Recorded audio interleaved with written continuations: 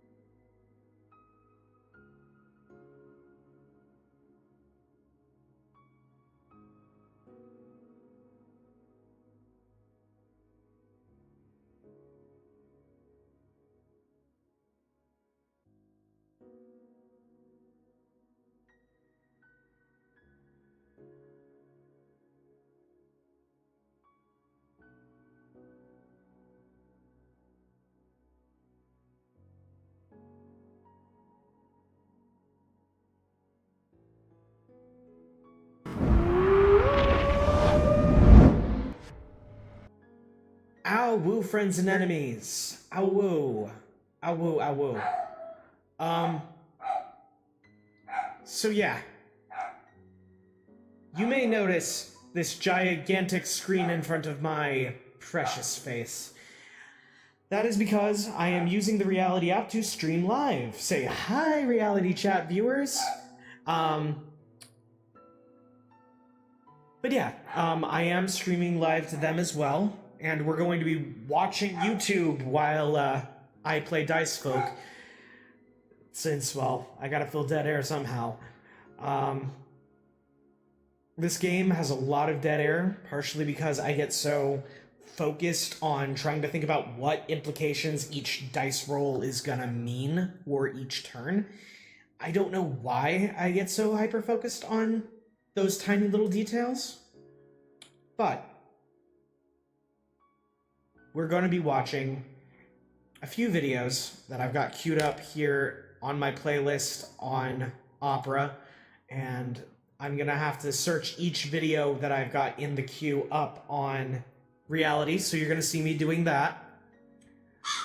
Anyway, with that out of the way, let's get started. Digimon Story Time Stranger releases this year, and it was confirmed at DigimonCon that the game will have 450 plus Digimon. Most likely like 455, it could be 460 or 470. And while it was an easier task for Digimon Survive, it falls to me once again to try and predict the entire roster, all 450 plus Digimon that will be in Digimon Story Time Stranger.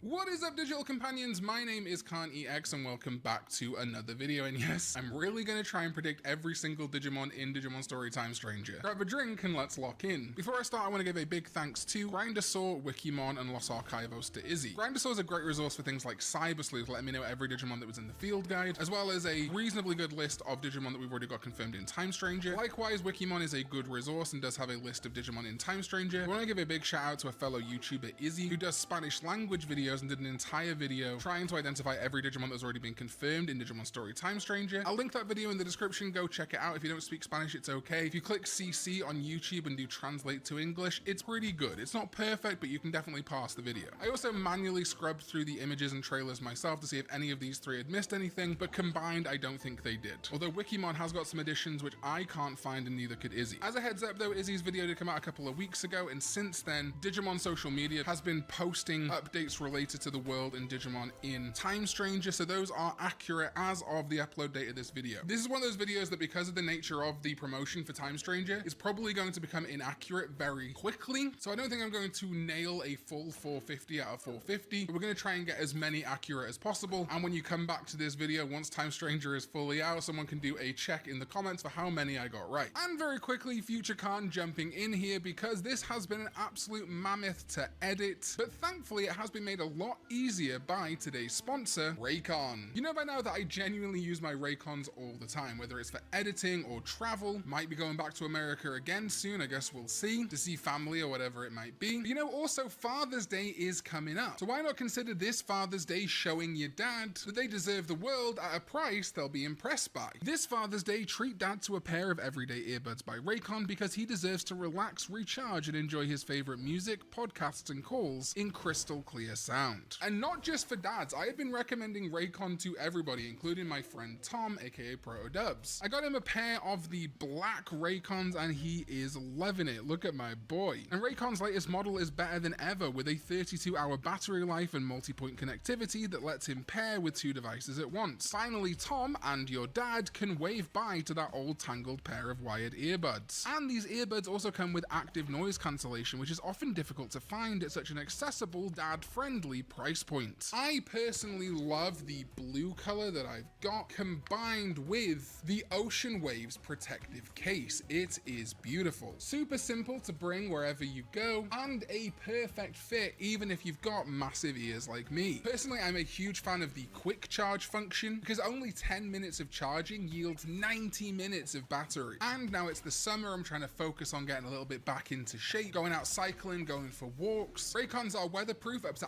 IP66, and sweat resistant. Like I say, ever since Raycon has sponsored me, I've been a big fan of them, and I want to see as many people as possible get them, like my bud Tom, and indeed my dad. They're so simple to set up, easy to connect to your phone, your tablet, your PC, whatever it might be, which is perfect for an older relative like your dad. So if this sounds as good to you as it does to me, Tom, and my dad, make sure you go to buyraycon.com/KhanEX to get 15% off site-wide. Brought to you by Raycon. So thank you so much to Raycon. Let's get back to past Khan. We also know that Habu wanted it to be a situation where when they make a 3D Digimon game, that gives them the opportunity to kind of keep those Digimon going forward. That's why Time Stranger has a higher roster of Digimon, 450, compared to the 341 of Digimon Story Cyber Sleuth Complete Edition, an increase of about 110, which is not as dramatic as some of us would have hoped, but it does give us an indication that perhaps a lot of those Digimon from Cyber Sleuth will be able to be brought forward. For example, if we look at Belphamon, it's a very similar model to the model from Cyber Sleuth, but with a slight increase to visual fidelity, making the fur look better, etc. But we'll get to that when we get to it. I'm going to run rapid fire through the Digimon that are already confirmed. I'll try and show where they were in the various trailers or media, but it might get to the point in the edit where I'm just showing the reference book art because there are a lot of Digimon. Like I say, 450 plus in this video. But let's begin. Baby-wise, we have about 4 confirmed so far. For reference, there were 5 baby Digimon in Cyber Sleuth and Hacker's Memory. Confirmed so far are Botamon, Poyomon, Punimon, and Metal Koromon, aka Choromon, all seen in trailers and pictures. Moving over to the in-training, there were about 12 in Cyber Sleuth and Hacker's Memory, and so far confirmed are Kapurimon, Motemon, Tanemon, Yokomon, and Tokomon, all fairly standard. Rookies, we had 51 in Cyber Sleuth and Hacker's Memory, and so far confirmed are Agumon, Demidevimon, Gomamon, and Patamon, those 3 being the starters, Fanbimon, Gabumon, Gaomon, Goblimon, Godsumon, Haguramon, Impmon, Kudamon, Lalamon, Mushroomon, Renamon, Shoutmon, Palmon, Terriamon, Toyagumon, Kamemon, Penguinmon, and Muchomon. Love that. We're getting an interesting lineup to Digimon Liberator, which I'll talk about in a little bit. Shumon, Tapirmon, Floramon, Kokuamon, Salamon, Falcomon, Solamon, Hawkmon, and Dracmon. A lot of these Digimon actually were already in Cyber Sleuth and Hacker's Memory, such as Falcomon, Salamon, Solamon, Hawkmon, Dracmon. Obviously, all 3 starters were also in Cyber Sleuth, so it starts to paint the picture that we are going to see a lot of returning Digimon. Anyway, moving forward. Champions, we've got Aegiomon, of course, Agunimon, you can count this as a champion or a spirit, but it's probably going to be treated like a champion. Same with Lobomon, Birdramon, Blimpmon, Sealamon, Deputymon, Devimon, Xvmon, Gaugamon, Garuramon, Gatomon, Greymon, Guapamon, Kiwimon, Kuagamon, Meramon, Monzemon, Numemon, Repamon, Seadramon, Starmon, my boy Stingmon, Teruimon, love that, Tyrannomon, Unimon, Vegemon, Waspmon, yes, coming back, love it, as well as Fanbimon, Mojiamon, Ginryamon, Black Gatomon, Sentilmon, Togemon, Icemon, Dinohumon, did not spot that one, thank you to Izzy, and Geckomon. Then we've got the armors. So far, the only armor Digimon confirmed is Pegasusmon. Yep, that's how long ago I recorded this. Hello, Future Khan here. I'm going to be stopping in throughout this whole video for additions and updates as we're getting quite regular social media posts from Digimon Games on Twitter. We now also have Nefertimon, Halsamon, and Magnamon confirmed for the game. More on that in a bit.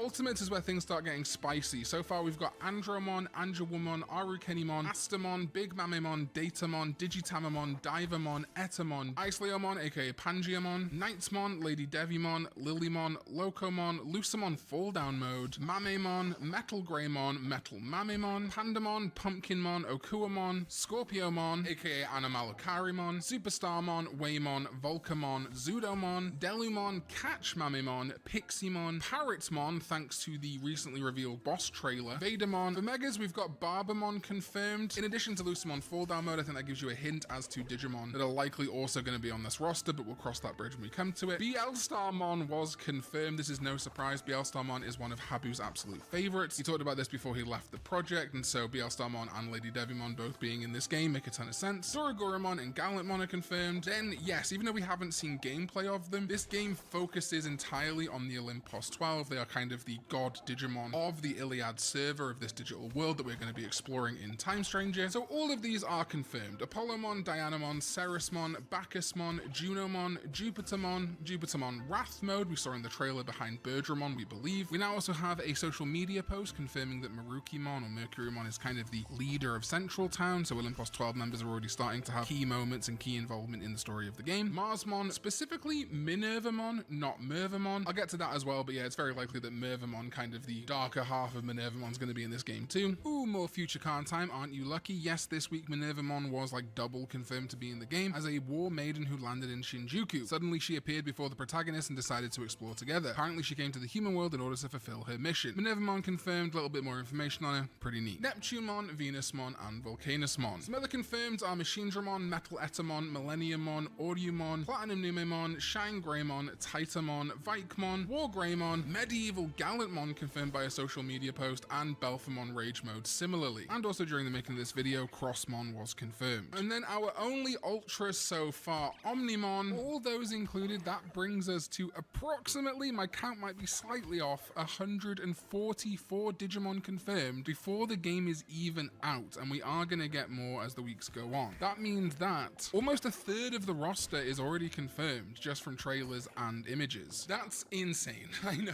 That was a big list to run down, I totally get it. So now it falls to me to fill in about another 300 Digimon.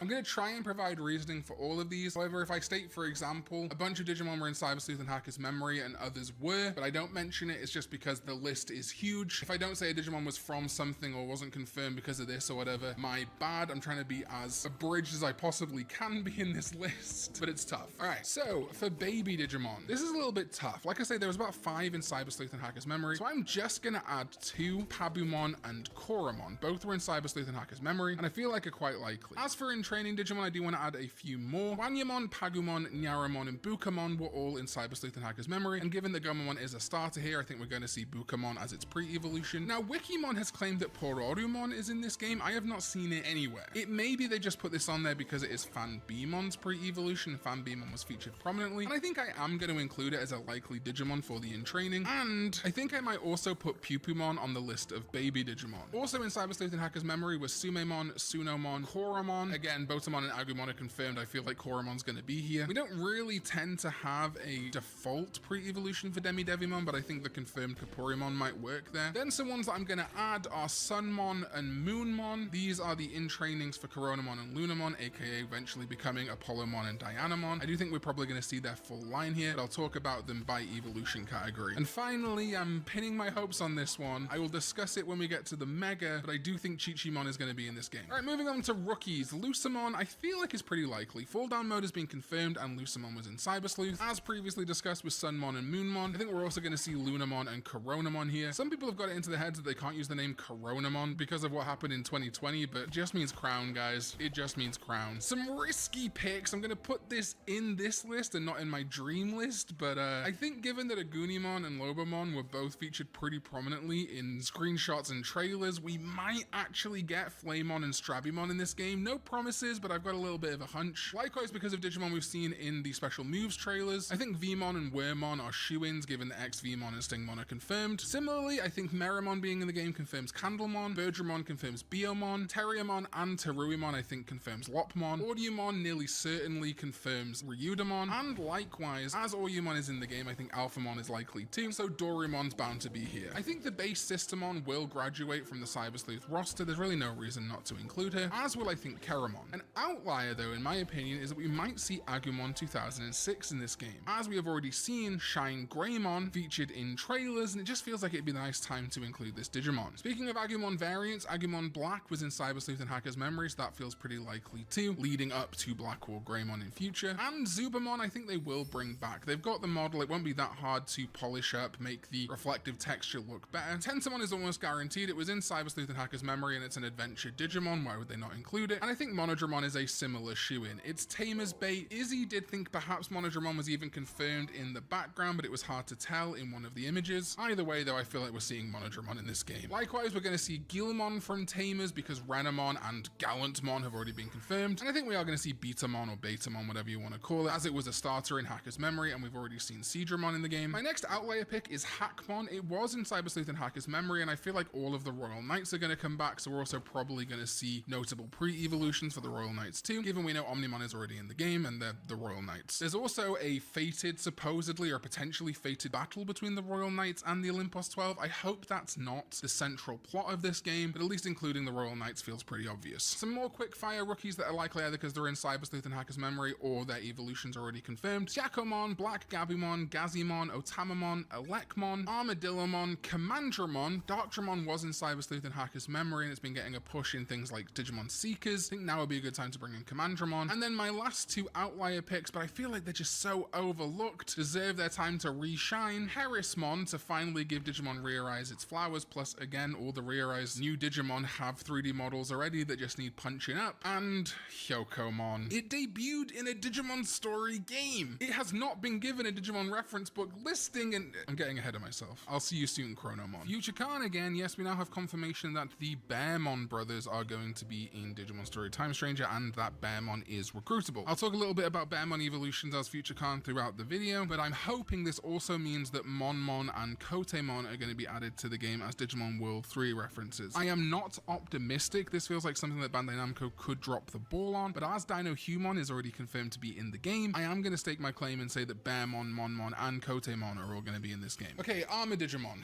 I wasn't sure whether we were going to get any more than the Armadigimon that were already in Cyber Sleuth and Hacker's Memory. However, they confirmed Pegasusmon pretty much out of the gate, which gave me some hope. Future Khan here, we now have confirmation that Magnamon, Nefertimon, and Halcyon are all going to be in the game, like in a short I made the other day. This to me confirms that Digmon is probably coming, and ideally Raidramon, because it is a rideable Digimon, and riding Digimon is a big thing in this game. I would like to see all the 0-2 armors in this game, but maybe not every single armor, as it would pad the roster too much.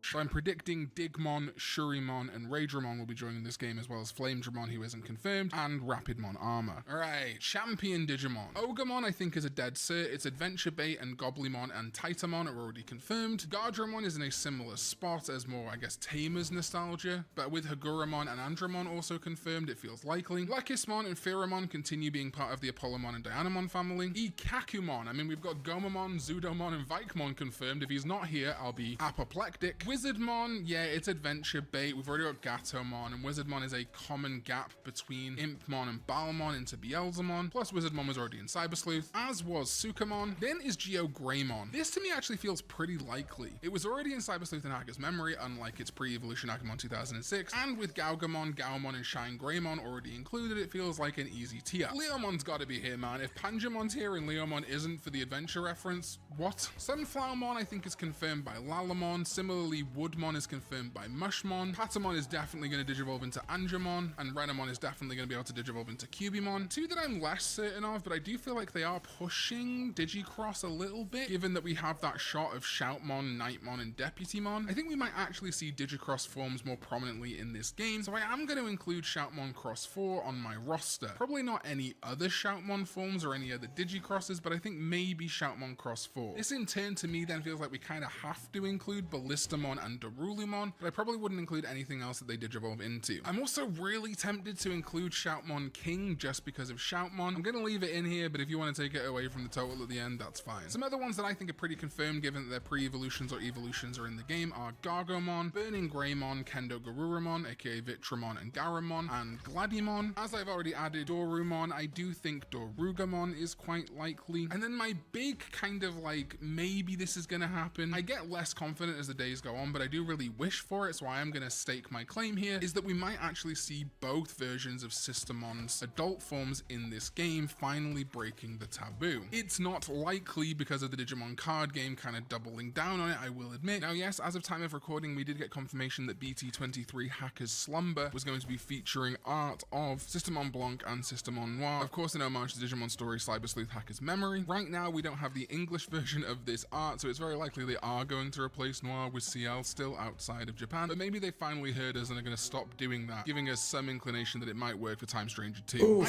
it doesn't really matter because, spoilers, my roster is going to be slightly over 450 anyway, so we'll account for the fact that one or the other Systemon might not be in it anyway, doesn't matter. But yeah, I'm going to say Systemon CL and Noir, as well as its awakened forms, are going to be in versions of the game. Maybe just the Japanese one, maybe every version but the American one, but I'm living in hope. There are a bunch of Digimon that were already in Cyber Sleuth and Hacker's Memory, and I feel like are very likely to carry through into this game. Wendymon, Vivimon, Crystallimon, Kabuterimon, Zuba Egamon, Strike-Dramon, Growlmon, Gallantmon's confirmed anyway, Raремon, Raptordramon, again Audumon is also confirmed, so I feel like the Audumon Alphamon evolution family are going to be included, Frigimon, Mudfrigimon, Monochromon, and Peckmon, which is supported by a bunch of Digimon Data Squad Digimon already being confirmed. Platinum Numemon is confirmed, so I do think Platinum Sukamon might also show up, also from Cyber Sleuth and Hacker's Memory. Then is the controversial one. Will Hoodiemon actually show up in this game? I think so. There's like zero reason not to include her. Yes, Hoodiemon is a very story-heavy Digimon for specifically Hacker's Memory, but also Hoodiemon's just showed up in a bunch of non-Hacker's Memory media already. Pendulum Z, the Vital Bracelet BE. I don't think that intrinsic link to Erica and Hoodie actually matters that much for media that doesn't feature those characters. Maybe Erica and co will actually show up in this game and I'll be BTFO'd, but I don't think the reasons to exclude Hoodiemon are as serious as some people make out. Also, if we're including one butterfly, maybe we can include more butterflies later. Anyway, some more Digimon that were in Cyber Sleuth and Hacker's Memory are Vidramon, XVmon's already confirmed, why not? Bakemon, Bauhuckmon, Nanimon, Tankmon, Sorcerymon, Sanglumon, Cyclomon, Golemon, Gold Numemon, Cordramon Blue, Cordramon Green, Geremon, Clockmon. We can't have Digimon Story Time Stranger without Clockmon, can we? Greymon Blue, this is bound to be in here because Blackwall Greymon is almost certainly going to be in here. Garurumon Black, again because Black Metal Garurumon, Shell Numemon, Gardramon Gold. I was tempted to cut this one, but I don't see any reason to really. If Gardramon's already going to be in the game, which it likely is, the Gold recolor feels like an easy win and may even still get to do its Digi-Egg stuff into Rapidmon and Magnamon. Airdramon was in Cyber Sleuth and Hacker's Memory. Izzy thinks it might have been in the trailer too, but it's very hard to say. However, it's a classic Digimon. I think it's very likely. And because Stingmon and XVmon are confirmed and they were in Cyber Sleuth 2, Ankylamon and Aquilamon feel very likely.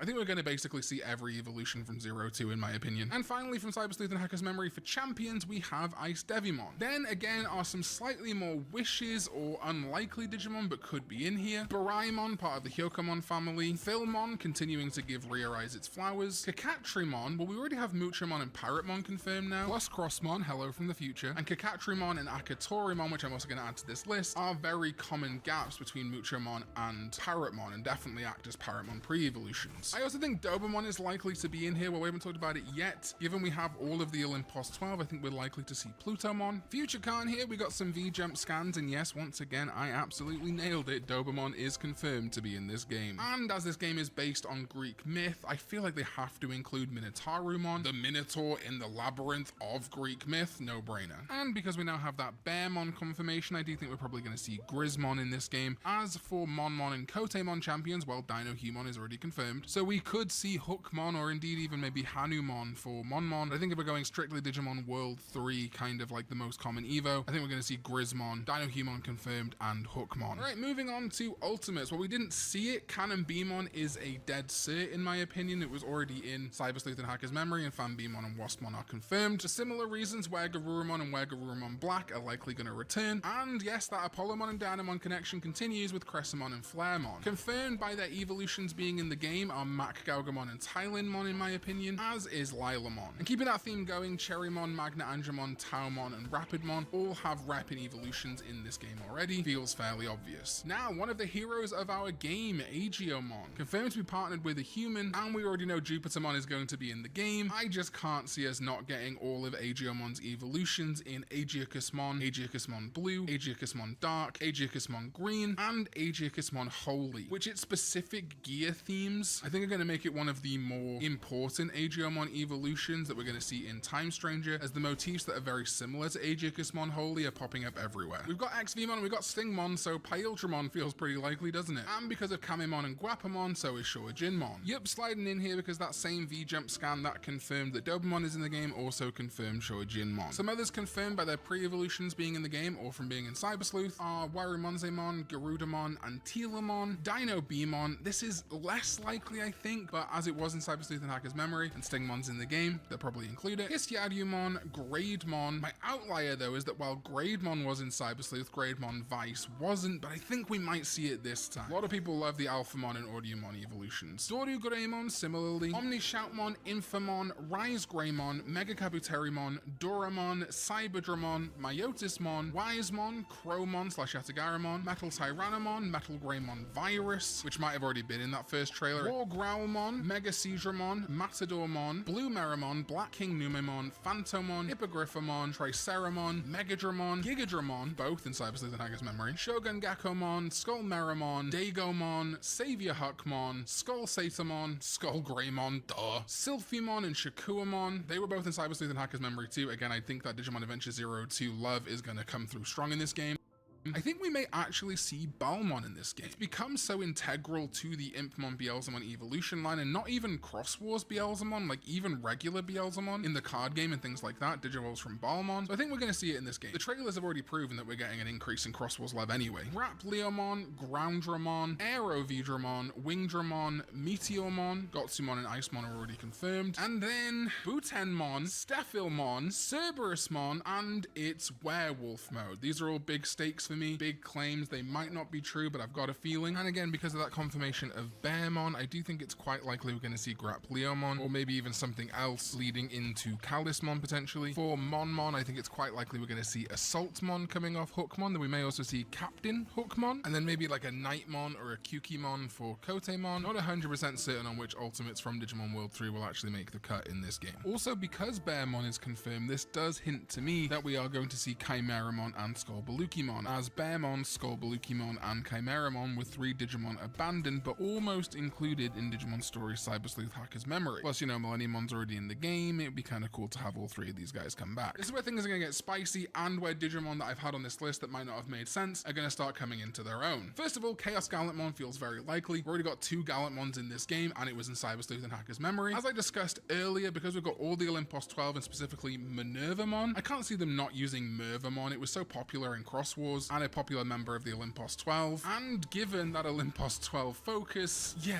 Plutomon's gotta be here, right? I do wonder whether they're gonna subvert Plutomon as a villain like it was in Digimon Crusader, because Pluto isn't inherently an evil character. I would like to see it play a different role here. That is why I included Dobamon and the 2 Cerberusmons, because those were its pre-evolutions in Digimon Survive and in general media. I didn't include Labramon as a potential rookie in this because it hasn't been in story games before. However, I do think it's possible. I might add it to the count. Screw it. Tiger Vespamon I feel like is a dead cert given that Fanbimon and Waspmon are already confirmed. However, I don't think that we're going to see the rest of the royal base from Digimon Liberator. I think those Digimon are just too new. I would love to be surprised and see Queen Beamon, Forge Beamon, and Vespamon here, but I think it's unlikely. Then some obvious ones, Metal Garurumon Black, and because Beelzemon is confirmed, I think Beelzemon Blast mode is also likely to return, and because we have Lucemon Full Down mode, Beelzemon and Barbamon already confirmed, I feel like the rest of the 7 Great Demon Lords are also going to be in this game. Leviamon, Lilithmon, Demon, Belphamon Sleep mode, Belphamon Rage mode has now been confirmed. Hello, Future Khan here again. So that lends even more credence to the idea that the Demon Lords are going to be in this game. And I also think maybe their ultra level Agudamon may end up in this game. Some other Digimon that are likely based on this are Lucemon Satan mode, Full Down modes included, and Satan mode was in Cyber Sleuth. And I think they may actually add the Lucemon Lava this time too. Hyandramon and Mirage Gaugamon incredibly likely given that their Prevos are in the game. And Plesiomon also seems likely. It was in Cyber Sleuth. It's a common alternate Gomamon Mega, and Gomamon's a starter in the game. Kentorusmon I think is another one. It's a Royal Knight likely to be confirmed. And Kudamon 06 is already in the game. Rosemon's a dead cert as Lalamon, Palmon, Togemon, and Lilymon are already confirmed, as are Seraphimon and Sequoiamon. I think we're likely going to see Sequoiamon Maid mode in this game too because of some other stuff. I'm not going to spoil why, but if you played any other video games, you might get the gist. And I think we might see Kuzuhamon because it was in Cyber Sleuth and Hacker's Memory too. Likewise, I think Emperor Greymon, Magna Garurumon, and Magna Garurumon SV are all likely to be in the game or return because Agunimon and Lobamon are confirmed. Some highly likely to be wrong bets, but ones I am going to include are every ancient Digimon. Oh, I'm going to regret this one. Ancient Greymon, Ancient Garurumon, Ancient Mermaimon, Ancient Troyamon, Ancient Beatmon, Ancient Irismon, Ancient Sphinxmon, Ancient Megatheriumon, Ancient Volcamon, and Ancient Wisemon. They've not been in a 3D story game as far as I'm aware, and I just think that Frontier love would be enough to include them without having to include maybe all the other spirits. We shall see. I think this is the one I'm most likely to be wrong on. Then into territory that's more likely based on Digimon already in the game, Imperialdramon Dragon mode and Fighter mode, Ophanimon, Magnadramon, Jumbo Gamemon, Metal Seadramon, Piedmon, and Puppetmon, Seadramon and Machinedramon are already confirmed, so I think the rest of the Dark Masters are very likely. In fact, Wikimon already has Puppetmon listed, so maybe they've seen it somewhere. More that are incredibly likely either again because they were in Cyber Sleuth Hacker's Memory or their evolutions are in the game are Phoenixmon, Cherubimon Virtue and Cherubimon Vice, Gran Kuwagamon, and I think we might see Bancho Stingmon this game. Bancho Stingmon has been way more attached to Stingmon again in things like the card game, and we haven't really had good Bancho representation apart from Bancho Leomon. I think that might be about to change, is not just Bancho Stingmon. I think Bancho Mamemon, Bancho Lilymon, and Bancho Golemon are going to join Bancho Stingmon and Bancho Leomon in this game. We've already got a ton of Mamemon in this game. Mamemon, Metal, Catch, Big. Why would they not include Bancho? It feels so obvious. And if they're going to include 3 Bancho Digimon, why not include all 5? Mastemon is obviously returning, as Angelwomon and Lady Devimon are confirmed, and I feel like if we've got Locomon in the game, we're going to get Gran Locomon, as well as Noble Pumpkinmon, Marine Angemon, and then, the Royal Knights are coming back, as I said. So we're going to have Alphamon, Dynasmon, Lord Nightmon, All Force Vidramon, maybe his future mode? I'm including it, but it might not happen. Craniumon, Duftmon Leopard mode, Examon, Gankumon, and Jessmon. I just can't see them not including the Royal Knights, especially as Magnamon is now confirmed in addition to Omnimon. They've got models up the wazoo from Cyber Sleuth, Rearise, New Century. God, I wish New Century Digimon were in this, but I just don't think it's happening. But Royal Knights are all coming back. Returning from Cyber Sleuth are Diaboromon, Lotusmon, and Ravemon. Ravemon feels likely because, Falcomon, Peckmon, the Data Squad lads. Lotusmon for reasons I'll discuss soon, and Diaboromon because it's Diaboromon. While they haven't had a story appearance, the Sovereigns were very big and key in Survive. And while I know Habu isn't on the project anymore, Habu does like to bring things forward from previous projects. I think we might finally see the Digimon Sovereign in this game. Maybe as bosses, maybe as something else. They were medals in Hacker's Memory, and we are freeing some Digimon from Medal Jail in this game.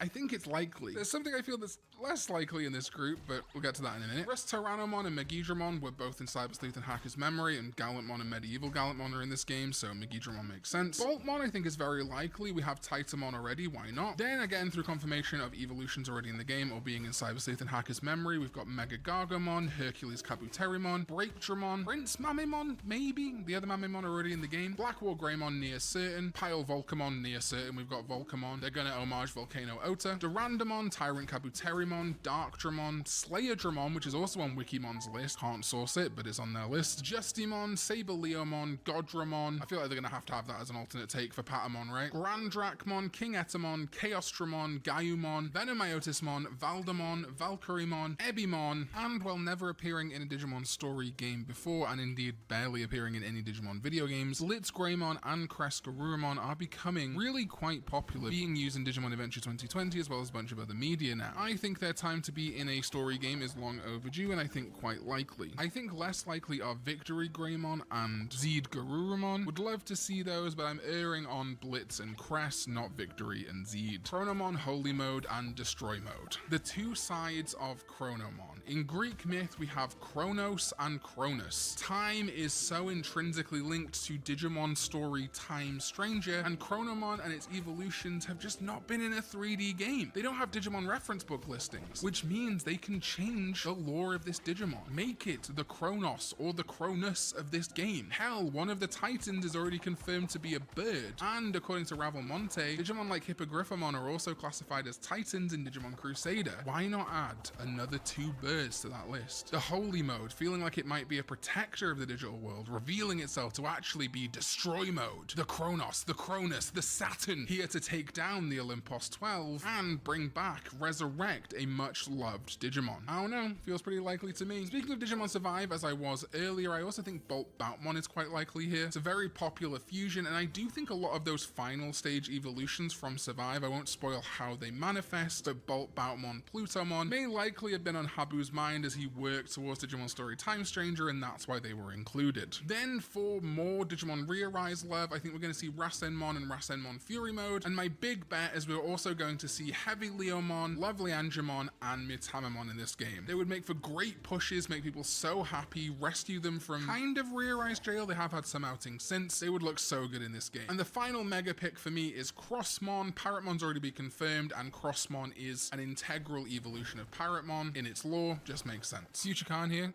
Yeah, past Khan was cooking. Crossmon's confirmed. Alright, last push are the Ultra Digimon. Based on the dedicated post for Omnimon, it looks like they might not be using Ultra as a designated designation in this game like they did in Cyber Sleuth and Hacker's Memory, probably because technically Ultra is not a level distinction, even though it may as well be at this point. So while I'm going to be talking about Ultra level Digimon, they're also probably just going to be labeled as Megas in the game, but you get the point. Level 7s in the card game is the equivalent. It's not been confirmed yet, but I feel like it would be crazy if it's not in the game. Grace Novamon, the Jogress fusion of Apollomon and Dianamon. It's the Olympus 12 game. How are they not going to include Grace Novamon? Riskier picks are, in my opinion, Mirage Gaugamon Burst Mode and Shine Greymon Burst Mode, but they were both in Cyber Sleuth, so it feels likely. But I'm also going to add Shine Greymon Ruin Mode to this. It's long overdue in a video game, recently got new art and stuff, it dominated the TCG. I think it's a likely pick, as are Rosemon and Ravemon Burst Mode. Susanuomon feels very likely with that Agunimon and Lobomon confirmation, and given all of the other XVmon and Stingmon Digimon I've talked about, let's bring back Imperialdramon Paladin Mode from Cyber Sleuth and Hacker's Memory. New Digimon which I think might show up here are Chaosmon, Chaosmon Valdarm, and Ultimate Chaosmon. We're gonna have Bancho Leomon, we're gonna have Darkdramon, we're probably gonna have Valdamon. Why not finally include Chaosmon of all varieties? I also think Alphamon or Yuken is incredibly likely. Audiomon's been shown off, Alphamon's definitely coming. And then let's add some more Omnimon variants that have or haven't been in previous games. Let's add Zvort, Alter S, maybe Alter B, Apoclymon, Gallantmon Crimson Mode, Armageddonmon all feel likely, graduating from Cyber Sleuth and Hacker's Memory. But as you noticed earlier, I did include Lotusmon because I think we might see Refleximon in this game, the DNA Digivolution of Lotusmon and Rosemon. It's an out there pick, but I think it's likely. And then the two final Ultras which I'm going to include in this game, one that I think is pretty likely because I think the Sovereigns are going to end up here, is Fanglongmon, but the kind of ultimate boss of Digimon Survive, Fanglongmon Ruin Mode, I also think is going to be in this game. I might be wrong, I feel like I could be. It was only depicted in 2D in Survive, technically. They could have been cooking a model for a while there. I think we might see Fanglongmon Ruin Mode here. So, and now my count may be off, but I believe that brings us to, drumroll please, approximately 465 Digimon, give or take 10 Digimon depending on certain confirmation, and because counting all these Digimon has made me go cross-eyed, that I'm definitely losing count here and there. Now, they did state it would be more than 450, but like I say, I don't think 500 is likely because they would have said around 500, but maybe up to 470 without DLC, etc. So let's talk about some I'm just gonna go ahead and lose this First round. of all, the Blucomon evolution line. I felt like this was less likely going into this, but now that Medieval Gallantmon has been confirmed and has a connection to Witchelney, maybe we will see Blucomon, Paildramon, Chris Paildramon, and Hexablaumon show up in this game. I'm leaning more towards DLC, not base roster, but you know, Bandai Namco is in my chat, so maybe they'll include one of my favorites. I also feel like if we're going to include Hoodiemon, Morphomon, and the 3 Eosmon feel incredibly likely. First of all, Eos is also from Greek myth. She's a goddess. And Last Evolution Kizuna has been out a while now. Like, it came out in 2020, it was probably in development a couple of years before that. They definitely would have had access to Morphomon and Eosmon. I just think it's likely for the game, but I didn't put it on the list. Some other wishes people have that I think are likely are Reapermon / Gokumon and Evilmon. I didn't personally put them on my roster, but I feel like there's a good chance they will be there. Some other Digimon that I think people are gagging to see in Time Stranger are the rest of the spirits from Digimon Frontier, but I have a weird feeling they're not going to be included. I would love to see Kazemon, Beetlemon, Chakmon, Loemon or Duskmon, Ranamon, Mercurymon. That's another reason why I think they might not include it. Or they do call him Marukimon in the dub, so I guess they could use Mercurymon too. Grosseimon and Arbamon, I'd love to see all of these, but I have a bad feeling they're not going to include them. I'd love to be pleasantly surprised though, and sadly, despite how much I want it, and I think they could have done it if they'd wanted to, I don't think we're going to see any of the Digimon from Digimon Ghost game, or indeed Digimon Seekers and Digimon Liberator. The projects are just too recent when most of the Digimon would have been done for Time Stranger. It would be great to see Gamamon, Angoramon, Jellymon, Lugamon, a bunch of others show up here. However, I just think they're too recent, but I do think it's very likely we'll get DLC like we've done with Digimon games in the past, and they may do popularity polls for these characters. So we really, if we want to see recent Digimon get in, that's when we need to come up in arms for them. And sadly, I feel a little bit the same about Pulsemon. Though again, the Vital Bracelet is like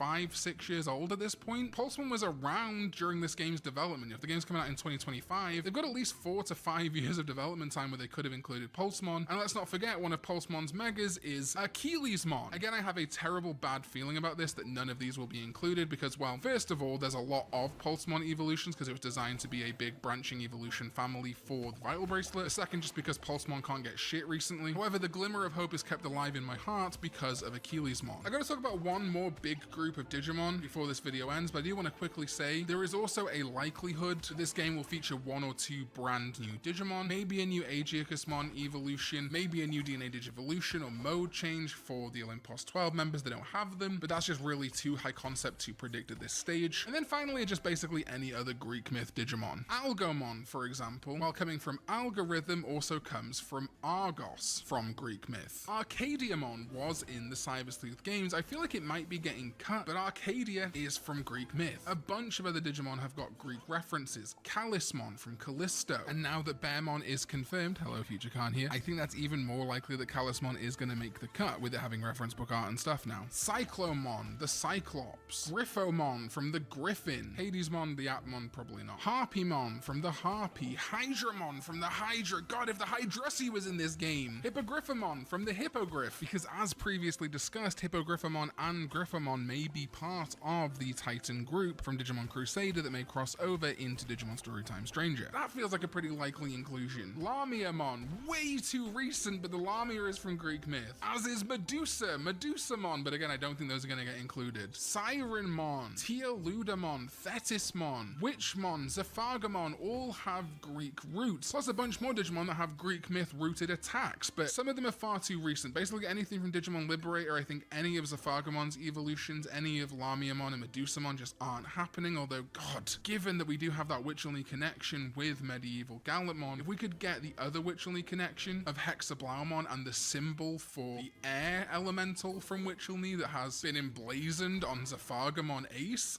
I would love that so much, but I just don't think it's likely. Anyway, I've ranted on for far too long, but that is my prediction of the roster of Digimon Storytime Stranger. Let me know your thoughts, any Digimon you think I've missed that would be obvious. I mean, there's 1,500 Digimon, so I'm sure I've missed some, but I guess this is a video that is going to prove itself time after time, Stranger. So come back to this video when Digimon Storytime Stranger does release and we know every single Digimon. Again, don't come back and actually me about DLC, because I think basically any Digimon is rife for DLC. In fact, they may even do like polls and things, I think, for DLC Digimon, and that's where we may see Digimon from Liberator show up. But in future, we will see how many of these I got right, and maybe I'll pin a comment and we can do, you know, like 300 out of 450, or maybe all I'm hoping is that I got 400 right.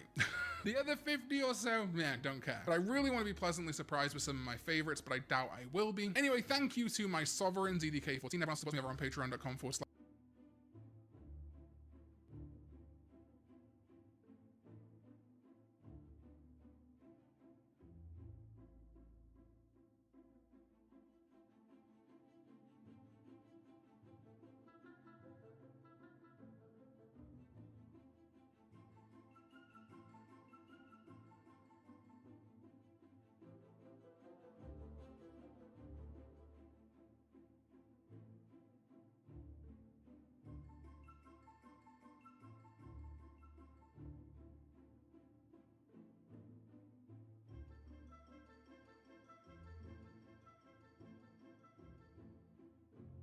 Hope you guys are having a great week.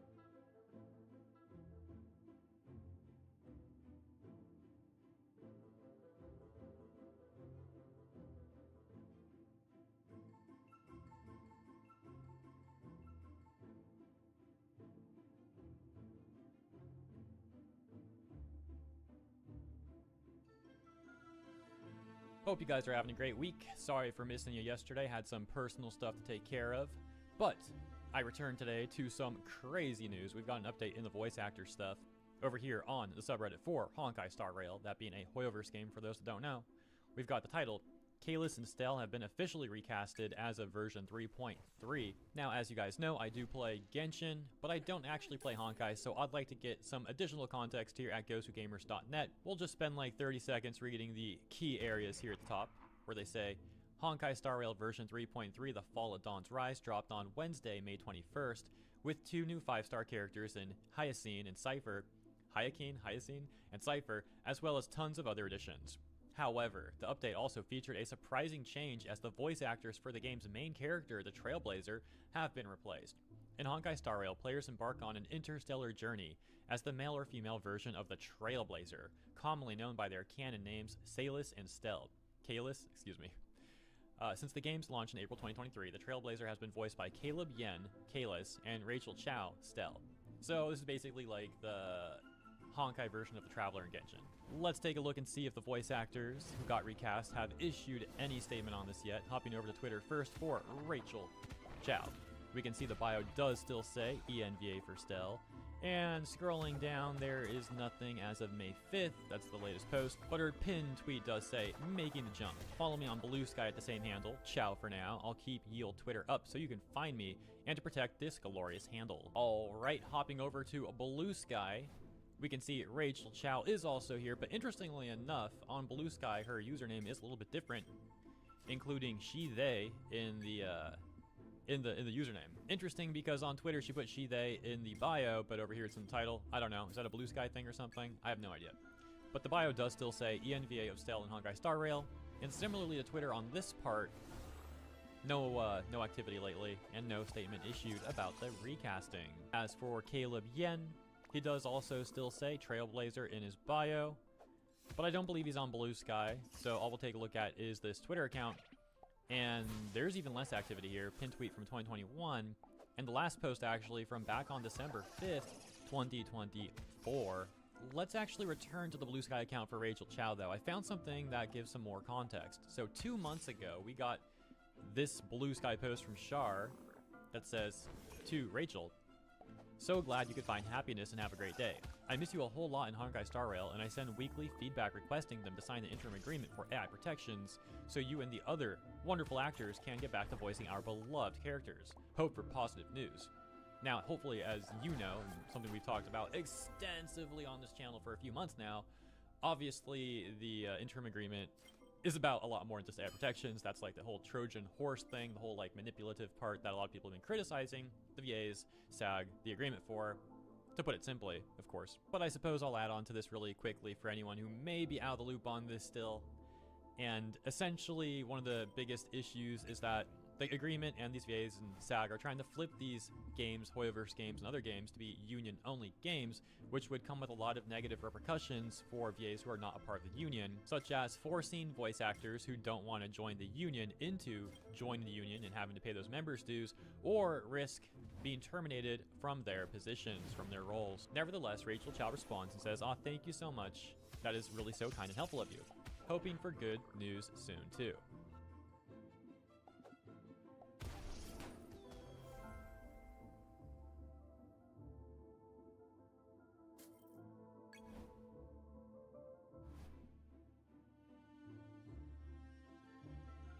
I guess that didn't age so well, did it? Here's something really funny. So back on the subreddit Honkai Star Rail and the post that we read earlier about this recasting news, you can see a top comment here says, so it's like Kenichi Genshin, only new lines for now. Older will be replaced in the future. So it'll be a mix of both VAs for now. There's also lots of NPC VA changes, not even for EN, but looks like for JP also. Okay. The response saying, we live in hope that this means we could still get a recast for Paimon. I will play the heck out of Genshin if they recast Paimon. Give her free runs English VA and I'm sold. So you can see that the people's dreams for a Paimon recast is still holding strong, still very much alive. Maybe more alive than ever now. An interesting point at the top about the Kenichi situation and these VAs getting replaced. I do wonder if when we see the announcement of who the new VAs are for the Trailblazers and Honkai, if we'll see, just like we saw happen to Jacob Takanashi, the new VA for Kenichi, that a certain clique of very toxic English voice actors and SAG-AFTRA bootlickers and their supporters will try and harass the new VAs too, just like they did to Jacob Takanashi.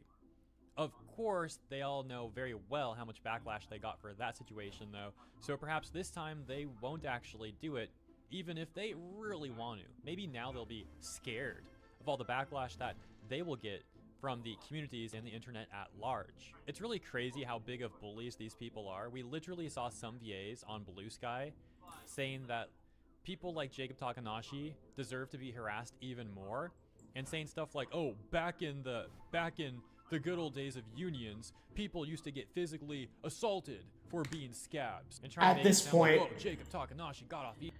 At this point, I will say do not subscribe to Hero Hey. I have listened enough. That was a drama video, all right, but not for the reasons I was expecting. Good fucking god, Hero Hey is a big fucking scab. There, I said it. Do not subscribe to Hero Hey on YouTube.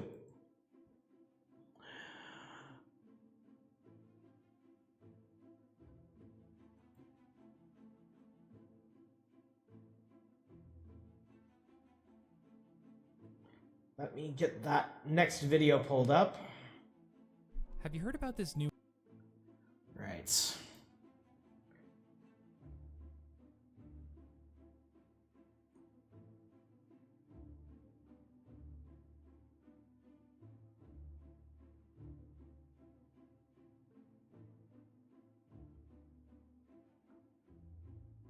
All right. Videos.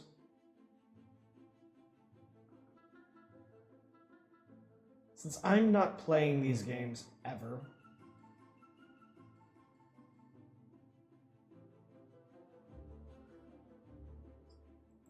Have you heard about this new MMO? It's called The World, and it's the latest craze sweeping Japan. It's not like your other typical MMOs either. It's completely open and sandboxed. You can do whatever you want, be whoever you want, and go wherever you want. It's the ultimate role-playing experience. There's just this video There's these rumors. is of by people going Super into Rad games on and ending YouTube. up hospitalized. So, I even heard there's go someone watch it. claiming to be trapped in the game and unable to log off. Sounds crazy, right? This setting is the concept of the 2002 PlayStation 2 exclusive .hack Infection, the first in a 4-part series of PS2 games centered around people playing and investigating the mysteries of a fictitious popular MMO called The World. Back when I was a kid, I spent a lot of my time in my bedroom playing RPGs on my GameCube and PlayStation 2. I'd play them all day, putting hours upon hours into Final Fantasy, Harvest Moon, Kingdom Hearts, and multiple other games. This was before dipping my toes into Monster Hunter. By the time I was done, it'd be dark outside, and our Canadian TV equivalent to Nickelodeon would start broadcasting anime for a few hours. The shows they broadcasted were pretty standard: Dragon Ball Z, Inuyasha, and a few others that didn't really interest me at the time. But one really caught my eye, a show about a character named Tsukasa who was stuck inside an MMO called The World, with no recollection of how they got there. Along with Inuyasha, it was one of the first true examples of isekai to me, a type of genre that is incredibly popular in 2020. This genre and this concept of a television series was something I had never really heard of before, and the art style, music, and atmosphere were so unique to everything typically on TV that I became instantly hooked to the 26-episode series. Isekai is the idea of accidental travel, where characters end up in a world that is unlike their own, usually fantastical in nature, and it dates back all the way to ancient Japanese literature. But it was a popular trope within modern Japanese media, dating all the way back to 1983 with the release of Aura Battler Dunbine. The idea of isekai wasn't a term that was widely well known to Western audiences at the time, but there was multiple examples of television shows that followed the trope in the 90s, like Digimon or Visions of Escaflowne, two of my personal favorite series as a child. The escapist nature of the genre makes it very appealing to a lot of daydreaming youths who spend a lot of their time playing video games, in effect me. So it was no surprise that the concept and atmosphere of .hack Sign grabbed my attention. .hack Sign wasn't your typical isekai experience. It wasn't just about characters entering a fantastical environment, having the time of their lives, going on adventures, and making new friends. No, a lot of that was there, but was deconstructed in the process. A large portion of the anime focused on the darker side of isekai, and what escaping reality and the reasons for doing so might mean to both the central protagonist and those around them in their real life.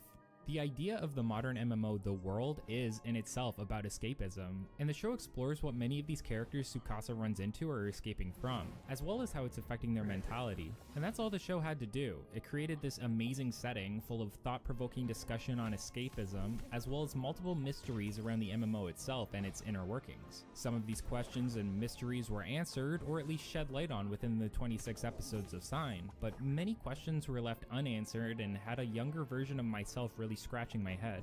Fast forward to me on my computer googling whatever I could about .hack and finding out there were not one, not two, not three, but 4 PlayStation 2 video games centered around the series, with a new trilogy on the way. How had I never heard about this before? I had to have them. I needed them because I needed to know what else happened in this series. I needed to know what was going on in The World, and I had to experience firsthand this setting that I had only been able to watch on TV beforehand. What is .hack, and how did it become one of the most expansive media series out there today, with multiple video games, animes, manga, light novels, OVAs, and so on? In this multi-part video series, I'll be going over all 4 volumes of .hack IMOQ. IMOQ, including infection, mutation, outbreak, and quarantine, as well as the game's significance and influence on modern series that came out after it. I'm Super Rad, and today I'm here to bring you a brief history of .hack, Infection.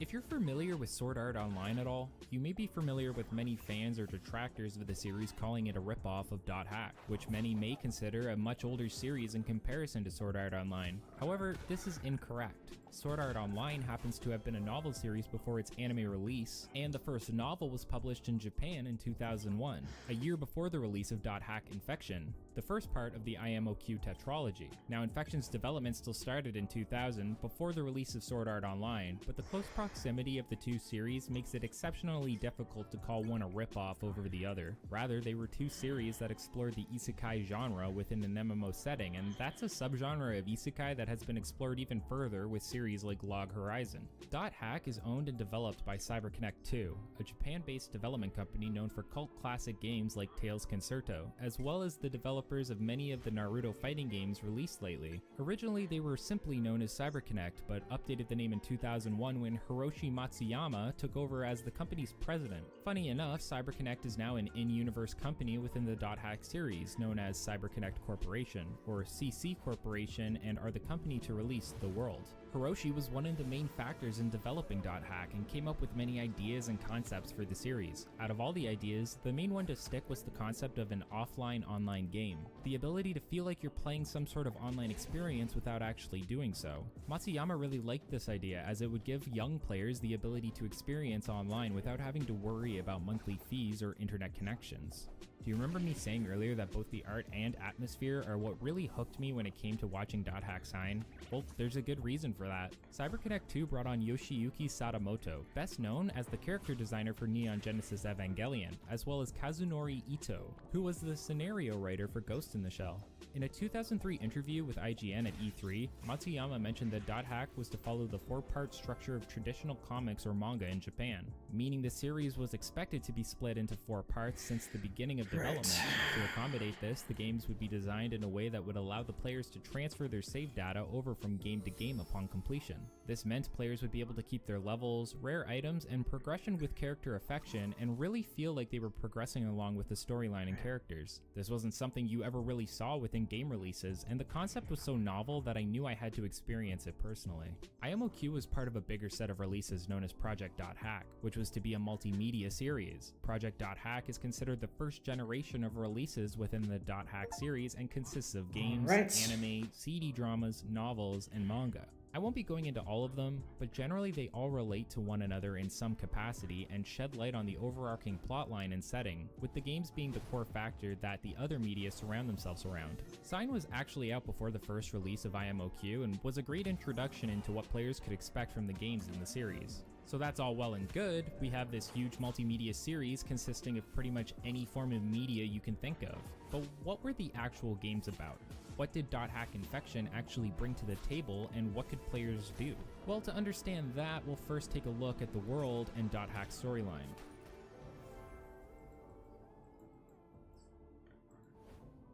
Okay, that's something I didn't know.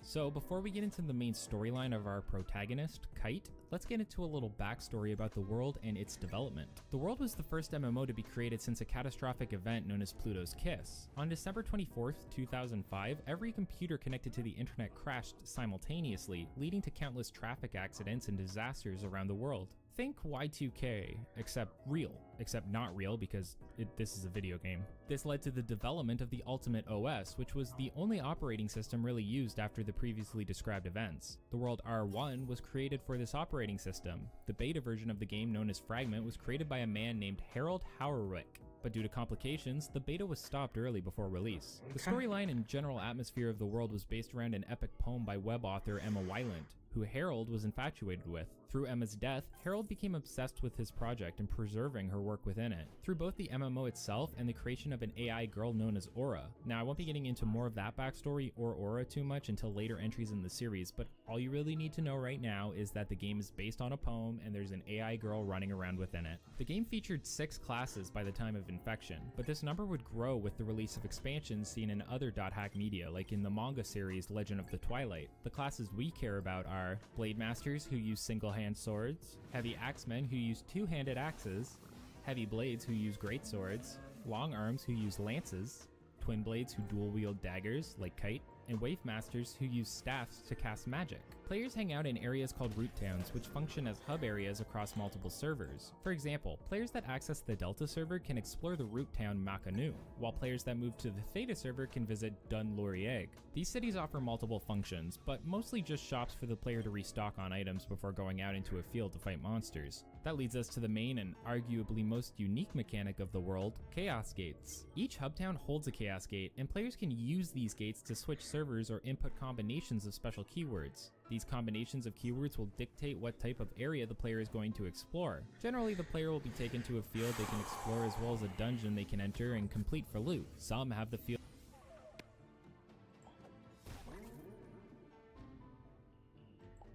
Okay, the YouTube version of the video glitched act as a out. dungeon themselves, while other areas are completely unique and don't really seem to serve any sort of purpose. We'll get into more details about those ones later. For now, let's take a look at the storyline of Infection specifically, and then we'll go into all of the features that the player can interact with.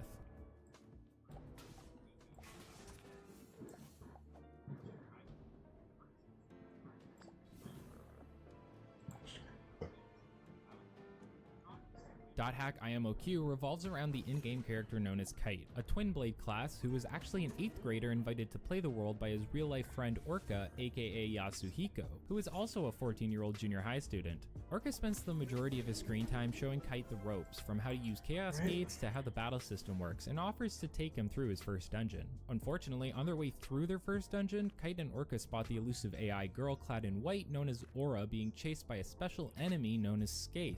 Upon reaching the end of the dungeon, Orca and Kite are teleported to a new area where Aura runs into them and offers Orca a special book item that she doesn't want to end up in the hands of whatever has been chasing her. Before he can properly receive the book, Skaith shows up and Aura flees. Orca ends up in a fight against Skaith, which culminates with Skaith performing a special move known as Data Drain. This not only incapacitates Orca, but also puts Yasuhiko into a coma in the real world. Kite manages to Alright, let's go to the Dice Smith and see what else we can get. In the world known as Helba. Kite finds out about Orca's comatose state and looks to the world for answers. Upon logging in for the first time after the previous events, he runs into a heavy blade user known as Black Rose. Black Rose is another user new to the game, but tries to feign experience when she catches Kite staring at her. She offers to take him to a special area she heard about using the keywords Hidden, Forbidden, Holy Ground, which transport the two to a special area that isn't like the typical fields players explore. Instead, this area is a giant cathedral with a statue of Aura chained up within. On the statue are the names Skaith, Innis, Magus, and multiple others that can't be made out. Wait, wasn't Skaith the being chasing after Aura? Well, let's keep that in mind for the next part of the series. I should also note that Black Rose's motivations for investigating the issues with the world and aiding Kite aren't made clear by this point, but it's insinuated that she also lost someone similar to how Kite lost Orca. It's here that Kite and Black Rose meet Balmung of the Azure Sky, a well-known veteran player and friend of Orca's. It's explained later in BBS messages that the duo were the only players to complete a limited time event and receive special titles and rewards for doing so. Balmung is chasing a data bug, which is essentially a monster corrupted by a virus, making it invincible. Balmung attempts to fight it to no avail, and Aura soon contacts Kite, telling him to use the book he received earlier. Doing so places a special bracelet on Kite's wrist and overwrites his character data, changing the color of his character's clothing as well as placing multiple symbols on them. This bracelet allows Kite to use the same ability as Skaith, Data Drain, which allows him to turn these virus-infected monsters back into their normal counterparts, meaning they can be properly defeated. Balmung initially believes Kite to be a hacker and the reason for everything that's been going on lately, but soon begins to be less suspicious once finding out that Kite is a friend of Orca's. You don't see much more of Balmung after this point until future games. After these events, the investigation continues, but during a trip to Makanu, Kite meets the Wave Master Elk and the Blade Master Mia. However, Mia is in the form of a humanoid cat creature with long ears, which is not a possible character creation option within the game, leading people to believe that she must be some sort of hacker. This also doesn't get brought up much until later games in the series. Mia can see Kite's bracelet, which is invisible to everyone else, including Kite, and she has him meet her in a dungeon so she can see him use data drain firsthand. After this, she teaches him about gate hacking, which I'll go into more detail about later. However, for clarity, it allows previously locked off field areas to be accessible to everyone. I finally defeated Karappa for the first time. Mistral and Pyro. Nice, Two okay. other characters he must meet throughout the storyline, as well as 3 optional characters I'll mention later. Helba, the notorious hacker that saved Kite, begins sending him emails to help explain his powers and guide him along the way to figuring out what happened to Orca. Through messages on the BBS and general snooping, Kite and Black Rose enter a dungeon with a dead end that transports them to a room that is completely white and seems to be the bedroom of someone. It's heavily implied through a note left by Harold that this was Aura's room. Later, they find a similar room that looks like it's been torn apart. Nothing really comes out of this, and Kite and Black Rose continue their investigation, mostly talking to people that knew Orca. It becomes clear, however, that whoever is running the world doesn't want people finding out about these issues and continues to delete conversations off of the BBS which pertain to such topics. Kite even gets a threatening email from an anonymous source telling him to stop searching, or else. After multiple dead ends, the group finally stumble across a set of keywords that should lead to the location of Skaith, thanks to Helba's help. Kite and Black Rose enter, make their way through the dungeon, and come face to face with Skaith, who has managed to capture Aura. They arrive just in time to see Aura split apart into multiple pieces and shot off into different directions. The team fights and defeats Skaith using Kite's power of data drain, but soon after large YouTube version just glitched out again. Okay, I'm gonna lose a passive effect, but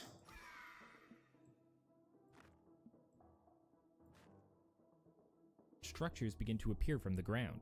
Kite looks up to see a giant horrific beast in the sky known as Kubia. With Skaith gone and Kubia now here, the characters as well as the player are left unsure of where this will lead, with the story continuing in part 2 of the series, .hack Mutation. Outside of the story, let's take a look at some of the mechanics introduced and design decisions made, starting with the offline-online experience.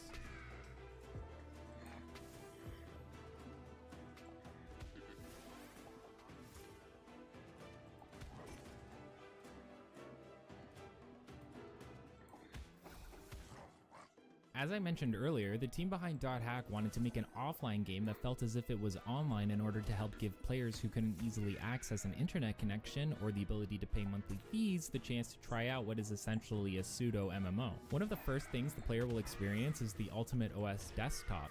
Here they can do things you'd expect from a typical PC, like changing your desktop background, browsing the web for news, or checking your emails. Characters close to Kite will often send him affection emails, which are unlocked as the player builds up their party members' affection through bringing them along for dungeon crawling or gifting them items. These emails can actually be responded to by Kite and the player, with specific responses offering better affection values and leading to more character development for Kite's party overall.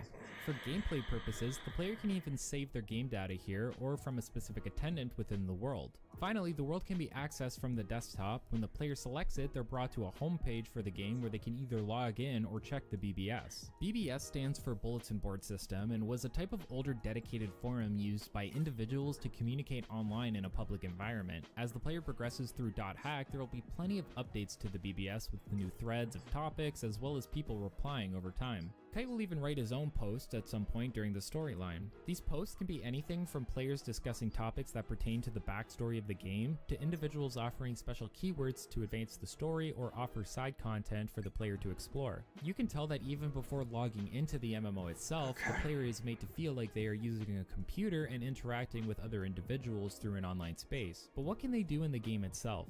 Well, let me show you. The main place that the player will be hanging out is within each server's root town. I mentioned it earlier, but the Delta server is the first and only server the player will have access to at the start of the game and has players congregate within Makanu. Makanu contains multiple shops, mostly for entry-level equipment, items, and spell scrolls, as well as the location to save their game and a location to store their items. Shops aren't the only thing in the towns. Kite can also interact with multiple other player characters that are running around. By interacting with these characters, Kite can talk to or trade with them. Trading can sometimes offer items that are impossible to get at certain points in the game, and give the player an edge when it comes to grinding areas or progressing in the story. Later on, the players are able to enter Theta server, which also has its own unique root town known as Dunlaurieg.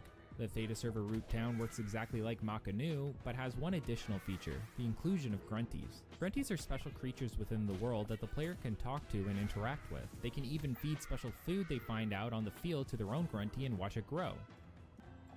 Oh, mon ami, thank you. I've become a fine gentleman because of you. To thank you for all your loving care, I want you to have this, mon ami. Use this in the field to call me, mon ami. I'll repay my debt to you, mon ami. Specific combinations of food will determine what type of grunty yours evolves into, with each server from Infection onward offering 3 potential types of adult grunties. In Theta server, the player can raise a Noble Grunty, Iron Grunty, and Poison Grunty. Once raised, they will hang out in Theta server to be talked to or traded with. Once you've raised your first adult grunty, you will get the Grunty Flute, which can be used in the fields of the server your grunties exist in order to ride them around. Each root town contains a Chaos Gate. As I mentioned earlier, there are several keywords the player can collect and then arrange to create fields to explore. These combinations affect many aspects of the area, including the battle level, element, and various other status factors you can see on the right. Most of these areas the player will explore will be fields, and within those fields, dungeons. At the end of these dungeons are special areas that contain Got statues, which offer one-time rewards for making it to the end of the area's dungeon. There are even special areas that contain Zeit statues instead of the previously mentioned Got statues. These special statues require the player to make it to the end of the dungeon within a certain amount of time, similar to a time trial, and will offer better special rewards to the player. All of these areas will generally be full of monsters the player will fight, chests to open, grunty food, and buffs to pick up. There are even special springs the player can throw equipment into to potentially receive something better, or worse. For leveling, players need to gain 1000 EXP per level, but the level of monsters fought compared to that of the player determines how much experience they'll receive. For this reason, the player will usually need to use a combination of keywords that lead to areas that are adjusted for the current progress. The highest level areas in Infection are level 30, but players could theoretically get to level 99 before the second entry in the series through excessive grinding. Party members Kite takes along with him, a maximum of 2 per excursion, will level up alongside him, while party members that aren't used will also level up, albeit slower. In battle, players will generally use the X button to attack over time. It's a pretty archaic system, to be honest with you. The player merely taps X to consistently attack the monster, and if they want to use any items or skills, they need to open up their main menu each time and navigate to the specific things they want to use. Later entries like the GU series remedied this mildly by adding shortcuts for skills, but in the original tetralogy, that's unfortunately impossible. What gives the battle system depth is how effective elements and buffs are. Through the use of scrolls, any player's class can effectively defeat enemies if they have an elemental weakness. Weapons and armor even come with built-in skills, some elemental. Items like Warrior's Blood and other buffs can be excessively stacked together to power up the character for a fairly long period of time, and skills like Abdu will produce an effect that allows the player to sprint across the map incredibly fast. Experienced players of the series can use menu management and appropriate buffs to steamroll enemies and get through dungeons in minutes, and it begins to feel more rewarding the better you get at it. You can also issue commands to your party members. The first thing you'll do is set the general strategy your party will use, like focusing on a single target. Then you can either give the entire party or individual members specific instructions on how they should operate each battle. For example, you'll often see me put Mistral into first aid mode at the start of each battle, or I may have the entire party cast skills, if I know they have elementally effective spells against whatever we are fighting. It may look like I'm fast forwarding through this footage, but it's actually just me using the Abdu spell on Kite so I can traverse the areas faster. There's a little more to combat thanks to Kite's bracelet, but to get into that we'll have to go over the broader aspects of hacking in the world. Let's do that now. Hackers are not new to the world, but Kite is not your traditional hacker. His bracelet allows him to perform various functions, but the most used mechanic is data draining, which will rewrite monsters' data. I talked about how using data drain on data bugs will remove their invincibility, but it can also be used on regular monsters. Doing so will turn regular monsters into very weak low-level mobs that can usually be killed in one hit. Now, doing so will mean less experience for the party, but it's a fairly important mechanic for multiple reasons. First is virus cores. Different sized mobs can offer either A, B, or C virus cores, while data bugs offer unique cores of other letters like N or Q. Specific combinations of these cores are required to perform what is known as gate hacking. Certain areas within the world are locked away, and through using a specific combination of cores, depending on the area, Kite can unlock the gate for any player within the MMO. You'll even see players comment about these areas being previously locked and now open on the BBS. Virus core grinding isn't too bad in the first game, but gets excessively grindy later on. For this reason, it's better for players to data drain fairly often, usually every other fight, to make sure that they are getting enough cores, but not too often. See, every time Kite uses data drain, he raises his viral infection level. Get it too high and it's game over, but by killing mobs the traditional way, the infection will go down. Through excessive physical attacks, monsters will experience something known as Protect Break, and this is when data drain becomes accessible. Virus cores aren't the only reward for using this. Many mobs, especially in the higher level areas, have the potential to drop rare weapons which are highly effective for the endgame content. Data draining often will also unlock the 8 Ryu books over time. These are special key items Kite unlocks. By interacting with each of them in town, they will show various stats like how many unique people Kite has talked to or how many chests he has opened. By meeting certain checkpoints or goals, the player will unlock more background music, wallpapers, or movies to be used or customized on the desktop.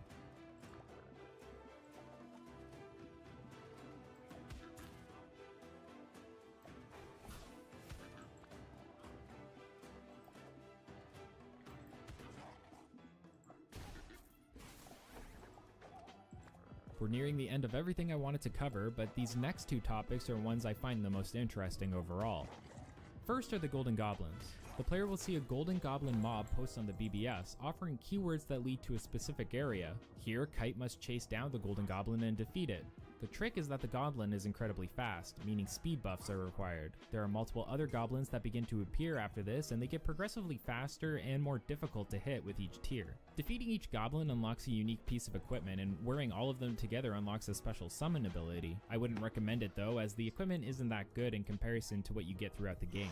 Kite can meet 3 optional characters that are willing to join his party. These include Natsume, Sanjuro, and the best girl, Gardenia.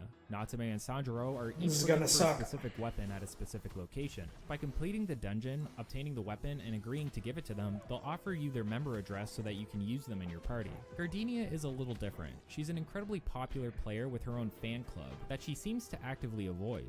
You have to hunt her down to deliver a letter from said fan club. In the process, you prove to Gardenia how strong you are, and she agrees to go on more endeavors with you. The last optional event takes place after the storyline of Infection.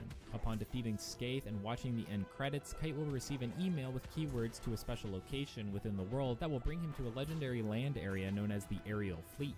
At the end of this dungeon is a super boss known as Parasite Dragon, who is particularly difficult regardless of your level. Just make sure you data drain him, as it offers one of the best weapons in the game for Kite by this point in the series. Okay, now for the final major features within the series. Liminality. .hack Liminality is a 4-part OVA series that is meant to accompany each part of IMOQ.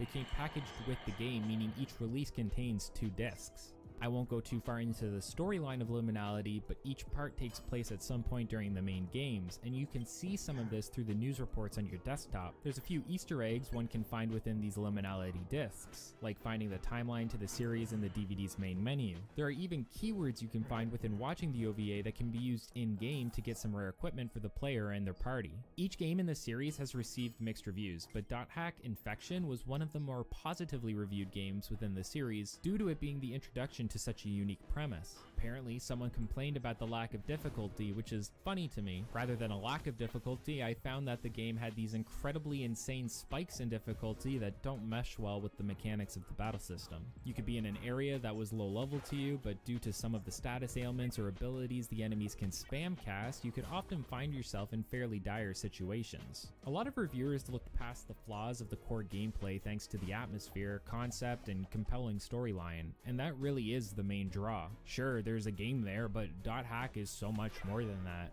What really pulls you in are the unique locations, the music, the art style, the story, and so much more.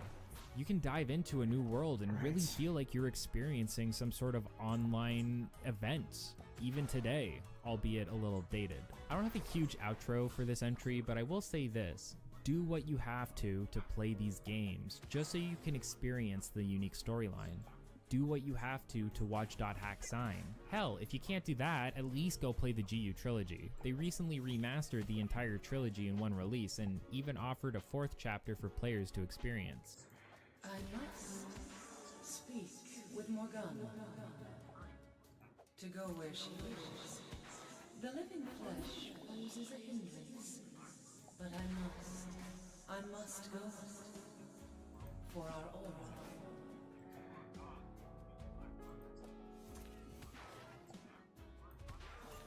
Hack Mutation picks up almost immediately after the events of the first game. Our protagonist joined the world at the behest of his real-life friend Yasuhiko, who is known as Orca within the MMO. After an encounter with a creature known as Skaith, Orca ended up in a coma, and soon after, Kite received a special bracelet that allowed him to alter the data and objects within the world. Teaming up with multiple other players, Kite began investigating the whereabouts of Skaith and ultimately confronted the creature and defeated it. Unfortunately, soon after this event, a colossal beast known as Kubia was one awoken, talisman. and Kite and his party were forced out of the game.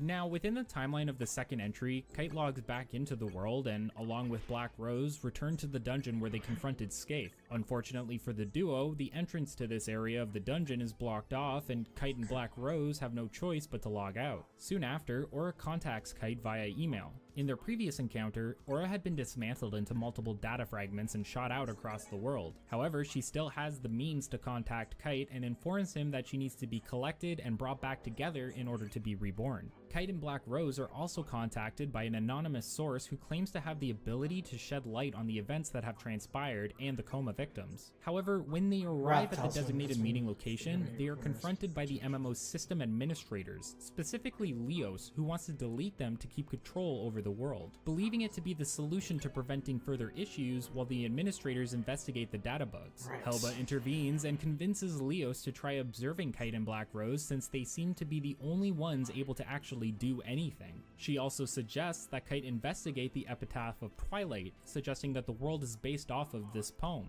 If you remember from my previous video, I mentioned that this was the case. This leads to the group basically running administrator errands for Leos and investigating infected areas he sends them to. One of these areas leads Kite to a failed data character who acts oddly in comparison to your typical player or NPC. But nothing really comes out of this. Upon investigating further infected areas, Kite and Black Rose run into another creature similar to Skaith known as Innis and manage to defeat it. However, defeating Innis causes shockwaves throughout the world and leads to a system crash, which sours Leos' opinion of the group further. Kite meets up with Mistral after receiving keywords from Aura about a special area. Mistral initially believes Kite is simply role-playing when he explains everything that has transpired, but soon comes to believe him when the group runs into Kubia. In their first altercation with the beast, Kite and Mistral manage to drive Kubia off, and Mistral soon begins to believe everything Kite has told her to be real. Further investigations lead to another white room, and another altercation with Balmung, who implores Kite to stop trying to interfere, as he seems to believe that Kite is only making things worse for the world. Kite and Black Rose meet up with an information broker within the game known as Wise Man,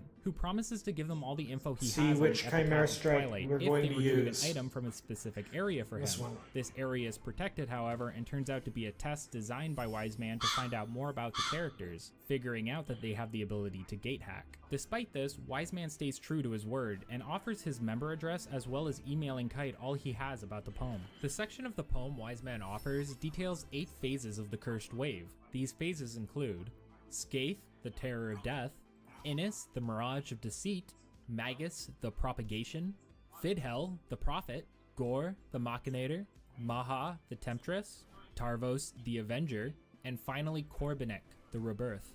These 8 phases are known as the Cursed Wave, and if you were paying attention, you can see that Kite has already run into 2 of them. Additionally, these were the names listed on the statue of Aura in Delta Hidden Forbidden Holy Ground. Wise Man also suggests that the group talk to Helba again, and informs them that she can be found in a special location known as Netslum, offering a sort of spell or password to access it. However, they are missing the keywords for the area. A BBS post points them in the direction of another failed data character who gives them said keywords. The area is protected, however, and it's none other than Balmung that provides the group with the required virus core. Yeah, Balmung.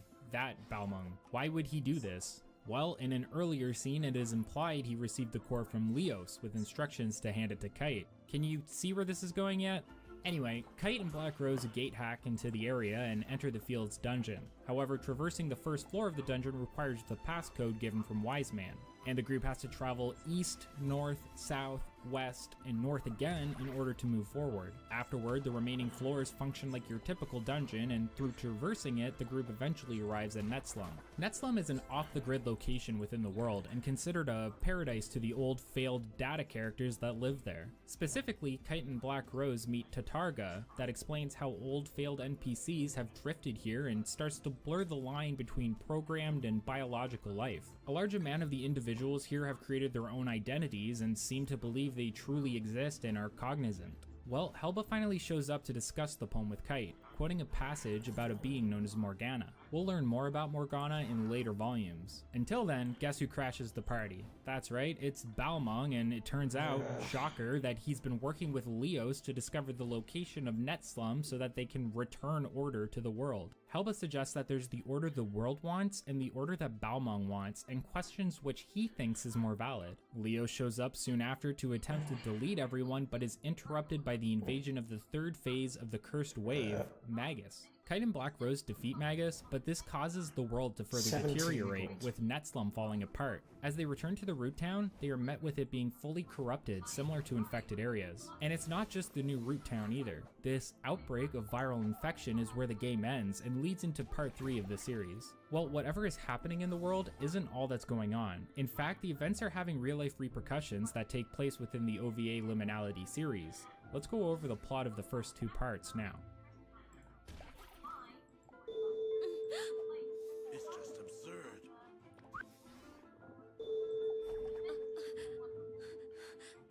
The case of Mai Minase takes place roughly halfway through the events of infection, and players will actually receive a news article about 2 students going unconscious, those being Mai and Tomonari. Anyways, this episode focuses on the title character who was recently attacked by Skaith in the world upon being introduced to the game by her new boyfriend, Tomonari Kasumi. Mai and Tomonari are found unconscious in their high school's computer lab by Mai's friend Masaya Makino and rushed to the hospital where she wakes up. Unfortunately, similar to Orca/Yasuhiko, Tomonari is in a coma. Mai returns to school and has multiple run-ins with an enigmatic man known as Junichiro Tokuoka, who knows about what happened to her and presses her for information. Mai, worried about the events that have taken place, is cautious of Tokuoka and generally ignores or avoids him. The event takes a toll on her mental state and on her hobby of the violin, which upsets her mother and leads to a bit of a conflict between her and Mai.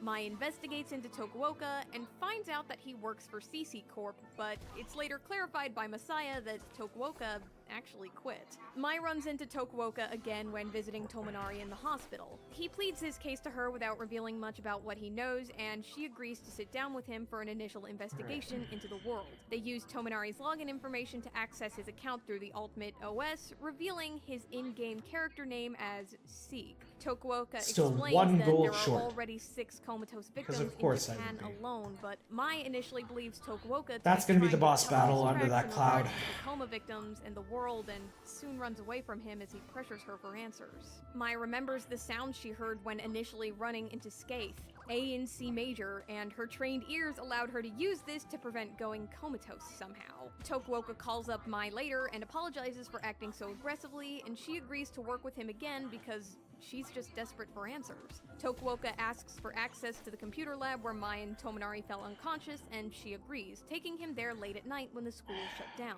Tokuoka recreates the scene by using a clone character of Sieg and having Mai log in with him. Together, they go back to the area within the world where the event took place, and Mai quickly hears the sound of A and C major again, as well as the 2 of them seeing a silhouette of Skaith. Apparently, this is supposed to be a possessed Sora from .hack Sign who was data drained by Skaith near the end of the series, but honestly, I'm not sure how you're supposed to be able to tell that.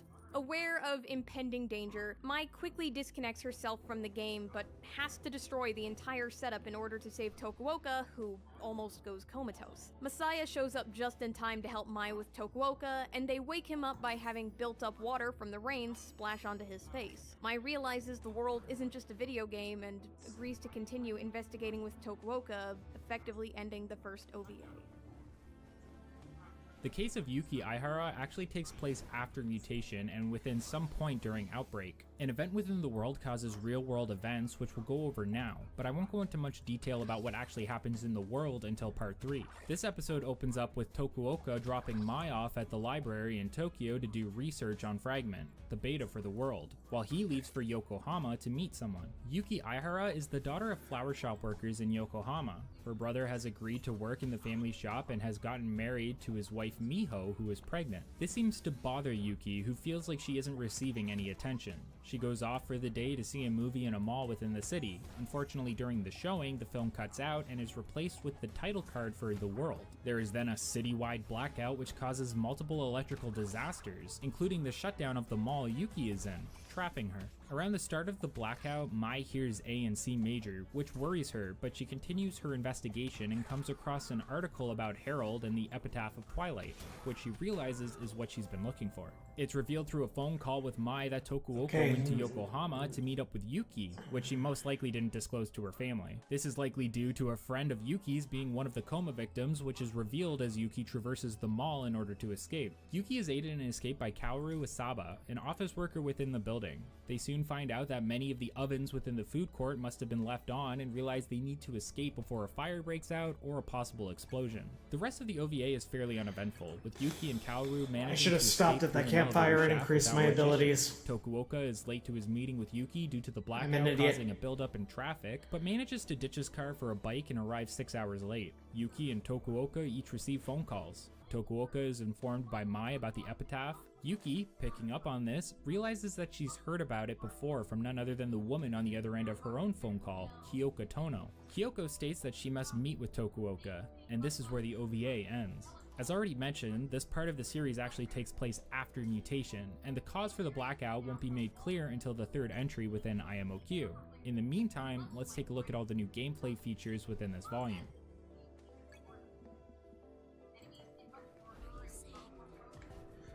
And if I blame someone, those who are in comas will awake and return to normal?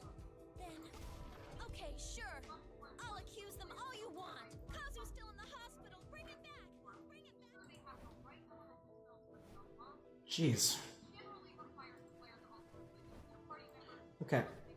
YouTube version of the video is gonna...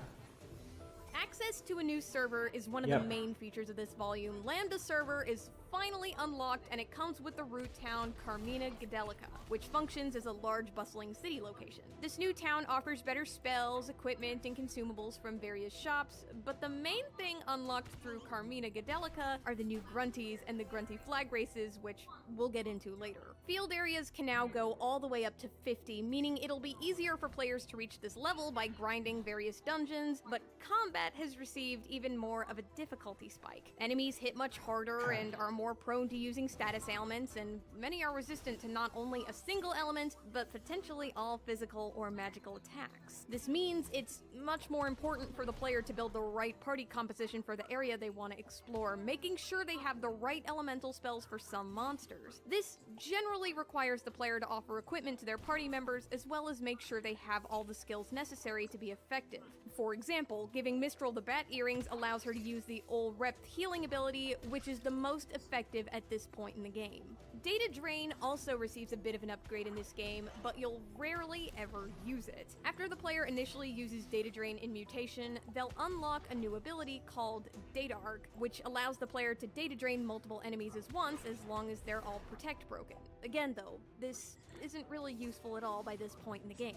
Gate hacking will almost always require a new set of cores that can be obtained from monsters above level 30. These include Virus Core D, which can be obtained from small mobs, Virus Core E from medium-sized mobs, and Virus Core F from large-sized mobs. Players should make sure to collect as many of these as possible while watching their viral infection level, as Virus Core grinding can get pretty out of hand in the future. There are 4 new optional party members that you can acquire in this volume. Nuke Usagi Maru and Rachel are the first new members you'll meet, and each is unsuccessfully trying to host an event within the world. Nuke is a long arm and is attempting to host a battle talk show, but his comedy is so bland that everyone except Kite leaves. Upon meeting him at the end of the dungeon and helping him with the area's boss, you will receive his member address. Rachel is a blade master and is attempting to run a trade event, but is missing a crucial item to make all of the trades between the members work. Kite travels through the dungeon to get the required item and performs a series of trades to make her event a success. Upon doing so, Kite receives Rachel's member address as well. While traversing these dungeons, Kite will run into the twin blade character Moonstone multiple times. After running into Moonstone 3 times through optional side content, he will offer his member address to Kite. Finally, after completing the fight against Kubia, Kite will be contacted via BBS to meet at a specific dungeon and will run into the Blade Master Marlowe. Upon helping Marlowe with the dungeon's boss, he will also offer his member address. Golden Goblins also mark their return in this volume. There are another 5 challenges Kite can take part in to earn various parts of the new Golden Goblin set. Having all pieces equipped offers another Goblin Summon spell, but it isn't terribly useful. If you remember in my previous video about Infection, I stated that all servers other than Makanu allowed you to raise grunties, and each of these servers have 3 specific grunties you can raise. Well, Theta and Lambda server both allow you to raise a Noble Grunty, but Carmina Gadelica comes with 2 new categories, those being Snaky Grunty and Bone Grunty respectively. Flag races are a special minigame event that Kite can take part in both Theta and Lambda server. In these minigames, the player must ride their grunty within the town and collect 3 flags. The faster their time, the better their placing, and placing in either first or second offers special stat raising items known as gold and silver grunties that raise a character's max HP and SP. The player can win the second place and third place prizes up to 3 times before the NPC runs out of rewards, but in order to do this, they have to beat their previous times. For this reason, the player is better off saving and making sure they beat the old records, but not by much. This allows the player to consistently win and receive the items, which are incredibly useful when it comes to upgrading your party's stats. Each grunty has its own strengths and weaknesses when it comes to grunty races, but generally Bone Grunty is best for Lambda and Iron Grunty is best for Theta. Just like in the previous volumes, there's a few special areas that you can get the keywords for by watching Liminality or Sign DVDs. I won't list them here, but you can find them on the wiki, and these areas will offer you a few rare items that can be used for trades and other various purposes. Upon completing the game's storyline, Kite will receive the keywords to another optional endgame dungeon that's unique in design in comparison to the other areas found within the game. The dungeon is pretty short and culminates with the players fighting against a super boss known as Anglemore. God, I hope I pronounced that right, and I'm sorry if I didn't. But anyways, players that took out Parasite Dragon from the previous game will probably find this boss extremely easy in comparison. In fact, honestly, nothing in Mutation is really as difficult as Scathe or Parasite Dragon from Infection, except for maybe the Kubia encounter.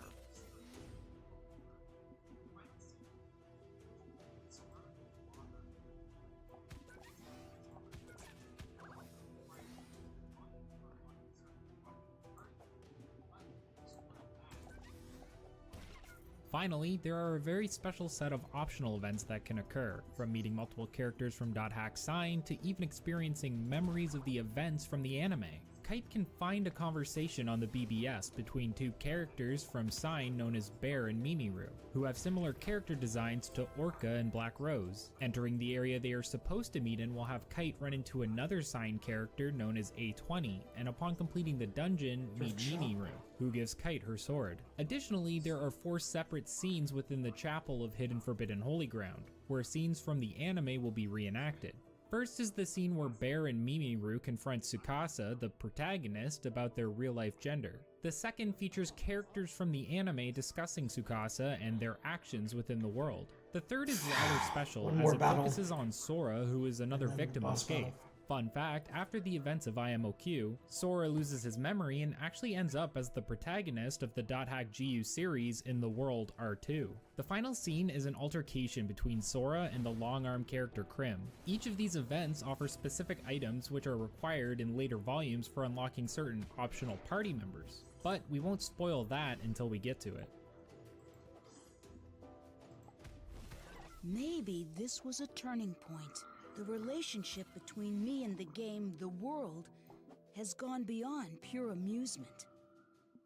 .hack Mutation offers the most content and gameplay for the player to experience so far and really starts to touch on the general themes of the game's plotline. Are AIs really alive? Can data feel and establish its own identity? Is the world alive in some capacity? And if so, what does it want? The line between reality and virtual reality begins to blur. The mystery deepens and players have to ask themselves, are Kite and Black Rose helping anything by defeating these phases and fighting Kubia? All it seems to be doing at this time is destroying the world over time, and that's with only 3 of the 8 phases defeated.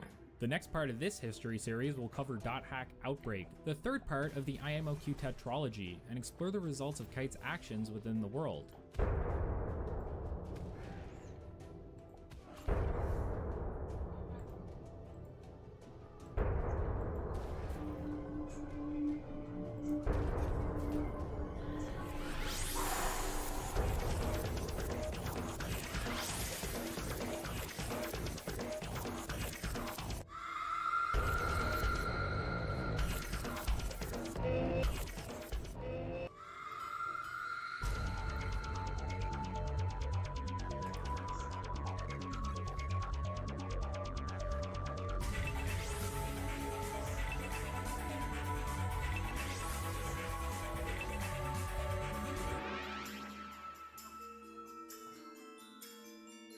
A great force. The power it holds can bring forth either salvation or destruction at the whim of the user. It's coming. Ooh. Yikes.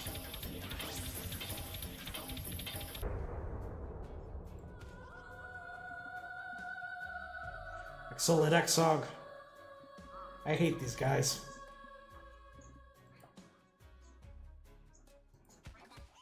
.hack Outbreak, like the game before it, picks up immediately after the previous storyline events, with us finding Kite and Black Rose witnessing the effects of the cursed wave on the various root towns in the world. The infection is spreading after the death of Magus, one of the 8 phases, and all root towns and many areas within the world now have noticeable visual glitches beginning to spread all over them. As a short recap, Kite is looking to defeat the 8 phases and the cursed wave in an attempt to save his friend Yasuhiko, aka Orca, in the world, who fell into a coma at the hands of Skaith, another of the 8 phases. Having received a special bracelet from an enigmatic AI known as Aura, Kite now goes around using the power of data drain to defeat bugs and enemies that would be invincible otherwise. If you want a much better understanding of the storyline, make sure you watch the previous 2 videos. Learning from my mistakes. Infection and mutation. What are you even doing in the next round? If you haven't watched those 2. Come on. Within Outbreak, Kite soon runs into Mia, who is continuing to act in a way that is highly irregular in comparison to her personality within Infection. It becomes clear that whatever is affecting the world is affecting her, though Kite doesn't seem to realize this yet. Kite also runs into Mistral, who informs him that she's pregnant in the real world and soon to give birth, meaning she can't take part in anything too dangerous or stressful. This directly leads into her not being available for this entry, and players are forced to utilize Wise Man as their dedicated healer should they require one. Within a dungeon, Kite runs into Baomeng, who is fighting against a data bug. After saving him, Baomeng apologizes for his earlier betrayal during the events of mutation and asks Kite if they can work together from then on, realizing that the bracelet is the key to defeating the infection. Afterward, Kite meets with Black Rose in Hidden Forbidden Holy Ground, where she finally conveys to Kite that the reason she is fighting is because her brother fell into a coma and is one of the victims of the cursed wave. Both her and Kite had been having doubts about their actions since things only seemed to be getting worse, but she used this opportunity to bolster Kite's resolve so that they could keep pushing forward.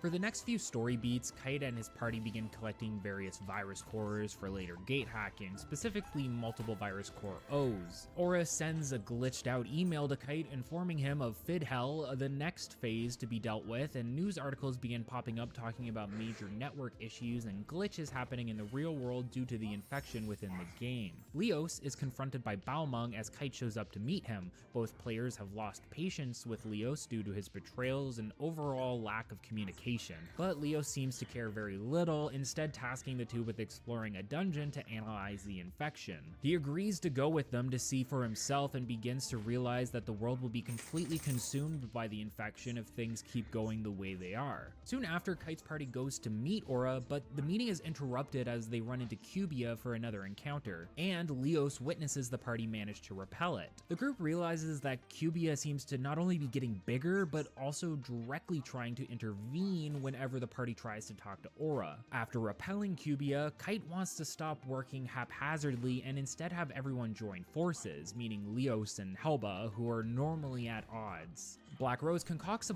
plan to have Leos and Helba meet in the net slum by writing a provocative BBS post, and once done, Kite explains to Leos that they need to start working together, believing that while Leos is a CC Corp employee, he still cares about the world and the victims that are in a coma. Leos informs the party that there is a data bug in a specific location, and if they can beat it without data drain, he will work with them. While this sounds impossible, Kite agrees to the confusion of Black Rose, and the party goes to fight said data bug or whatever, managing to kill it without data drain. Leos asks why they didn't use data drain and explains that it is a fake data bug he created for the test.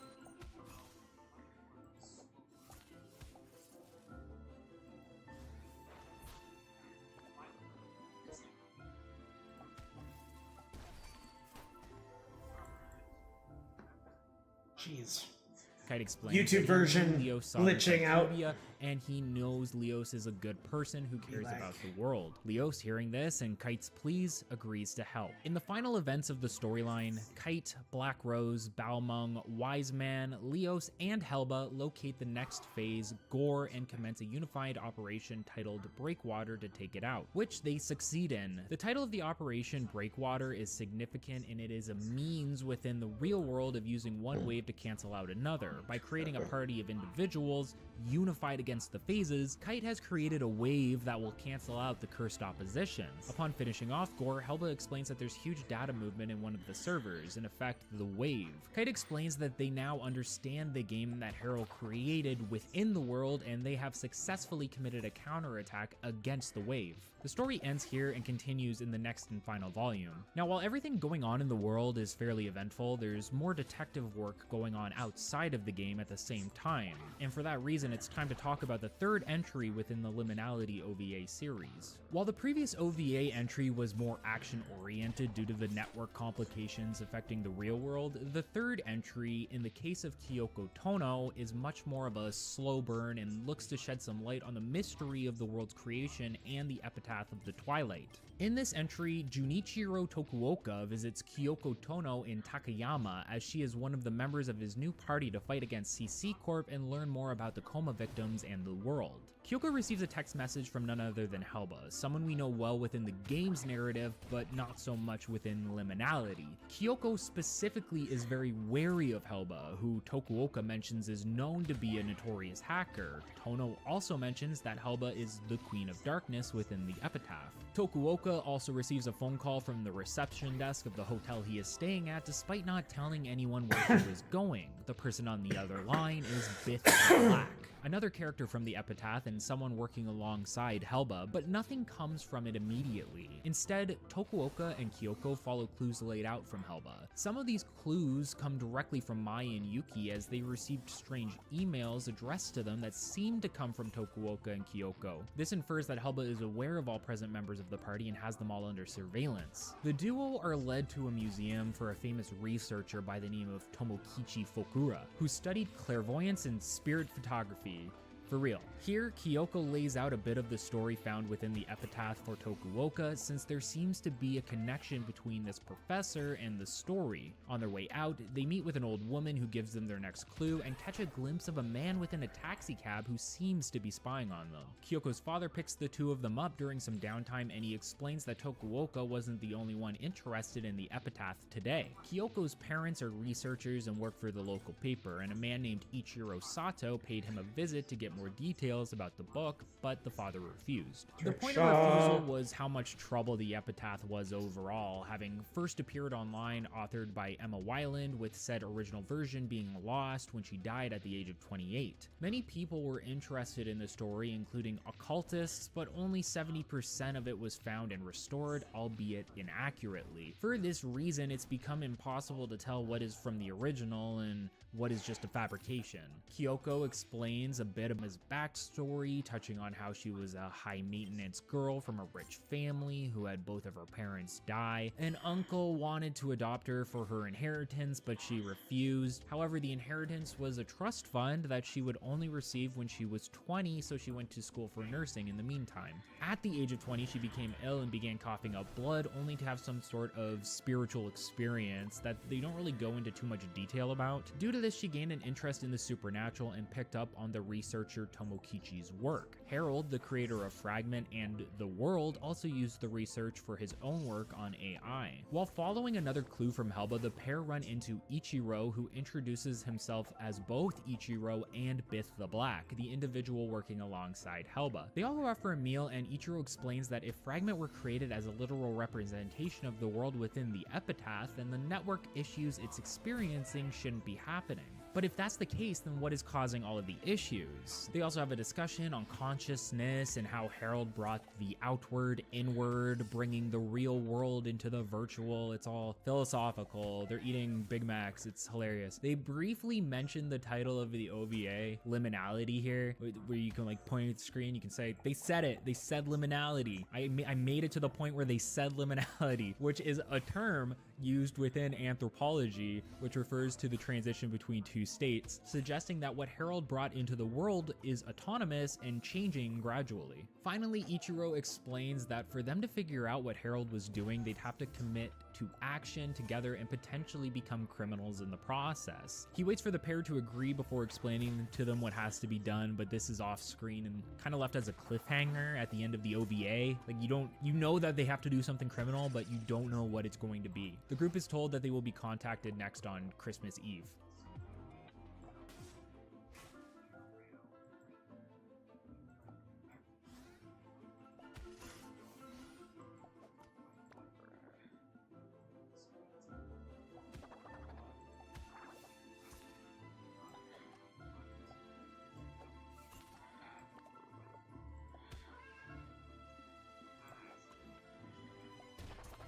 The biggest addition to the servers is the new Sigma server Root Town being added and explorable. However, the new Root Town, Fort Oof or Oof, I'm not sure, is full of visual glitches and errors just like every other Root Town previously explorable in the game. This does not remedy at all during the entirety of this volume's progression. Fort Oof or Oof is one of the larger Root Towns added and includes 2 new grunties to unlock, new flag races, and new items to be purchased from its weapon, magic, and item shops. While the previous volume allowed players to explore areas up to level 50, Outbreak increases the cap within Sigma server and some special areas to 70, with most players reaching around level 72 on their party if taking part in almost all of the content and collecting most unique items. The difficulty spike present in Mutation is also noticeable here. Most enemies are tolerant to either physical damage or magical damage, meaning not only is the right party composition necessary, but you need to be meticulous in telling said party what actions to use or using the right items to remove said tolerances. Enemies also hit like a truck,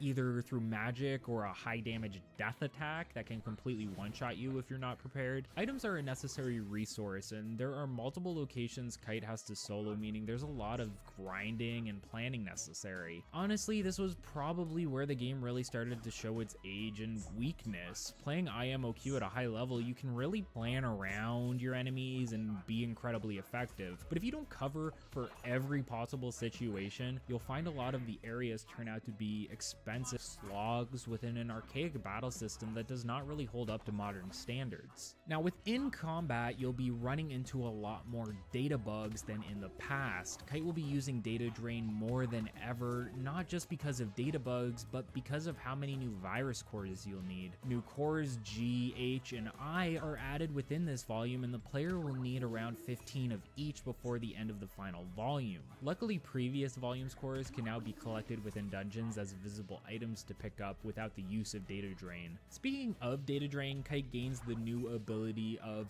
2128 drain, which functions the same as its normal counterpart for a higher SP and infection cost, but allows for the chance of better rare item drops from the monster. Moving on to optional content, there's only one new party member within this volume for the player to pick up. Terajima Ryoko is a heavy axeman who accidentally put her real name as the name of her character. If that doesn't tell you enough, while she's mechanically useful in a gameplay sense, the narrative portrays her as fairly naive and inexperienced within the mechanics of the world, even needing to be saved by Kite within an optional dungeon after running off to fight a strong monster. Many previous original party members will have side quests for you to take part in, usually either wanting you to go to specific areas with them for an item or to defeat a specific monster, or for some other narrative-driven reasons, such as Rachel opening a delivery service of all things. I'm not joking when I say about half of the game is made up of these quests if you unlocked all of the previous optional party members. It's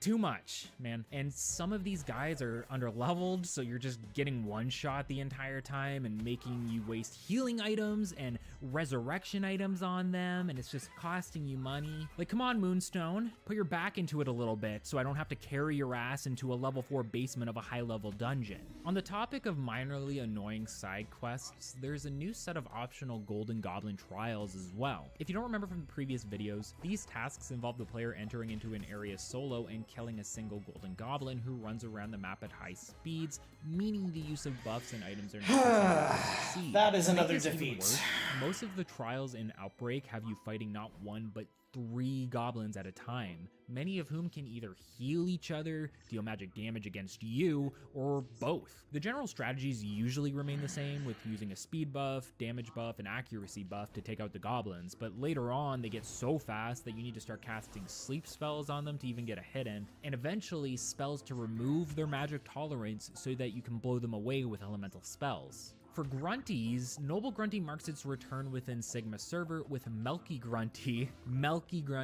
and Aqua Grunty making their first appearances. Melky Grunty and Aqua Grunty. And Aqua Grunty's terrifying, awful. Flag races also return, and I won't be going into them again, but there's a brand new mechanic for when you ride your Grunty out on the field. Now each of the 3 Grunties per server can search for portals or items for you while you ride them. An example is Noble Grunty being able to find Grunty food for you. Simply ride Noble Grunty and press triangle and it will automatically traverse to the closest location. Grunties like Snaky or Melky can also take you to the nearest monster portal, making clearing field portals much easier and less time consuming overall, which is great for Ryu books. In the previous volume, you could go to specific areas to watch cutscenes that were recreations of scenes that happened within the companion anime series .hack Sign. This is not to be confused with .hack Liminality. This is a completely different series, takes place around the same time, I believe before the events of .hack IMOQ. You even got to meet Mimiru and be gifted her sword. In this entry, there's a much more involved side quest that leads to a lot of decent stat raising items, specifically the hunt for sign character ghosts. Starting with Mimiru, the player can visit a specific location within a specific root town to find a ghost version of Mimiru that will vanish upon talking to her. The player will in turn receive a special desktop wallpaper featuring a bunch of silhouettes of various sign characters. The player can do this in several locations several times to unlock the next sign character and repeat the process. You'll start with Mimiru, then find BT,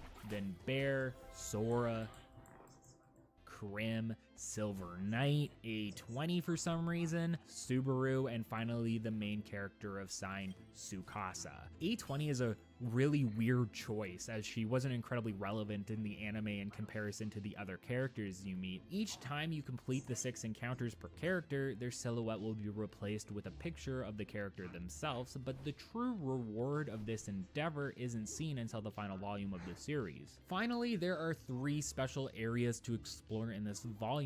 The first is a high-level area best saved for near the end of the storyline, where players will visit a dungeon they are tipped off about within the BBS. It is said that a person witnessed a red wand in this area, and said red wand was utilized by Skaith and Infection. When Kite reaches the end of the dungeon, he finds the wand and watches as it is destroyed, freeing the trapped Sora character within it. Confused? Sora was a twin blade character from Sign who was attacked and possessed by Skaith during the events of that series. Once Kite defeated Skaith and found the wand, Sora was finally set free. Fun fact, the character comes off as fairly childish within the anime, and this is due to the player behind Sora actually being like a 12-year-old.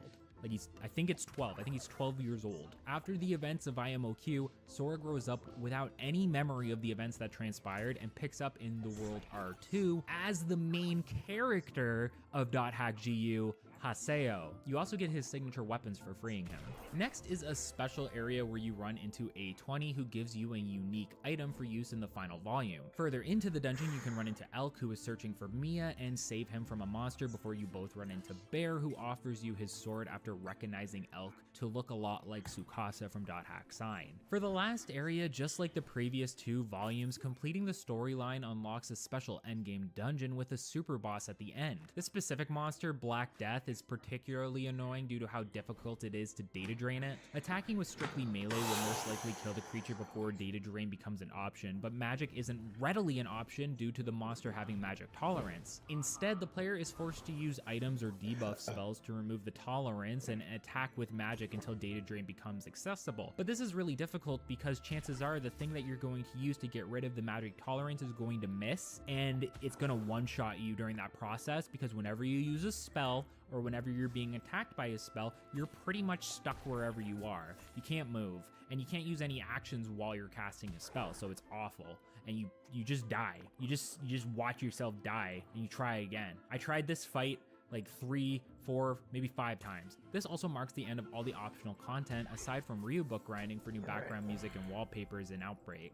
Thanks to all the side quests and plot points, Outbreak is potentially the meatiest entry within the series, and with some of the toughest battles overall. It's also where virus core grinding becomes the most apparent and will continue. Give me something useful, give me something useful, give me something useful. Kite and his party are fully on board for a counterattack against the cursed wave, looking to form a wave themselves that will cancel the events of the infection out and save the world as well as the various coma victims. The end is in sight, and soon all mysteries will be explained, hopefully. Outbreak is definitely one of the entries I remember the least within the series, but going back to it has a huge nostalgic aspect for me and many others. There's plenty of people begging for a remaster of IMOQ now that the same has happened for GU, but honestly, this game does show its age more and more every time I go back to it. While a remaster would be nice for preservation's sake, considering how expensive the individual volumes are, IMOQ will be a rough experience to return to for many players who haven't played the game in years.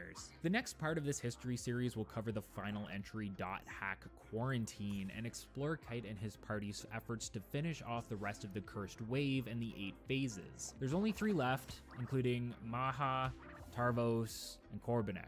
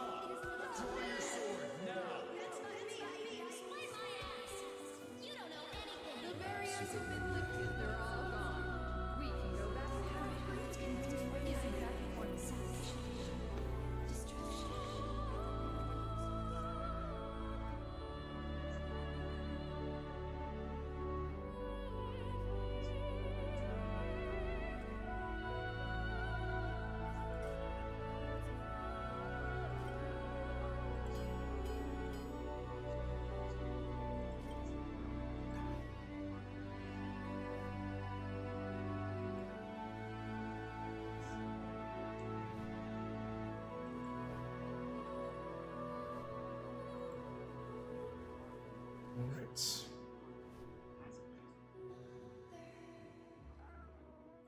Last part of this video, guys.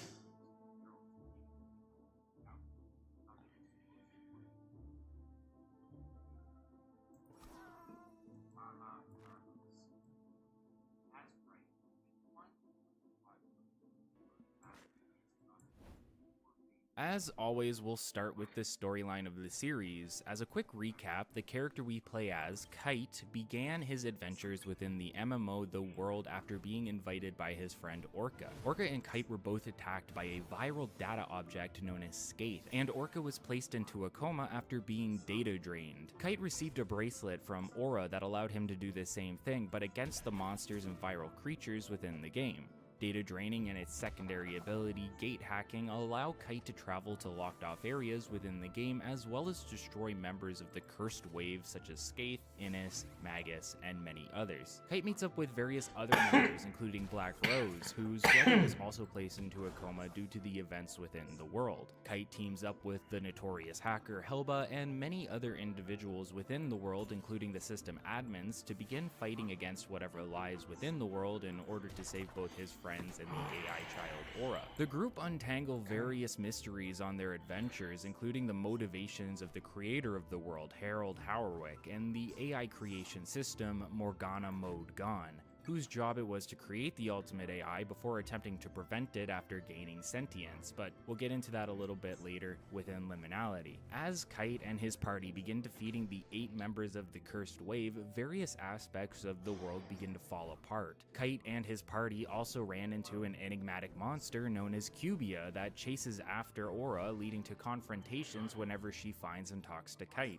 By the end of the 3rd game, Cubia is still out there, but Kite and his party are ready to counterattack the Cursed Wave in order to save the world. Everything from here on will detail the story within Quarantine. As I just mentioned, Kite and his group formed a counterattack against the Cursed Wave. Kite specifically felt he better understood Harold's game that had been laid out for them and how they were supposed to play it in order to defeat the remaining phases of the Cursed Wave, including Maha, Tarvos, and Korbanek.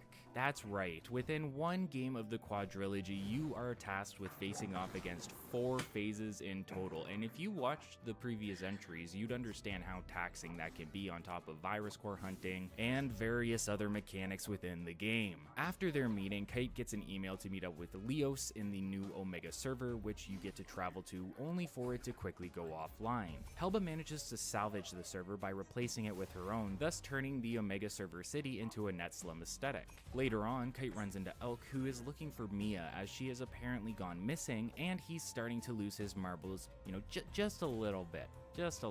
Which is a running theme for the character in the series that follows this one. If you watched my previous videos, you know that Mia has been acting a little weird for some time now, and we'll see the conclusion of her story arc shortly. Part of the team's plan is to deal with the wave of data by hitting it with a vaccine program created by Helba. Oddly enough, you never really see the vaccine physically or even its use. All of the phases are technically defeated by Kite, but there seems to be suggestions that Helba and the team with the vaccine are at least doing something, in the background, but you never see it. The plan is to trap the phases by having system administration slowly track them. Kite references a similar setup to what orca whales do, trapping prey with a single exit of escape to herd them towards a dead end.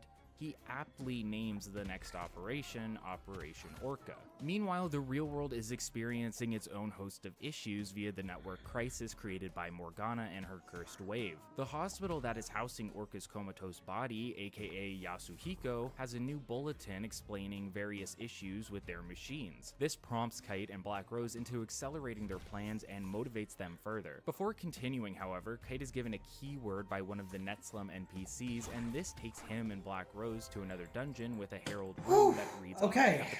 Elk agrees to join the team, but this will cause a few issues later due to his depressive spiral involving Mia. Pyros also calls on Kite for some help dealing with a scammer, but it's just a filler quest and turns out Pyros misunderstood, putting him in the wrong. Now, as the operation is put into place, Kite and his team travel to keyword Cruel Vindictive Stars, and they'll actually have to come here 3 separate times, meaning you, the player, will have to explore this same dungeon 3 times as well. Unfortunately for Kite and the party, when they reach the end of the dungeon, it seems that the wave has dissipated and a new data spike has appeared elsewhere, prompting Kite and his party to chase after it. This leads them to Mia, who cries out in agony over her personality and identity being erased while transforming her into one of the cursed wave phases, Maha. Kite and his party defeat Maha in one of the longest cursed wave fights yet, and Maha turns back into Mia temporarily for Elk and Kite to see her as she dies. Elk loses his mind and blames Kite for what happened while Mia dissipates in Kite's arms. There's no real time to grieve, however, as Leos informs Kite that the wave has reappeared within cruel vindictive scars. The party heads back for a second time out of 3 times and runs into Aura, which, if you have been keeping up, means that they also run into Kubia. This leads into another battle encounter where the party must defeat 3 of Kubia's cores one after another. These fights in particular are rather grating due to the core having either magic or physical tolerance and switching between them periodically. Once Kubia retreats, the party heads back to the Omega server root town, and every party member shows up to help with the final operations, including any optional party members you picked up throughout your journey within the quadrilogy. The party heads to Cruel Vindictive Stars for the 3rd and final time, this time running into the phase known as Tarvos. Once defeated, Kite meets up with various Netslum NPCs within Omega server who all disappear. Later on, they all post on the BBS providing keywords that will allow Kite to gain the virus cores necessary to visit Herald within the world. Each of these areas are incredibly important in terms of leveling up your party due to them housing a specific enemy known as Guardians. Guardians are creatures created by Morgana to exert her will where the phases typically cannot. For example, within the anime.hack sign, Tsukasa has a Guardian present with them that frequently defends them for reasons explained within the anime. Each Guardian appears gelatinous with a Twilight bracelet within its core. The bracelet allows them to perform data drain within the anime, but I never saw this in the game itself. Once data drained, a Guardian takes on the form of the bracelet itself. While being incredibly powerful, it's still relatively easy to defeat and can offer upwards of 520 experience per kill, making it a huge bonus to run into as you'll gain late game levels incredibly quickly. Once all 4 areas are cleared and the data bugs within them have been defeated, Kite will have 4 virus cores necessary to enter one of the worst dungeons in the game. This is a 10 level dungeon full of data bugs, meaning that the player will be data draining a lot unless they get exceptionally lucky. Since data draining causes Kite's virus level to rise and getting it too high can lead to a game over, the player essentially has to make sure that they get the last hit in on any enemies to help lower their level. It is exceptionally grueling, and it's only trumped by the even worse bonus dungeon at the end of the game. At the end of the dungeon, Kite and Black Rose come face to face with a program that looks like a rock, some sort of, you know, it's a rock containing the personality of Herald.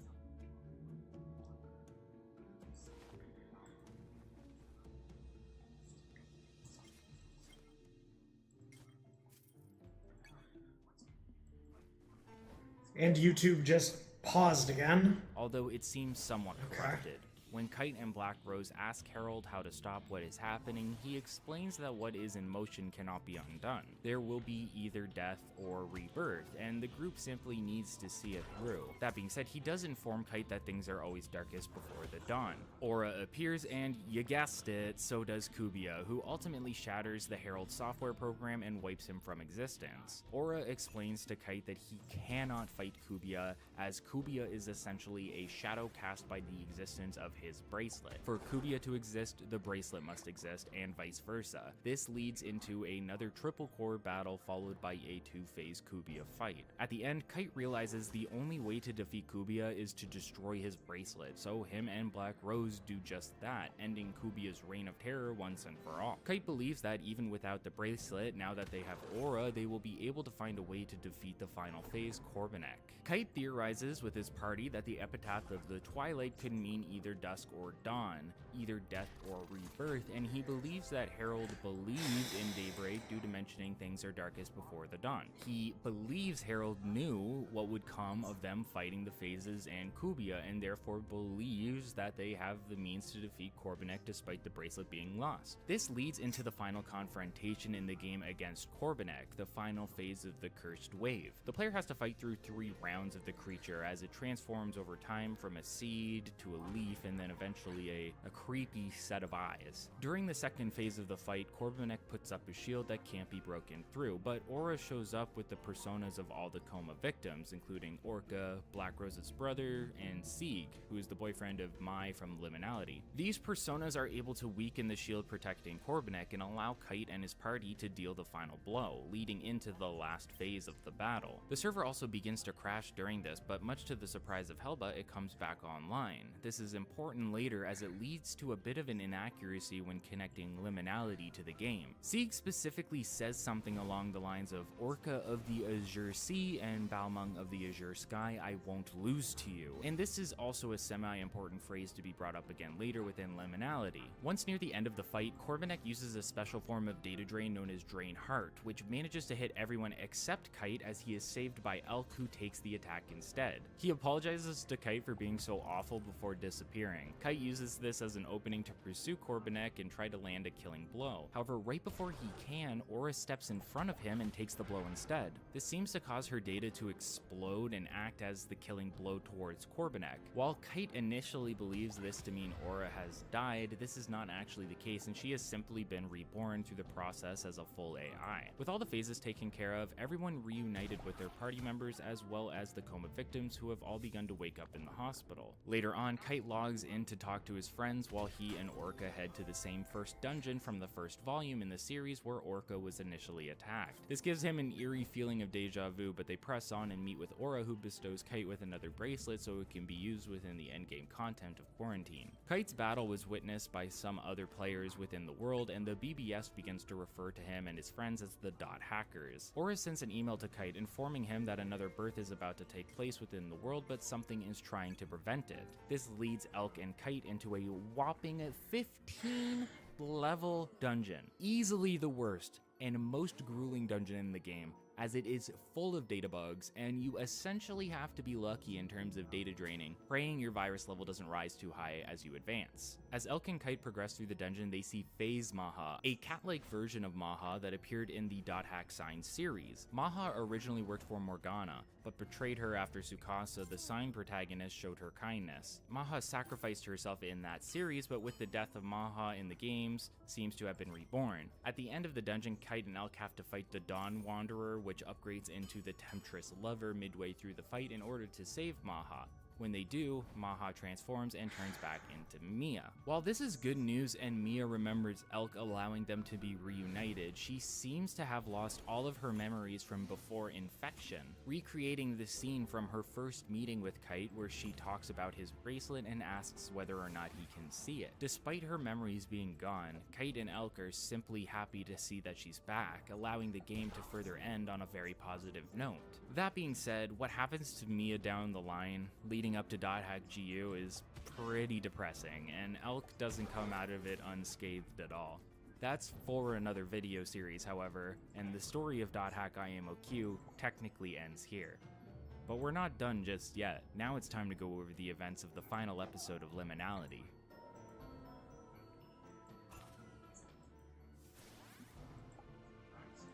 Dot Hack Liminality Volume 4 Trismegistus is the final entry within the Liminality series, seeing Tokuoka, Mai, Yuki, and Kyoko all united for a raid on a high-security data building where they hope to find evidence to take CC Corp to court. I'm not sure why the title of the OVA is what it is. Hermes Trismegistus is a Greek name for an Egyptian god surrounding mysticism and magic. I can only assume it has to do with the magical nature surrounding their job in the world. Tokuoka and the girls are on a small cruise ship eating sushi, implied to have all been paid for by Helba's group of hackers. They're on their way to meet with Ichiro Sato or Bith the Black from the previous volume and are infiltrating a mega float so that they can access the Maritime Information and Support Center, which has countless high-powered computers for them to access and make use of while trying to gain evidence on CC Corp. Ichiro meets up with the group and they take a smaller watercraft to the shore as it has less security than if they took the roads. The group discusses how data volumes volumes within the game seem to be abnormally large, and they often shrink back to normal size after some time. This discussion leads into Harold's motivations for the world and how he loved Emma so much that he looked to create their child as an AI within the game. Fragment, the prototype for the world, was merely a container for said child, that being Aura, and the fluctuating data volumes actually house the personas of individuals playing the MMO.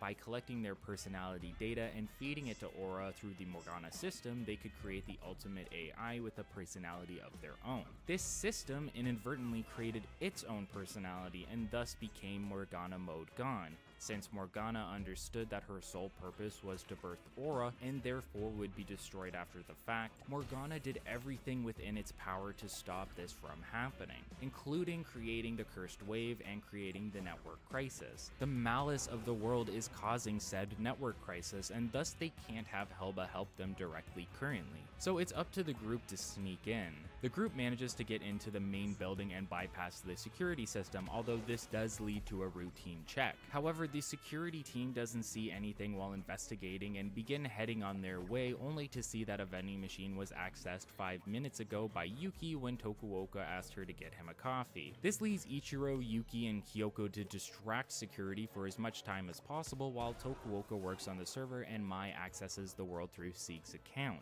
While accessing, she sees a message pop up from Seek expressing how he won't lose to Orca and Bao Meng. This is the same line we see Sieg say in the game. Say that really. See Sieg say. See Sig say.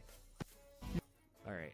Tokuoka manages to get the processes set up for his server, but is unable to link it with Helba's. This is because the events of Liminality are happening side by side with the Korbanek fight and leads to instability. Instead of linking with her server, he deems it necessary to replace hers with his own. During this point, we see Tominari, aka Sieg, in the hospital beginning to awaken from his coma. Mai begins to get motion sick and has to be temporarily saved from the game by Tokuoka, but she goes back in shortly after to help replace the server. Meanwhile, Yuki and Kyoko are being chased by security. Mai mentions how she saw everyone in the game fighting to save the world and the coma victims. Now this is where a bit of inaccuracies between the games and OVA begin. In the games, we see the problems on Helba's side because we see the server begin to crash during the Korbanek fight.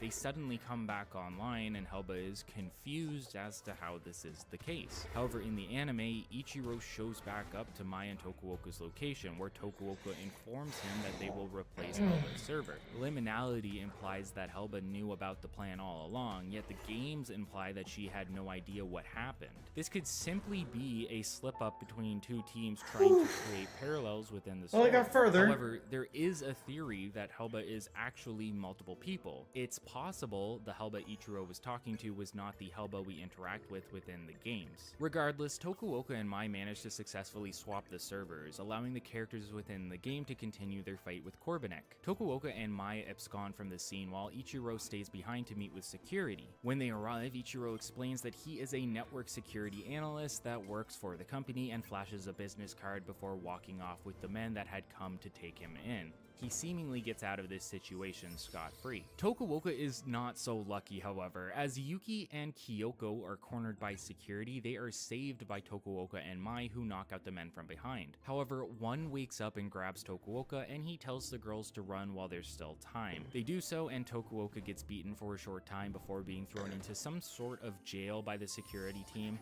It's not a police jail, but you can tell it's some sort of like security area. Now, I had to look this up on the wiki as I was unsure where he ended up and how he got out, but Tokuoka does walk out of the jail after being beaten. The wiki states that this is because Helba expunged his records or something, but I could never find actual proof of this. Rather, I think the simpler answer would be that Ichiro convinced them to let him out, since they were part of the network security analysts. Once out, he's met with the three girls who came to greet him, and they mention how it's a shame they lost all the data they could have used against C Corp to bring them to court. However, Tokuoka pulls out a small data disk from his back pocket, implying he had the information they needed. The girls celebrate, and Tokuoka suggests that they all go grab a bite to eat, ending the episode. Liminality is a rather special piece of media. I don't think I've ever seen a game series that actually provided an anime episode with each release like what .hack has done here. It's one of the most unique ways of presenting media to a player and effectively acted as a bonus to look forward to whenever you bought a new volume. While the overarching story of Liminality wasn't the deepest form of storytelling we've ever seen, the sheer aesthetic and vibe given off within each episode was fantastic to watch even today. The art style, music, and locations all lend themselves to make Liminality as great as it is. Most importantly, Liminality offered us a glimpse into the real world outside the MMO so we could see the effects the games were having on Japan rather than just the various areas within the world. Liminality is a philosophical and anthropological concept. It discusses one's sense of self and identity and the transitional process we may go through or our society may go through during a catastrophic event. In a way, Kite's party and Tokuoka's team are dealing with liminality. Yuki specifically mentions how the old her has died, and she is excited to be the new version of herself. In the same way, everyone in the series has grown and transitioned in some way, shedding their past selves and becoming someone new entirely, seeing the birth of something new, similar to Aura being born as the ultimate AI. Now I'd like to move on from the real world of Liminality and head back over to the MMO so we can discuss the various new and repeating gameplay features seen in Quarantine.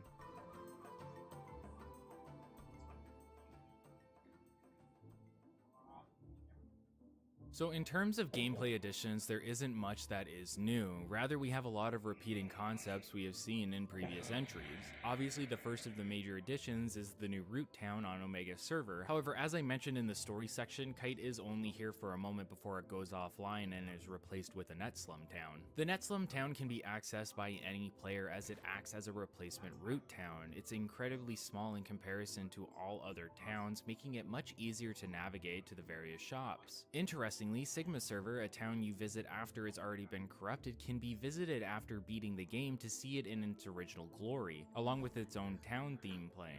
This is the only time you see it this way. On the other side, the Omega server root town is never replaced with its original version, meaning you never get to explore it, unfortunately. In terms of generic gameplay, this is the volume where players can finally hit level 99. One of the best ways to get close to this is by grinding Guardians, which I mentioned earlier due to them giving some of the highest EXP in the game. Some of the most annoying enemies will be found within this entry, however. Things that can essentially one-shot you, cast constant debuffs on you, or be tolerant to certain types of attacks all come in droves, meaning you have to be alert at all times while fighting, otherwise you could get overwhelmed in the blink of an eye. Items are incredibly necessary, and that means a lot of trips to shops, so having a lot of GP on you is essential. On top of annoying enemies, there are plenty of data bug areas within this volume, meaning not only do you have to fight a monster, but then data drain it to fight it again, and then finally kill it. Other than that, combat remains the same. You perform your basic attacks and spam skills or spells when necessary, and you tell your party to generally do the same unless you need one to be a designated healer. Speaking of data draining, this game requires the player to collect J, K, and L cores from small, medium, and large monsters respectively. It is highly recommended that you follow a guide or something through the previous volumes to make sure you always have enough cores going into the next volume, as receiving cores from previous volumes gets exponentially harder as you level up and progress throughout the game. Kite also receives a final data drain ability known as Drain Heart, which we see Korbanek use in the final fight of the game. It acts similarly to 2128 Drain in that it gives you a better chance at receiving rare items, but this one is an AoE version,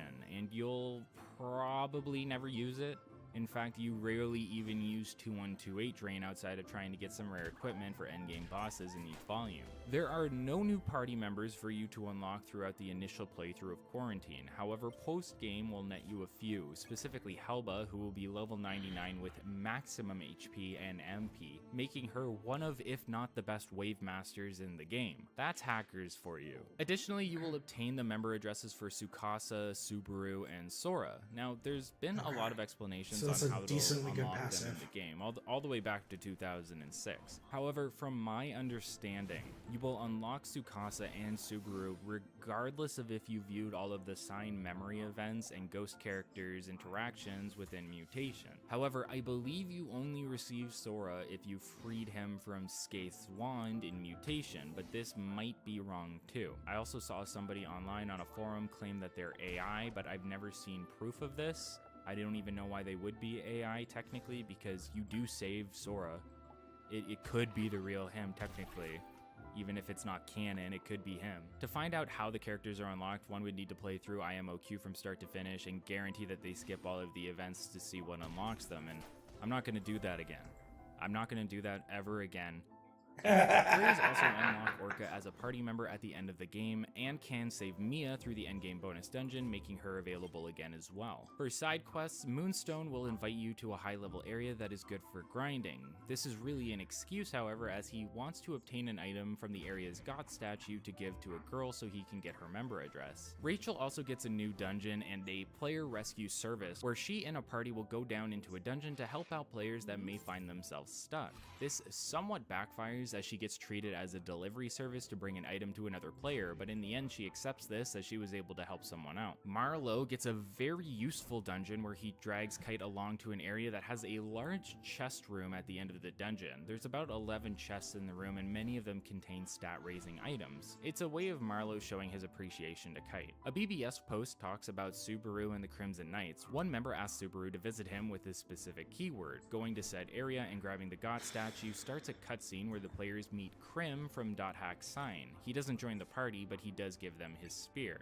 If the player gets Black Rose and Terajima both to 1000 affection, the maximum either can be. They will both send Kite an email to find a rare item in a dungeon. Both provide the same keyword and Kite has to take each of them along at the same time. The dungeon is full of forks in the road, causing Black Rose and Terajima to fight with one another over which way to go constantly. By choosing Terajima's route at least twice, Kite can obtain Subaru's axe. I found this one incredibly silly, considering fairy orbs exist within the game and show the player the map of the area, as well as where all the monster portals would be. They shouldn't have been arguing over this because it's a clear game mechanic that they would know where to go. The Golden Goblins are back and consist of 5 tag events for the player to take part in.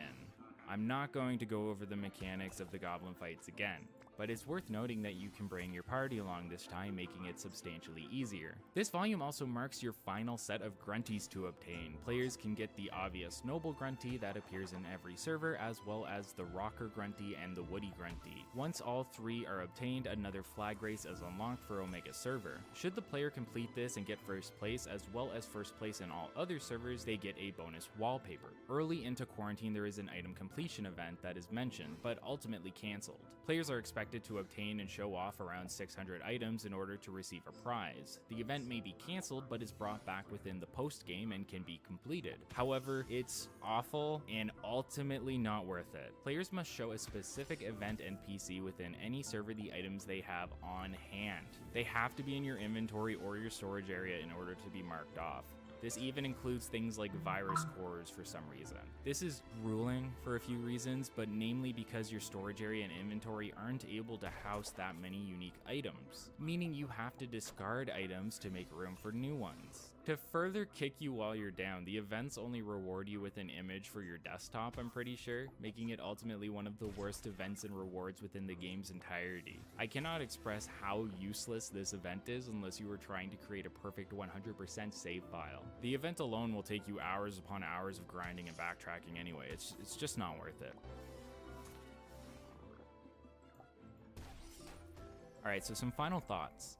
.hack is an amazing, long-running series, one that many may consider dead by this point, but to me has managed to grasp onto life despite its irrelevance in the modern-day gaming market. That's thanks to a lot of things, mostly due to such a dedicated fan base as well as the developers truly loving the series overall. CC2 is known to be big fans of their own work when it comes to looks .hack. like Unfortunately, Bandai Namco most likely doesn't see any financial incentive in keeping the series alive considering how niche the fan base is. Despite this, we did see GU at the very least get remastered and even come with additional content. Many ask for and often wonder if we will see the same kind of remaster for IMOQ. While I would be all for it, I do feel that anybody new to the series that would try it would brace for impact. We're gonna lose. Time. As good as the aesthetic of .hack is, the gameplay within IMOQ specifically is so archaic and abysmal by this point that it would be incredibly tough to swallow. That doesn't doesn't mean it's impossible, however. Like how GU added some new features, IMOQ could potentially do the same in the form of quality of life. The multiplayer PS2 entry fragment was built off of the same engine and framework, while also adding in things like skill shortcuts so you didn't have to go into your menu every time you wanted to do an attack. Seeing something like that plus additional changes brought over into IMOQ could make it a much more enjoyable experience for a newer player base. I really enjoyed making this series. It's a passion project of mine born out of the love of .hack and its ever-evolving and expanding narrative. I've loved these games, anime, manga, and light novels for as long as I can remember, and I hope these videos give you a reason to try the games out for yourself if you have the means to. If you enjoyed this video and found it informative, consider supporting the channel by liking, commenting, and subscribing. Again, it only takes a couple of seconds and helps support me in my goal of creating this content for you all. I'll try to respond to every comment I can, so if you want to hear from me, be sure to let me know. Additionally, you can find me on Twitch, often playing through Monster Hunter Challenge runs and discussing various topics. I hope to see you stop by. Thanks so much for watching, everyone, and I'll see you in the next video. Hey, thanks so much for making it to the end of the video. This is just a collection of previous .hack history videos that I spliced together to do a re-release of, but I do appreciate you watching it. All Now in the right. Patreon section. Once again, this was by the YouTuber Super Rad.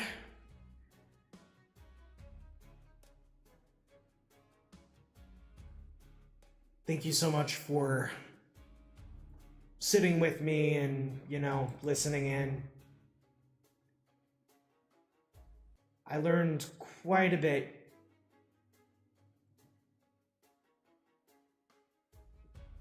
Quite a bit. It looks like my Duwan froze, so give me a moment.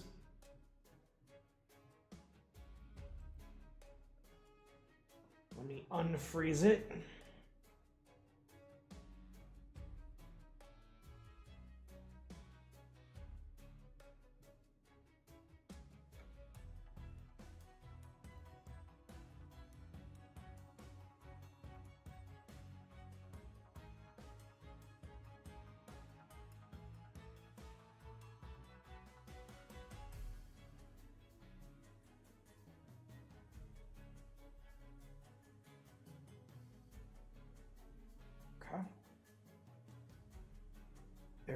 There we go. Cancel. Window capture.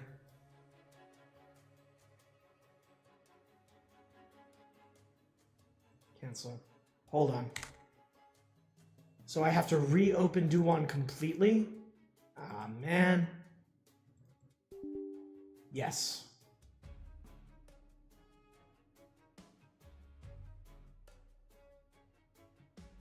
There we go.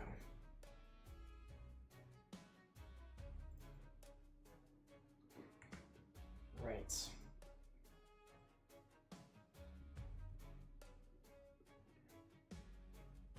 There we go. Okay.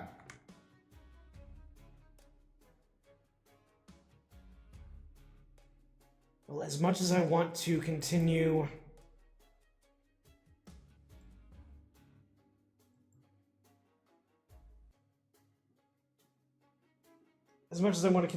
streaming on Reality, I got a jet. Thank you all for tuning in. I'm going to be streaming on Twitch for another hour and a half.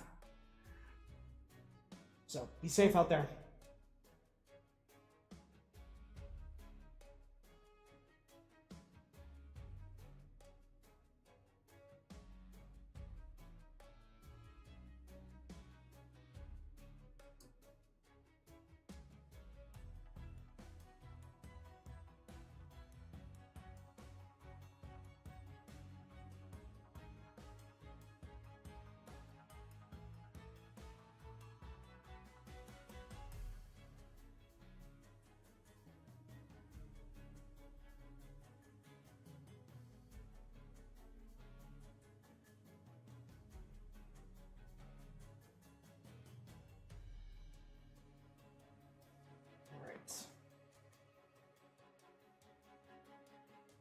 Right. So I am gonna bookmark this into watch later. Okay.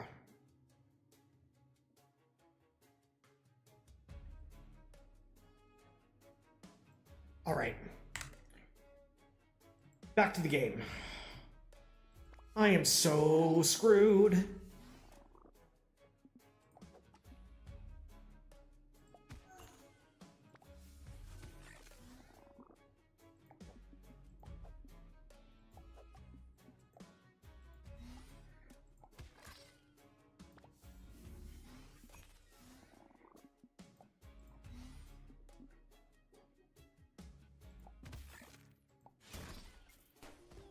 Whew.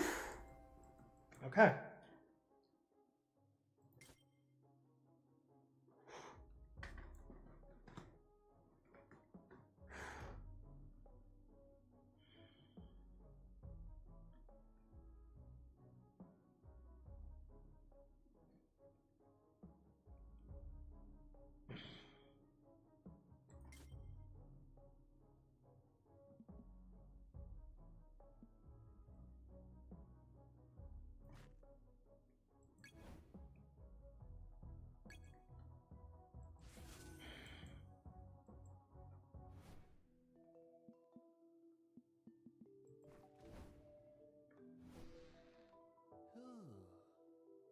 Ten more gold and I'll be able to get my next die, and it's a Jester die, so I'm kind of screwed on that one.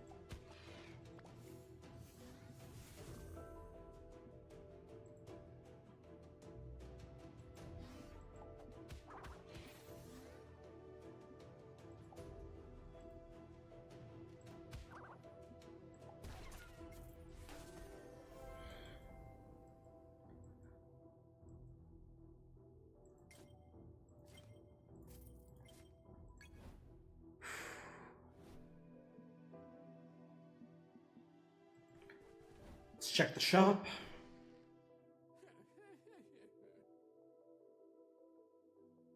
Okay.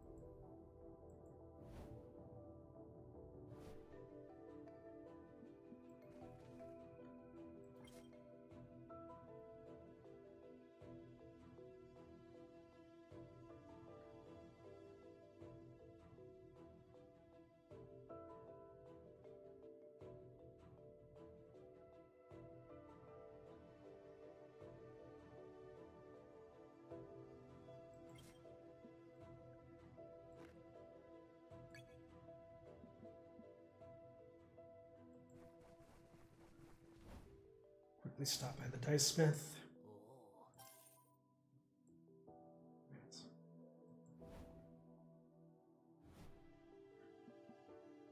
Stop at the shop.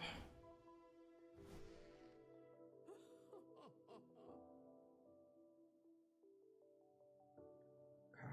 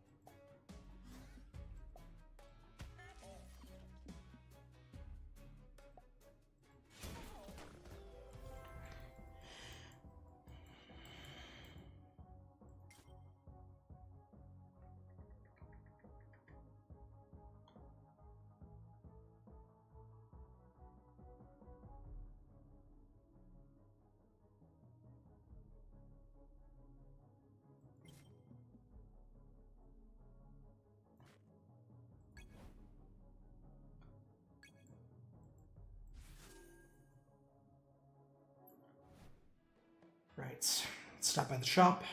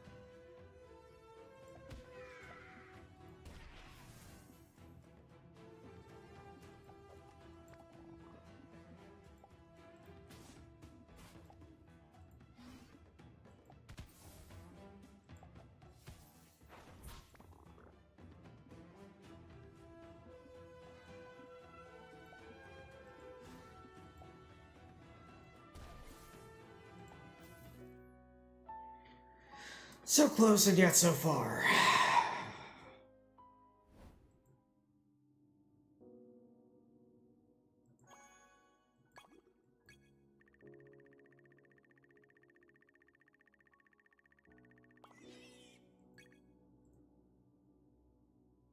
Alright.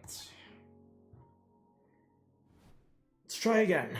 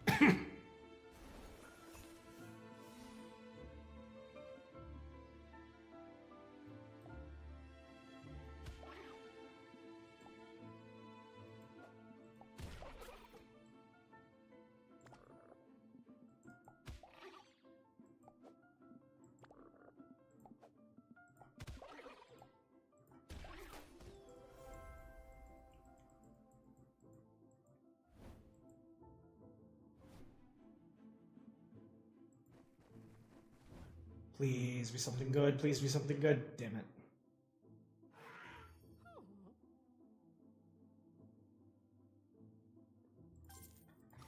It's something.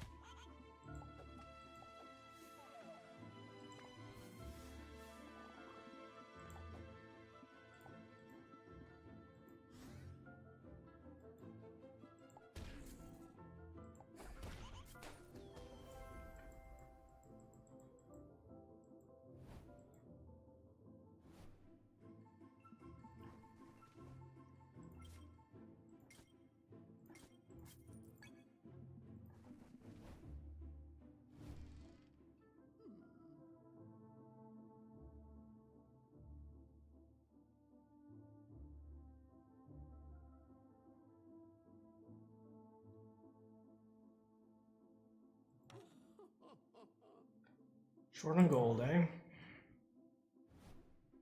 That is a useful piece of equipment.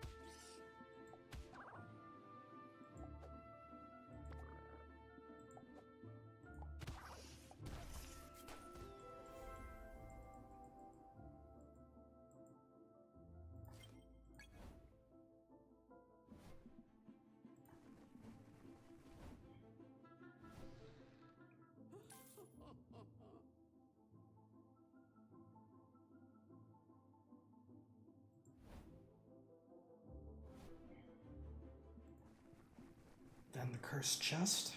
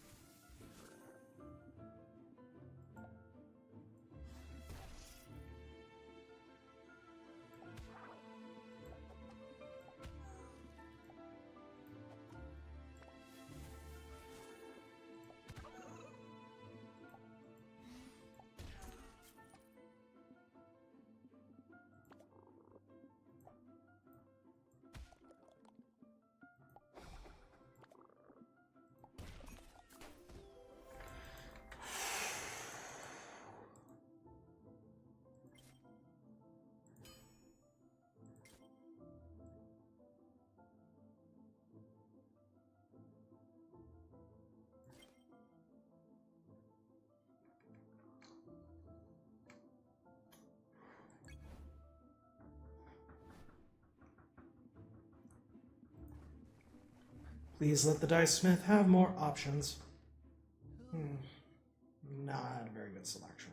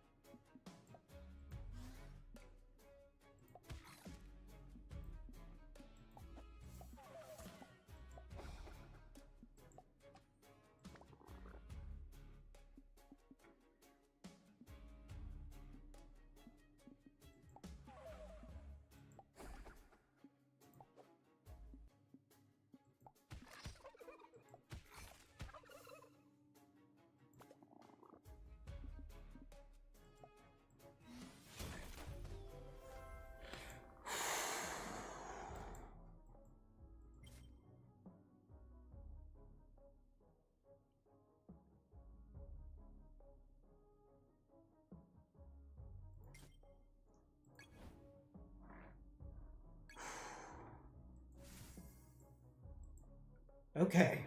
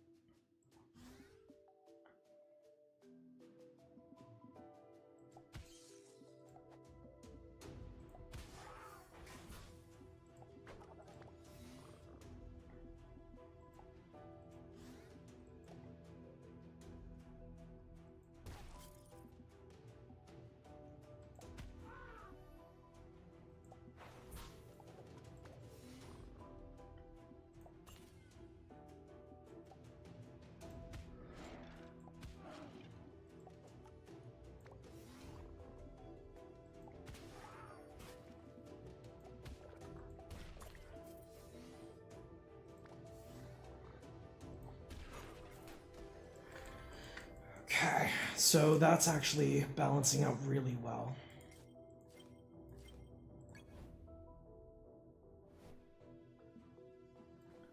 Please have activations. Mana. Okay.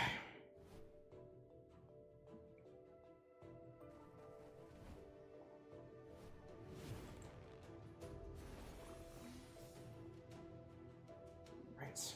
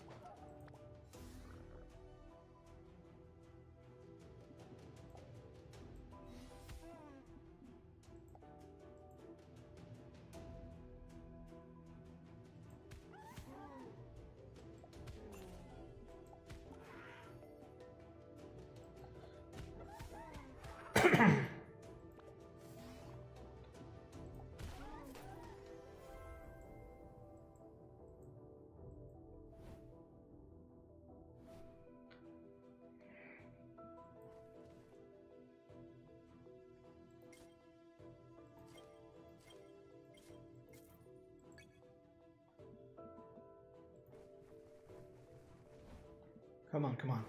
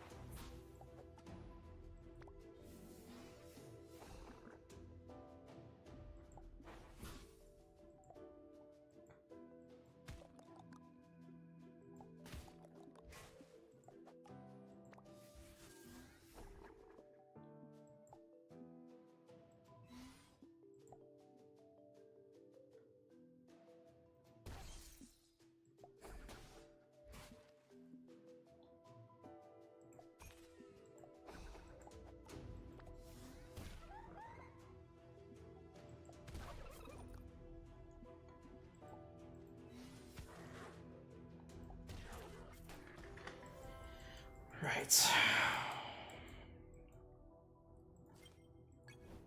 I'm gonna have to pick up a revive token if either the shop or the... Does the Dice Smith have a revive token?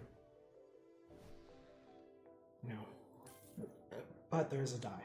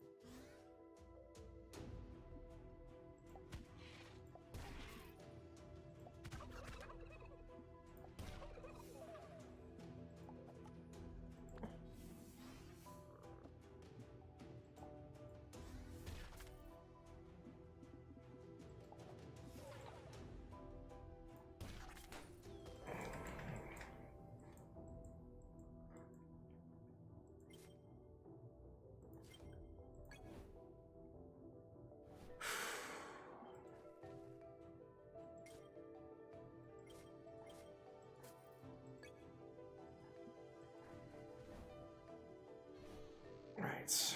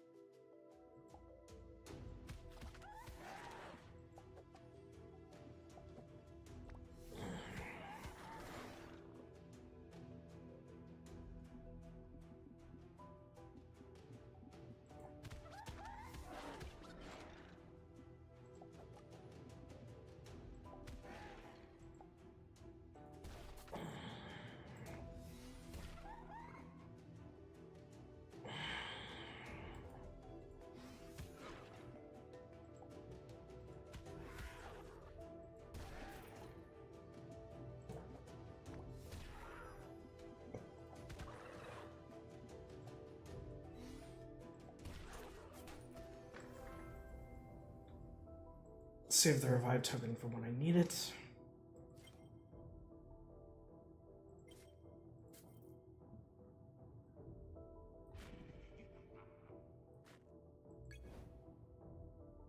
Okay.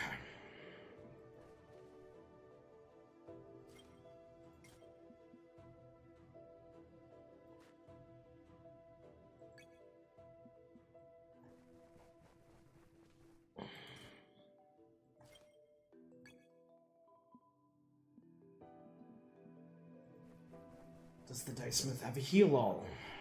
No, just a guard on. Does the shop have a heal all?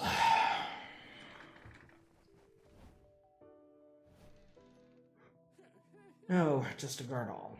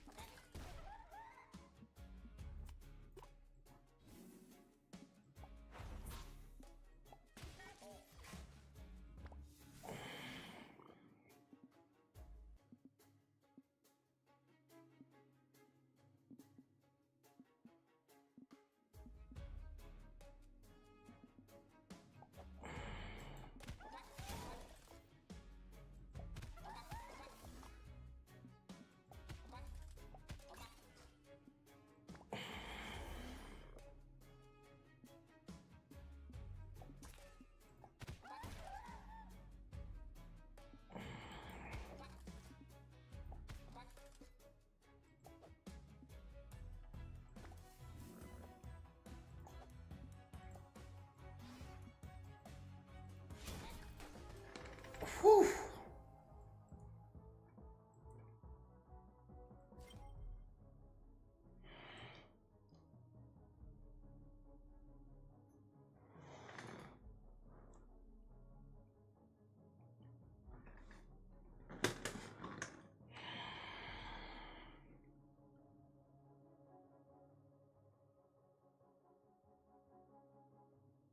Eesh.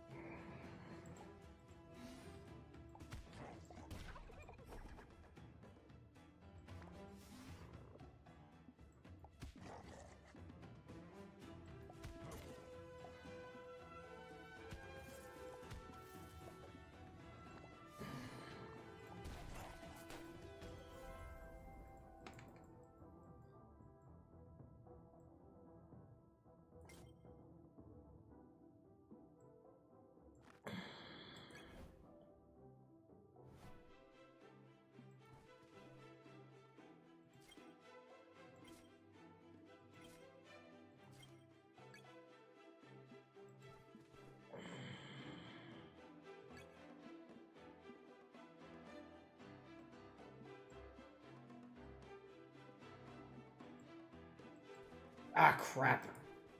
I just wasted that campfire. I'm gonna lose. Unless...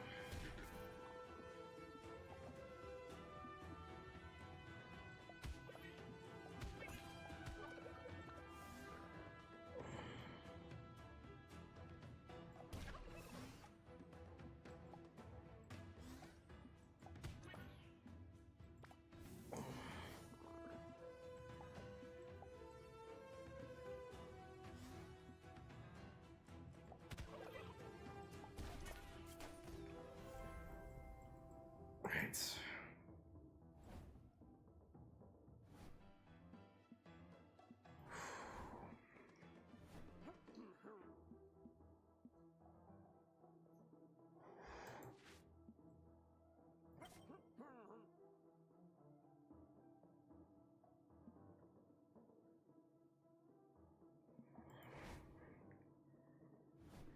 Pretty good as far as ailment remedies go, but...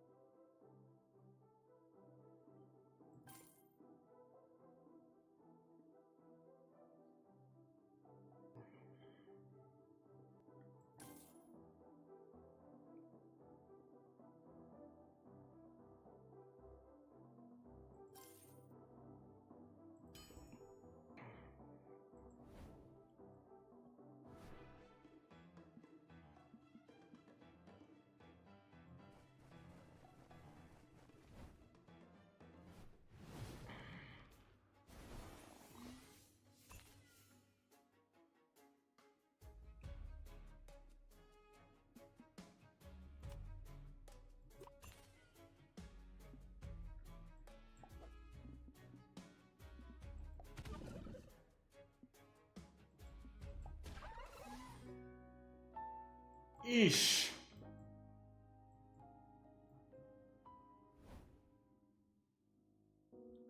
Got further this time.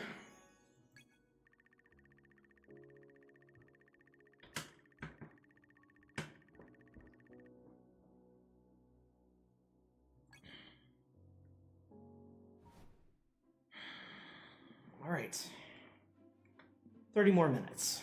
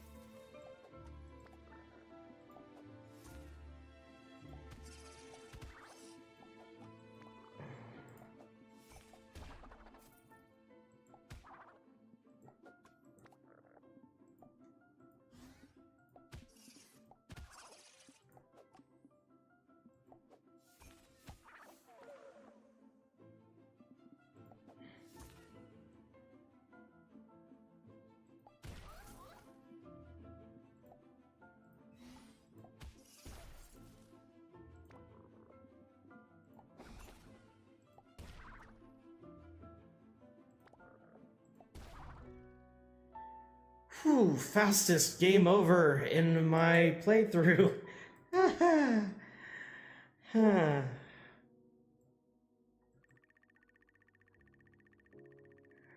Try again.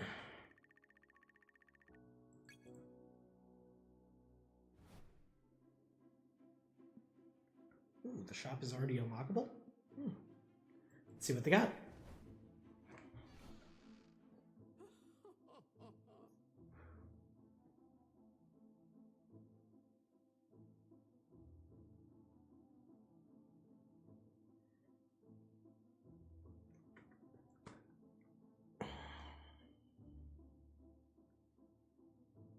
$17.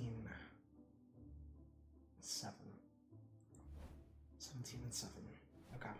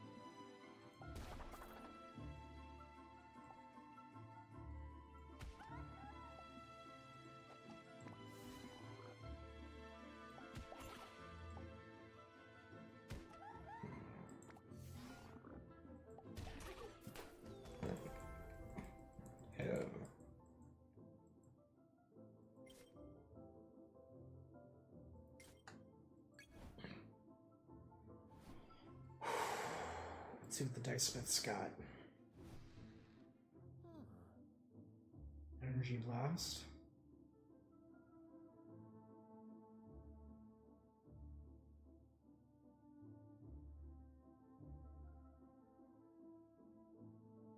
Okay. So I know what I'm aiming for. Let's see what's this way.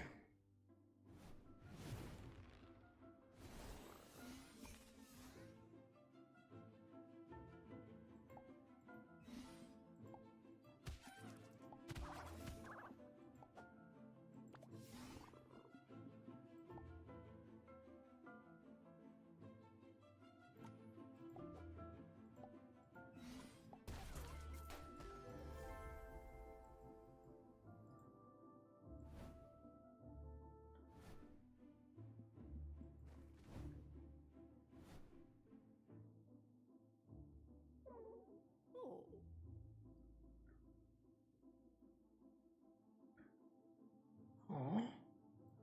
An actual healer.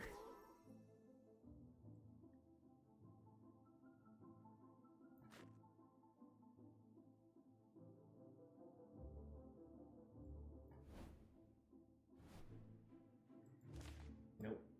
Leave that equipped. Okay.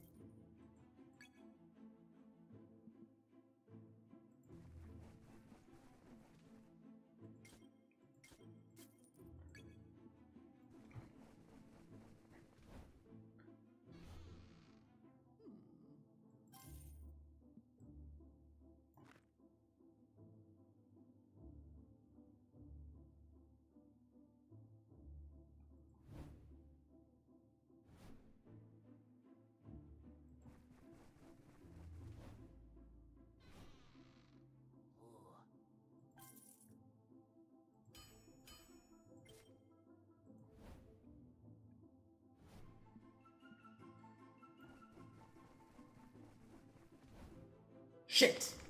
I forgot the campfire.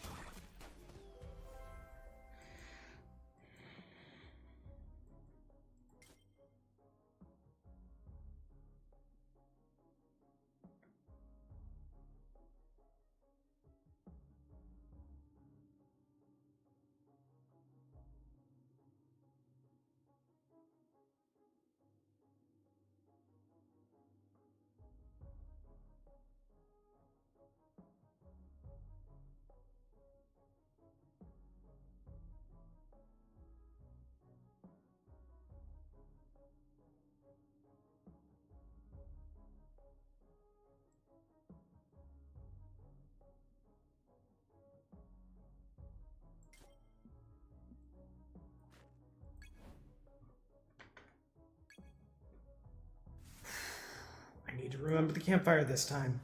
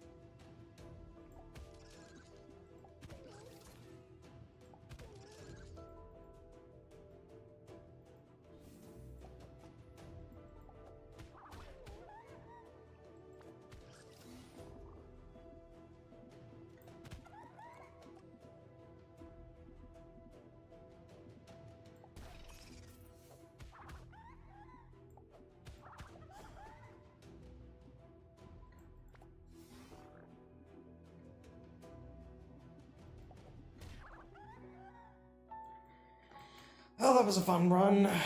My mistake for not going to the campfire. Jeez.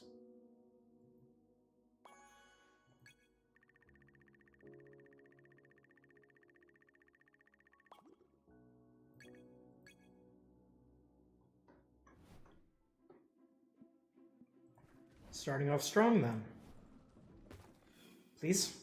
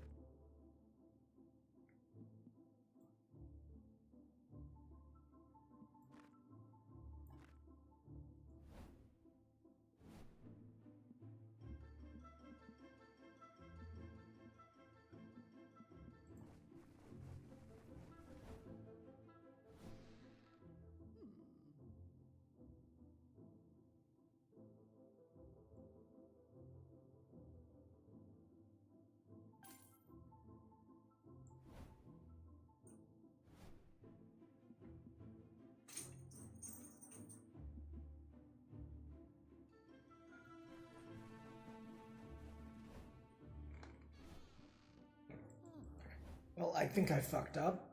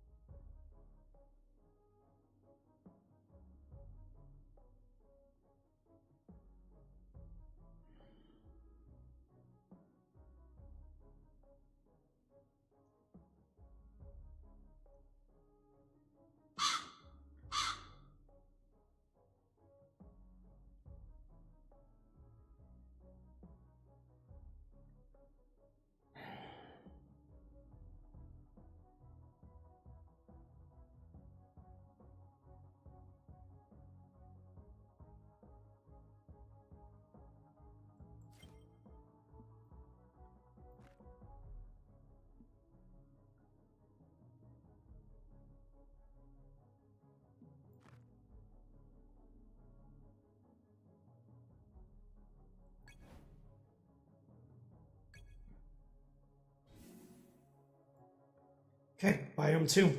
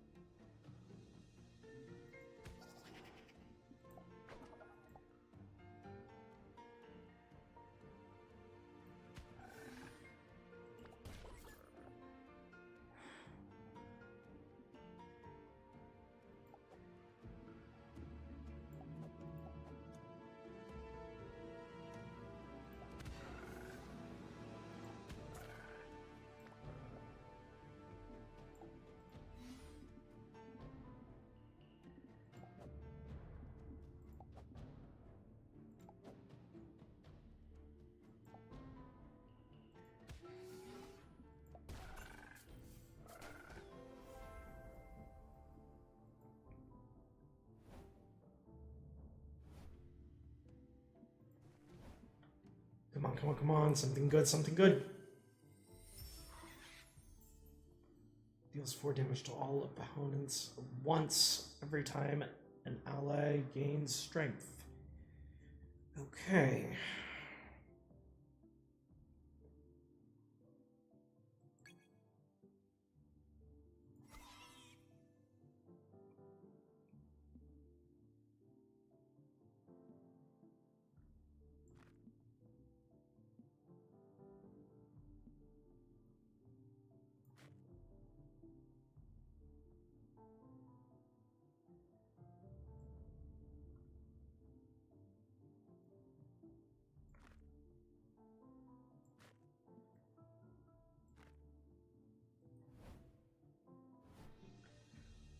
Right.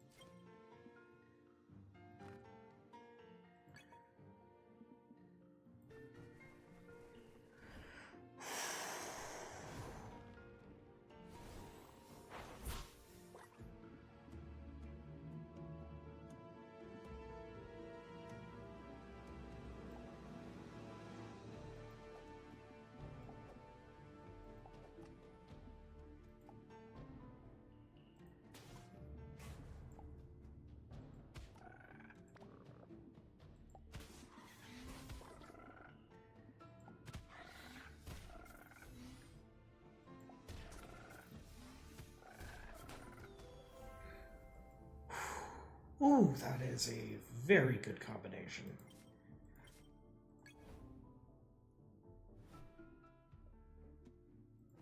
Ancient chest, breakable mysterious skull.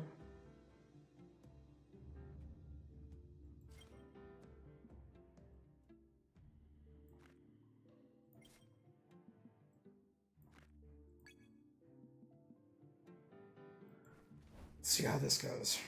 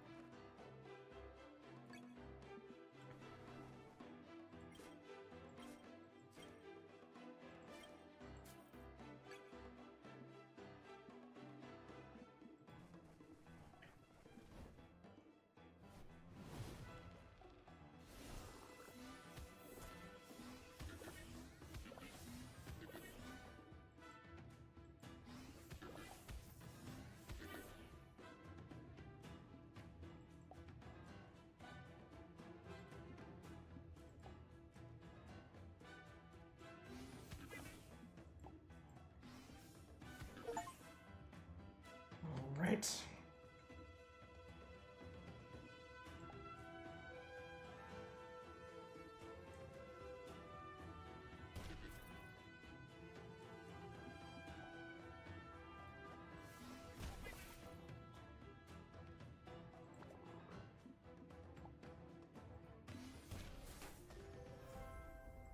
There we go.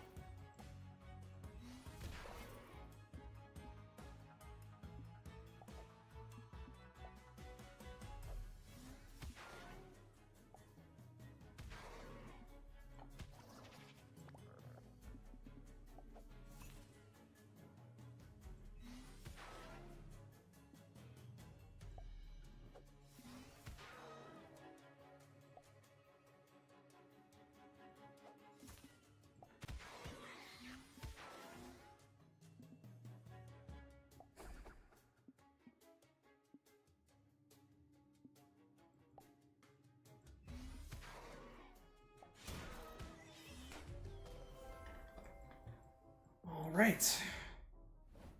Second biome cleared. Third biome cleared.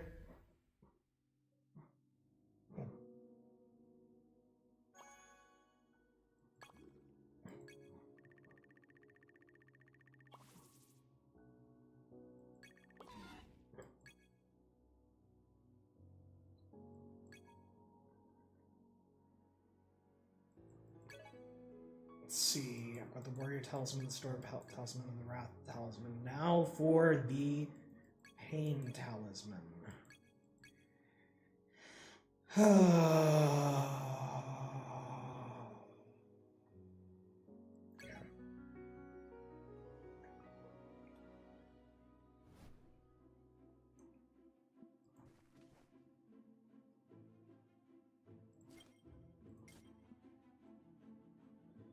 Yeesh.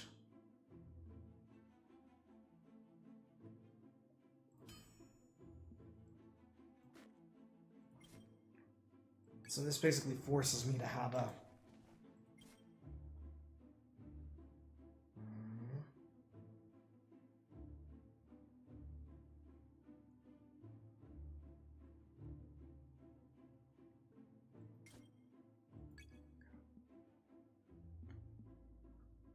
Alright.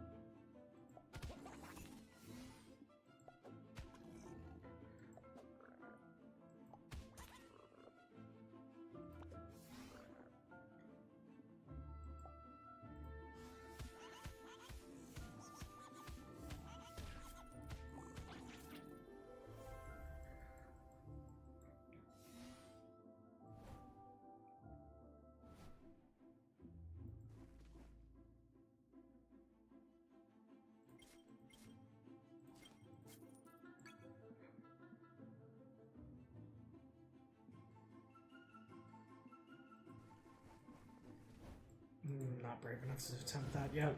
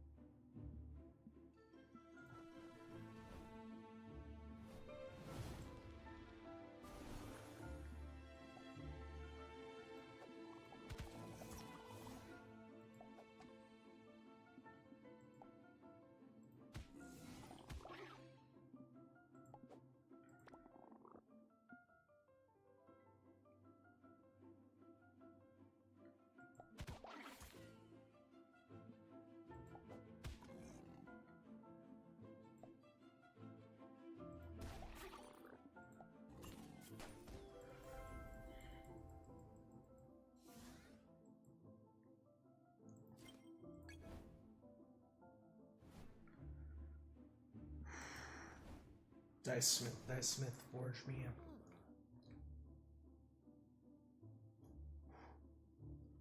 Okay, I'll come back. Where's the shop?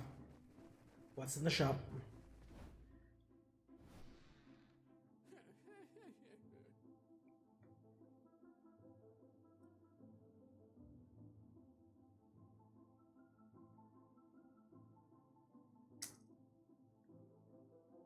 Yeesh.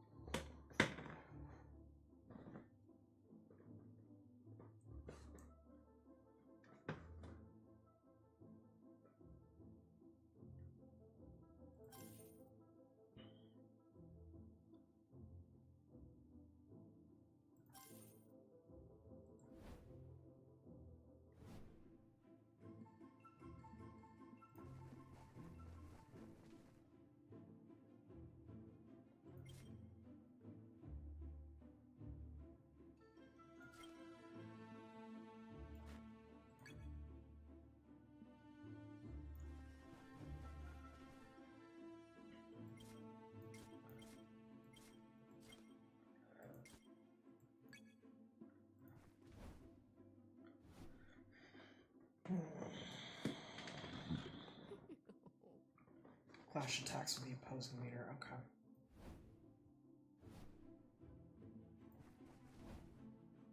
Two battles. Another should have it in the can.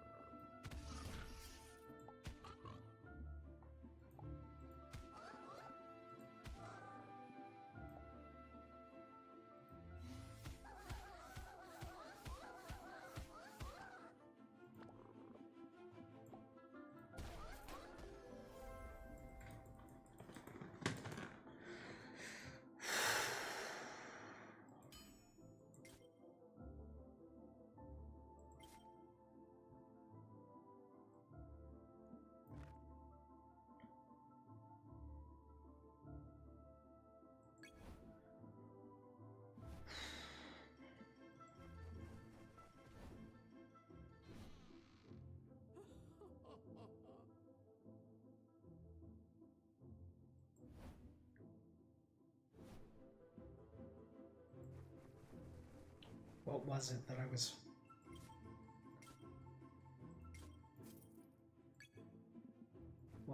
What was it that I was looking at that looked like it would... Mana. Okay.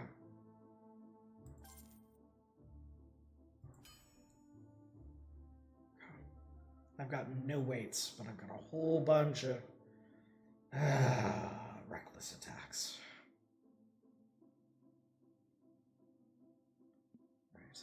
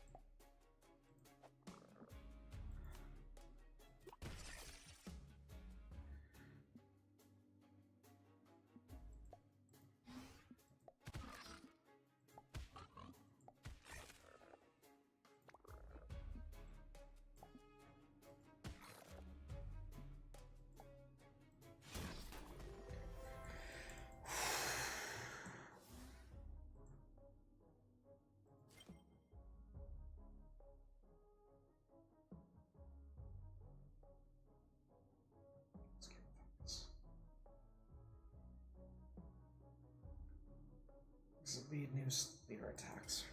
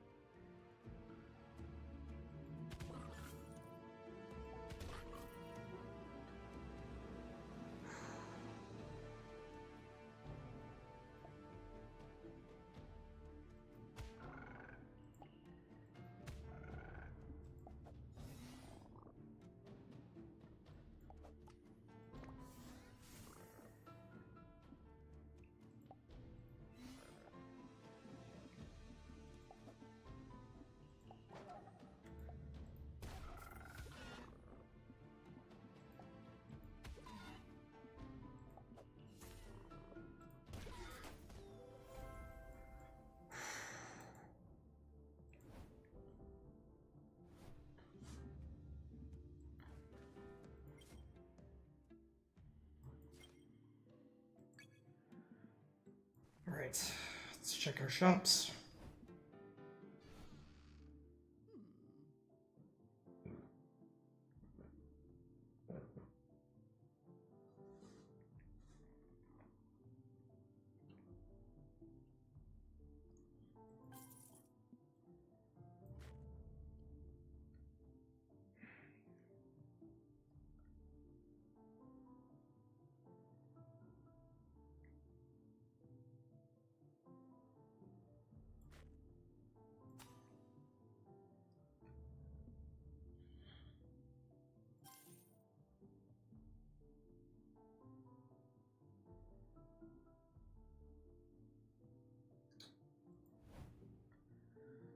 With what's left, go to the dice shop.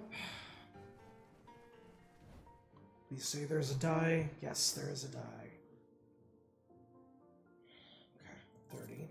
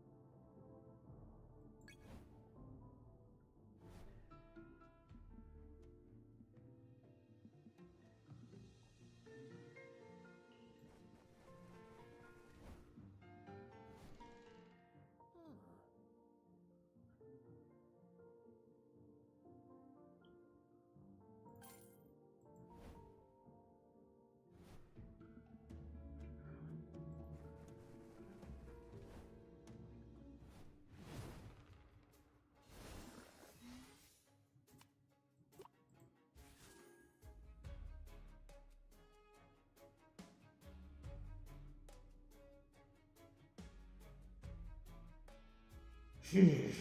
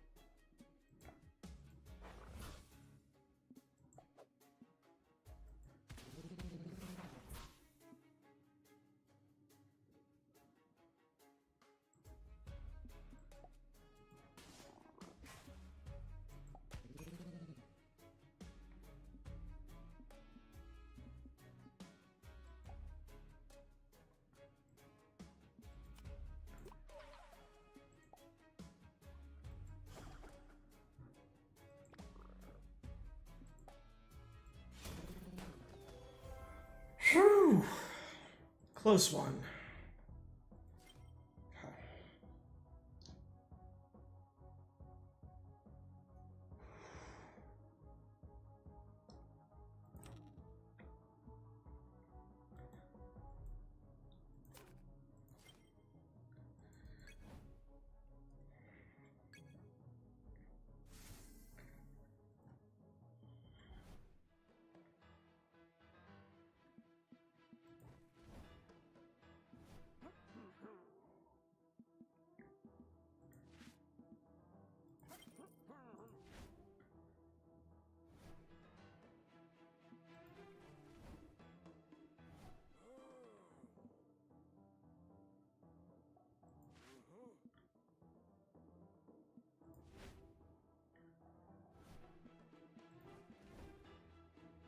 Come on, be something good. Right. Deals 4 damage to a random opponent up to 3 times. Okay. Replace.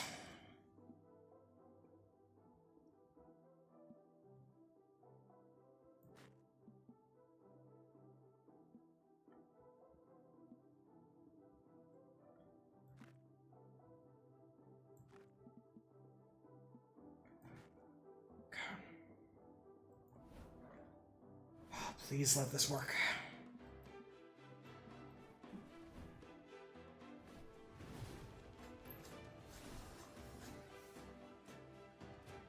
Right.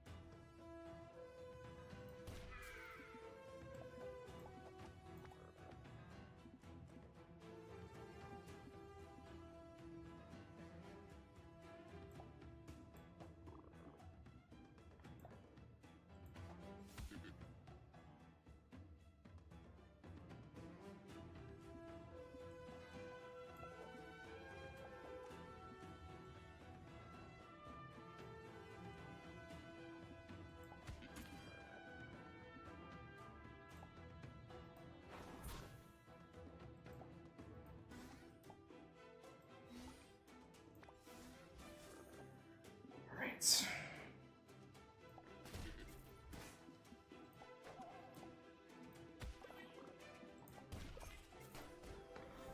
Whew. Okay.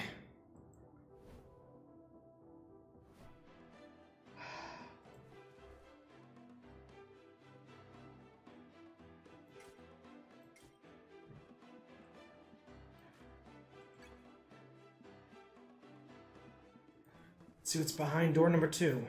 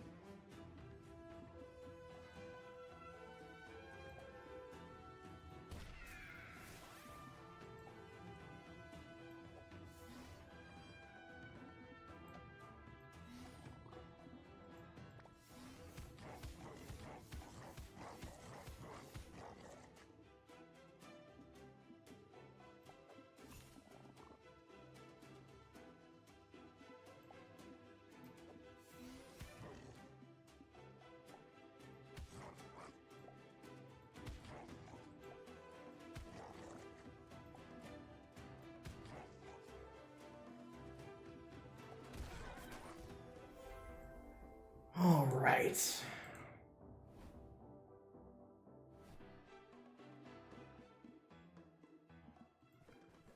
see what I can get.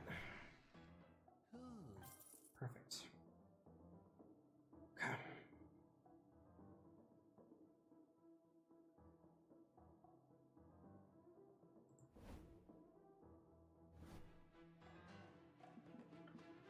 Door number 3.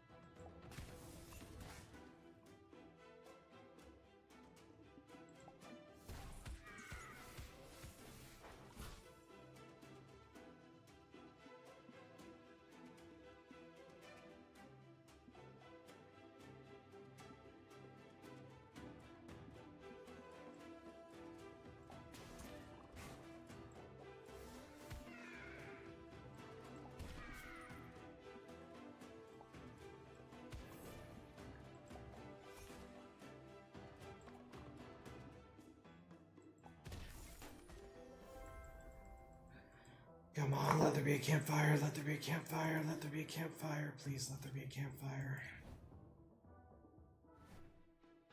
Yes.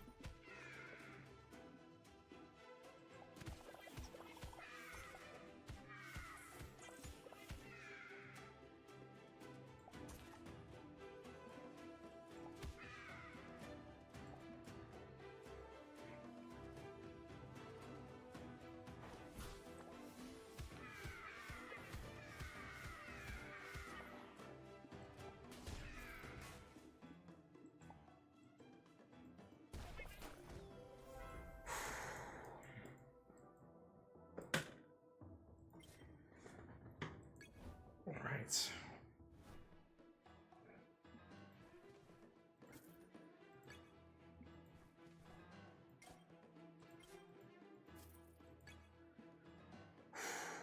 Do I feel up for an elite battle? Or should I just go straight to the boss?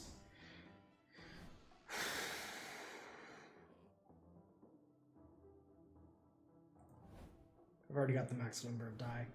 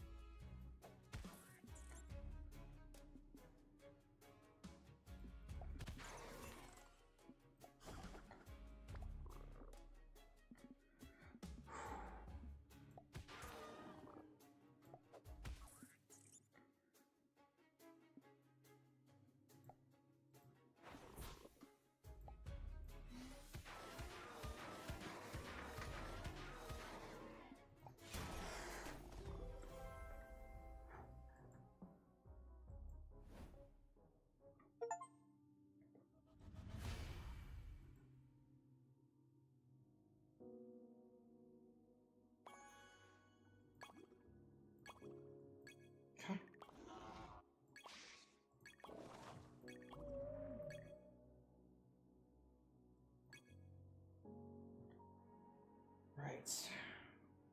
New game.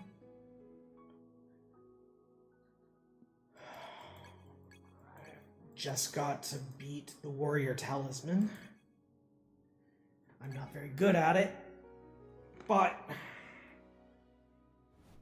I'm gonna try to do one run here with the Warrior Talisman before I call it a night.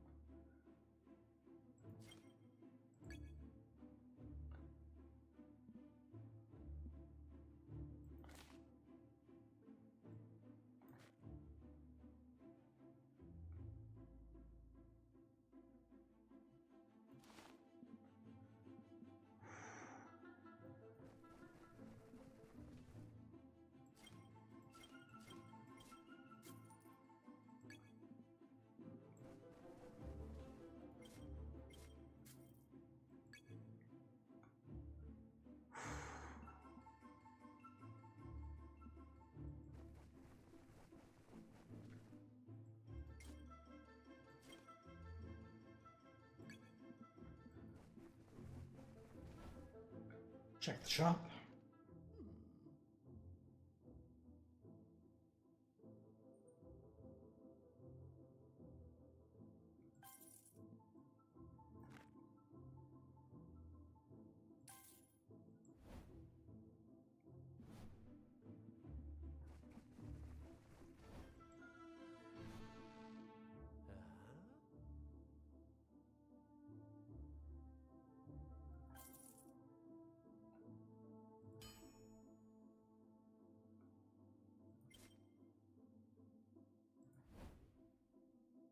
Okay.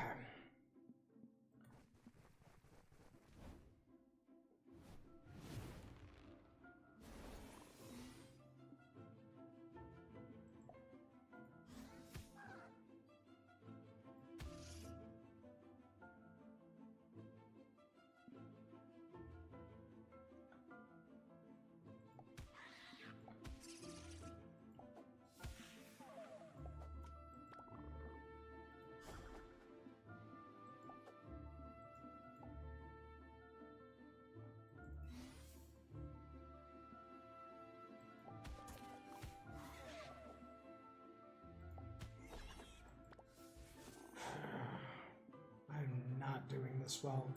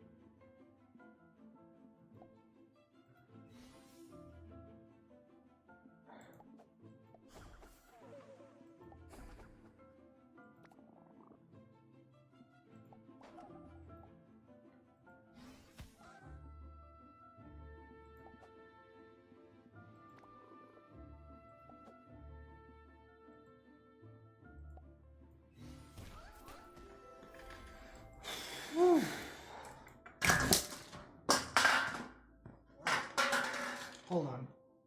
Hold on. Ah. That was... okay. Whew. Did not mean for that to happen.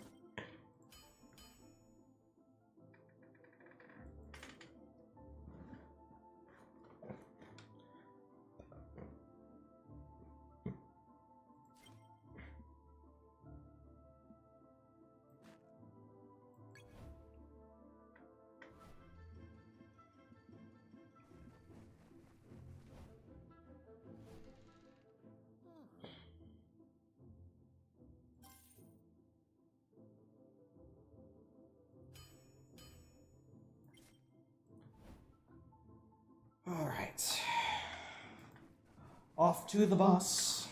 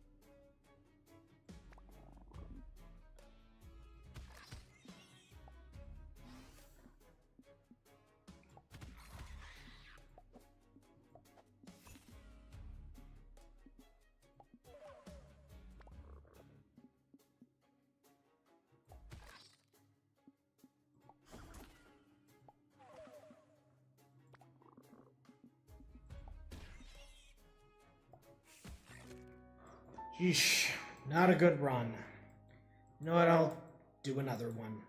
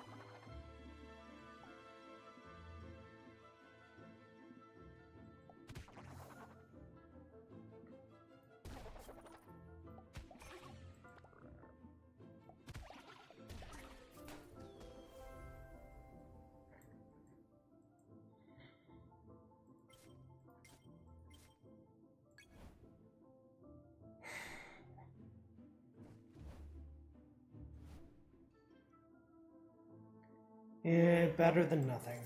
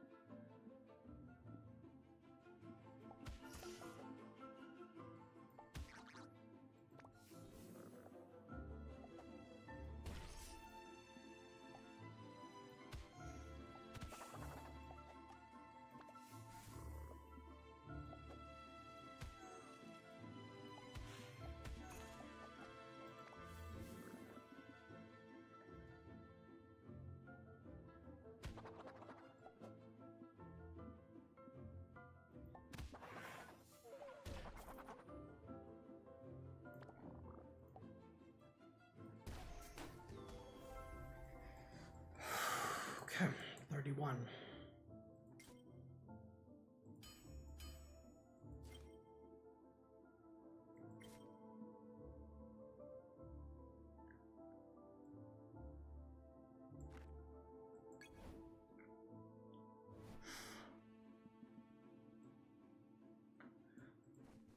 Let's check the chests.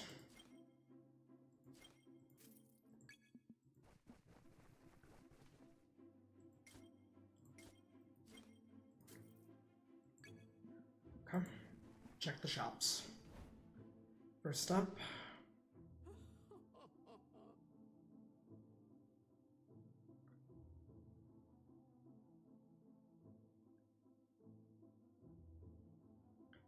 Welcome back. Nice Smith.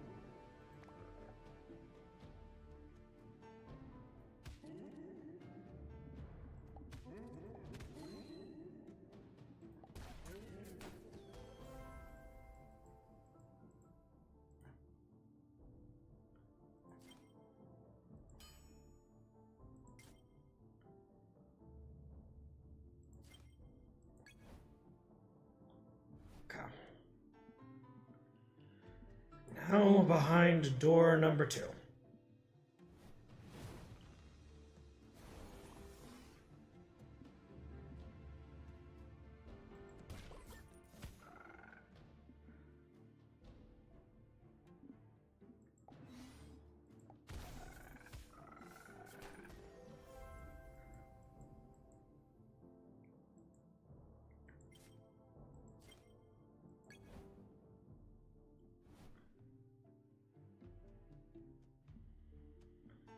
Okay. Door number 3.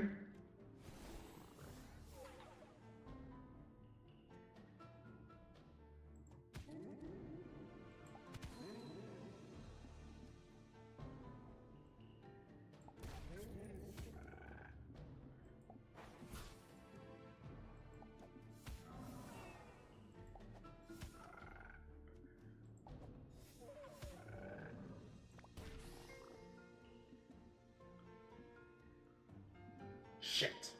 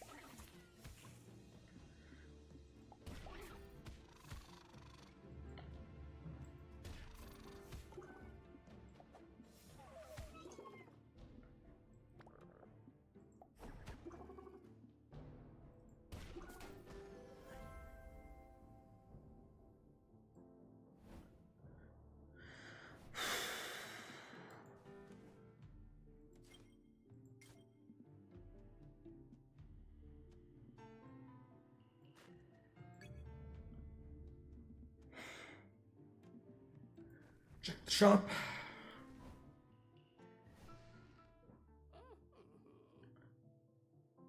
Once per battle. Yeesh. Yeesh. Okay.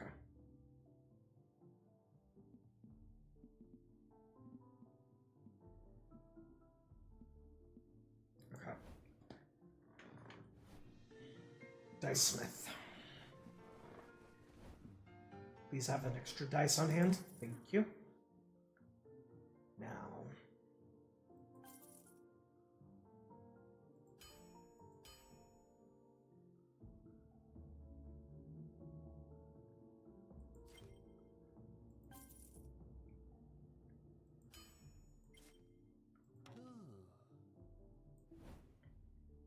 Are there any more battles on the map? Just the one.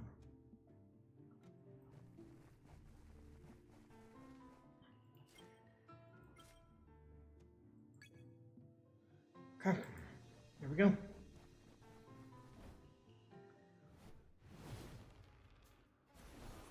This is where I always struggle.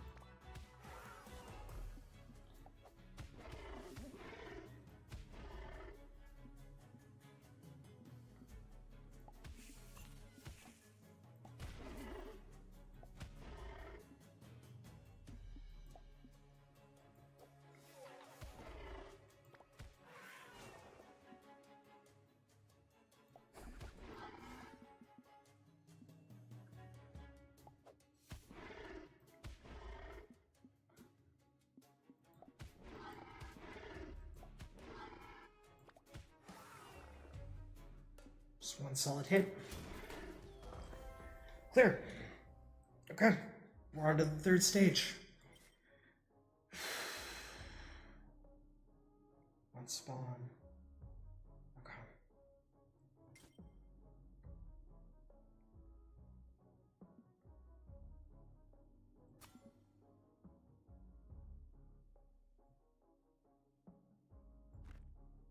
Leave that in place.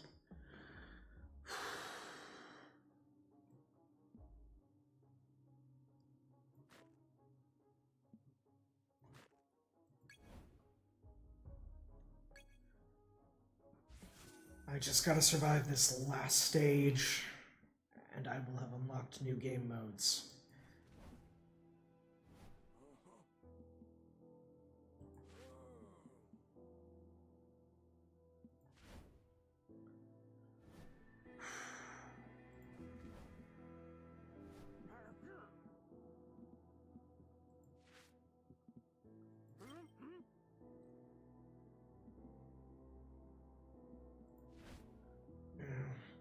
Guess that was more or less an equal trade. Please be something good.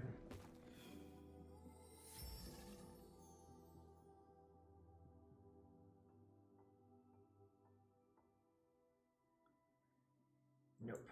Okay.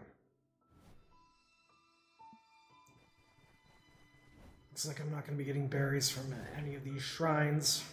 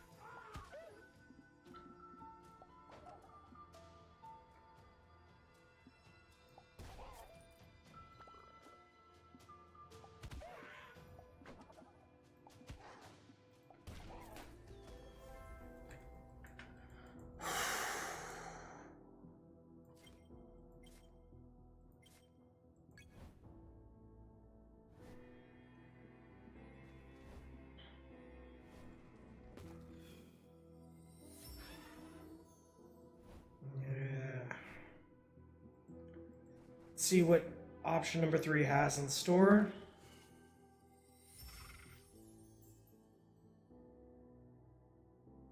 Yeesh.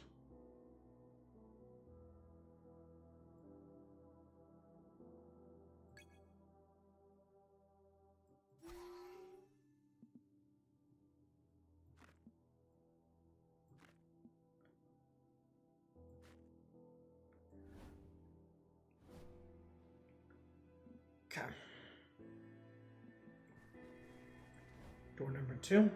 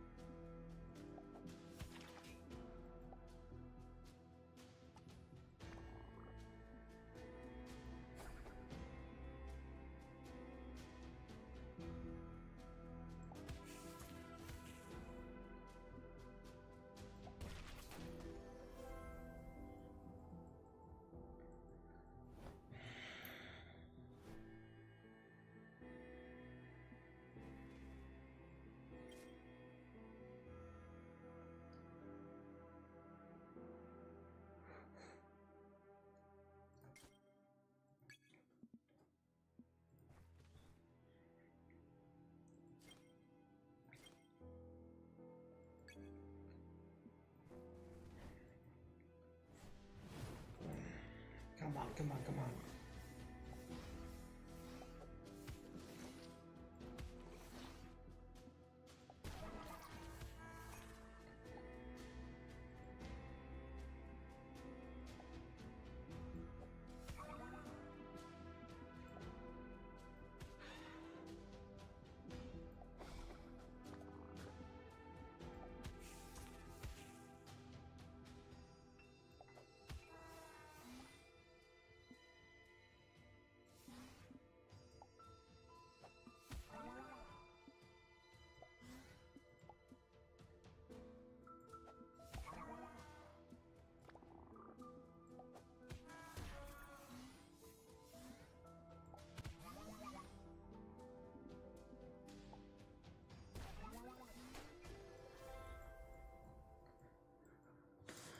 Okay.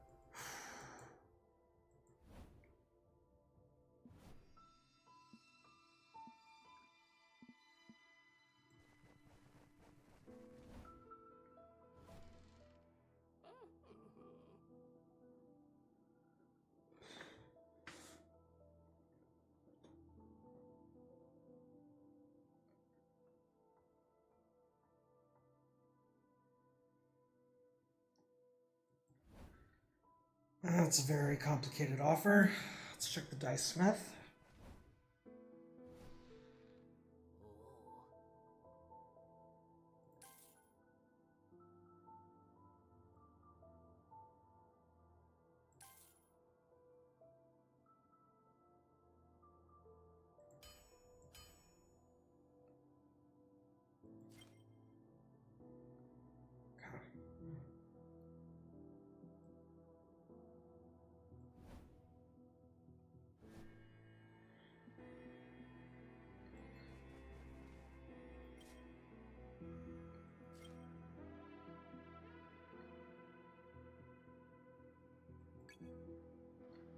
Did I just waste my revive? Yes.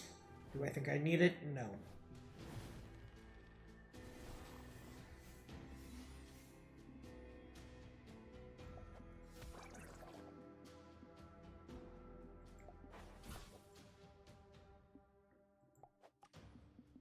Do I probably need it? Yes.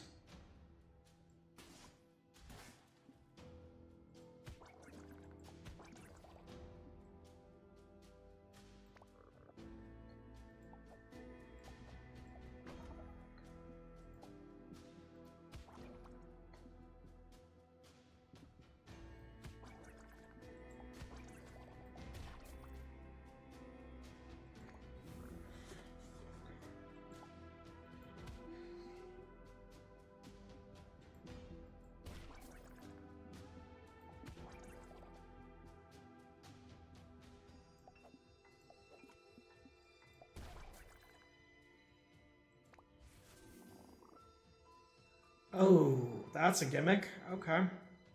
Gotta defeat them within a certain time limit.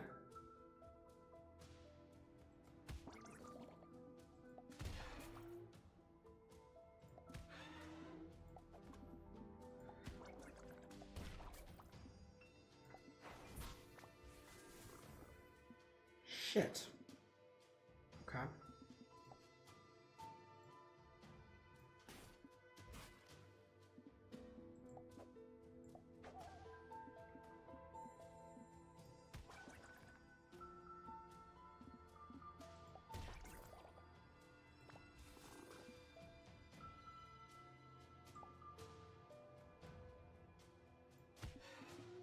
Yep, I lost.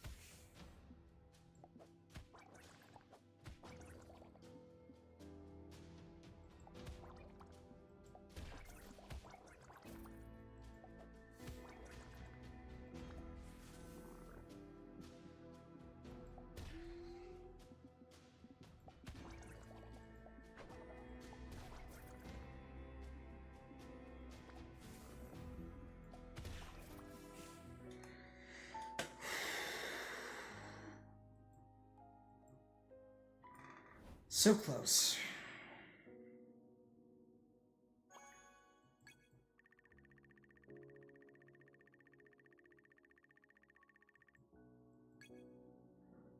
You know what?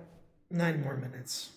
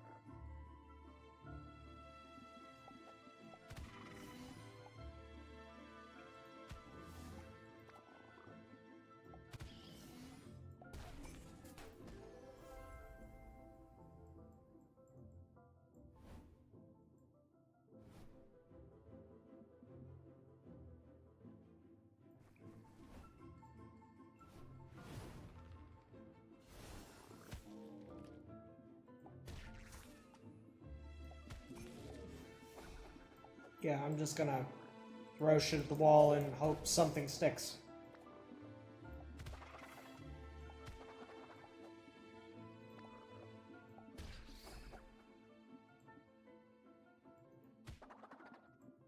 Yeah, I'm gonna lose. But hey, just randomly clicking it doesn't seem to be such a bad strategy. It's just gotta have good passives to make it work.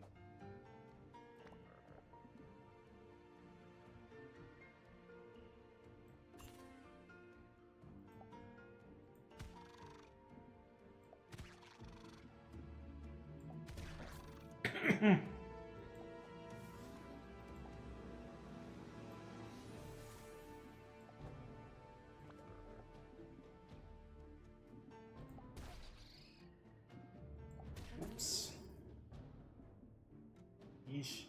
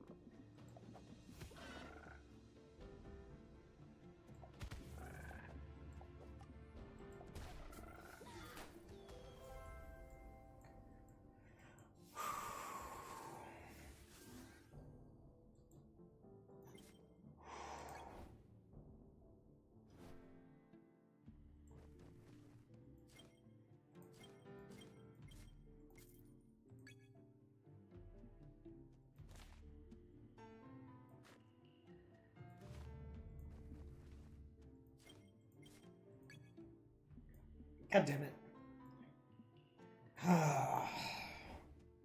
Got the gold on that one. That's my bad.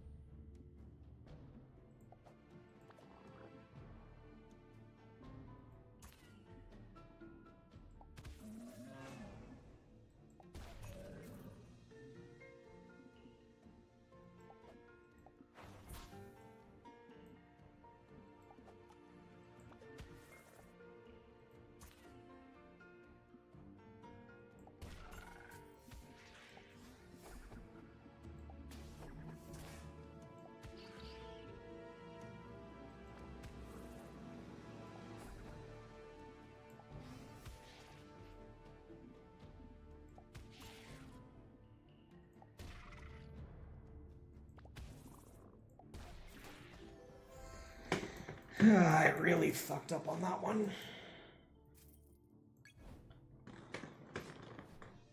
And I'm really regretting not grabbing the gold. Right.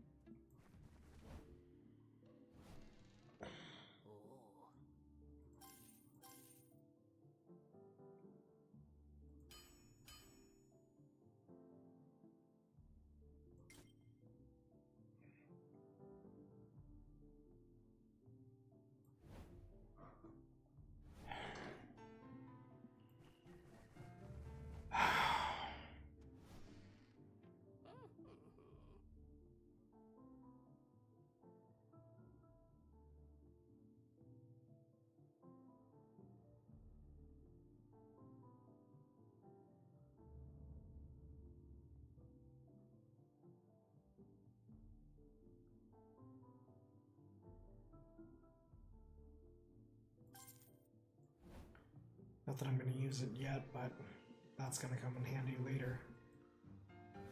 If I survive.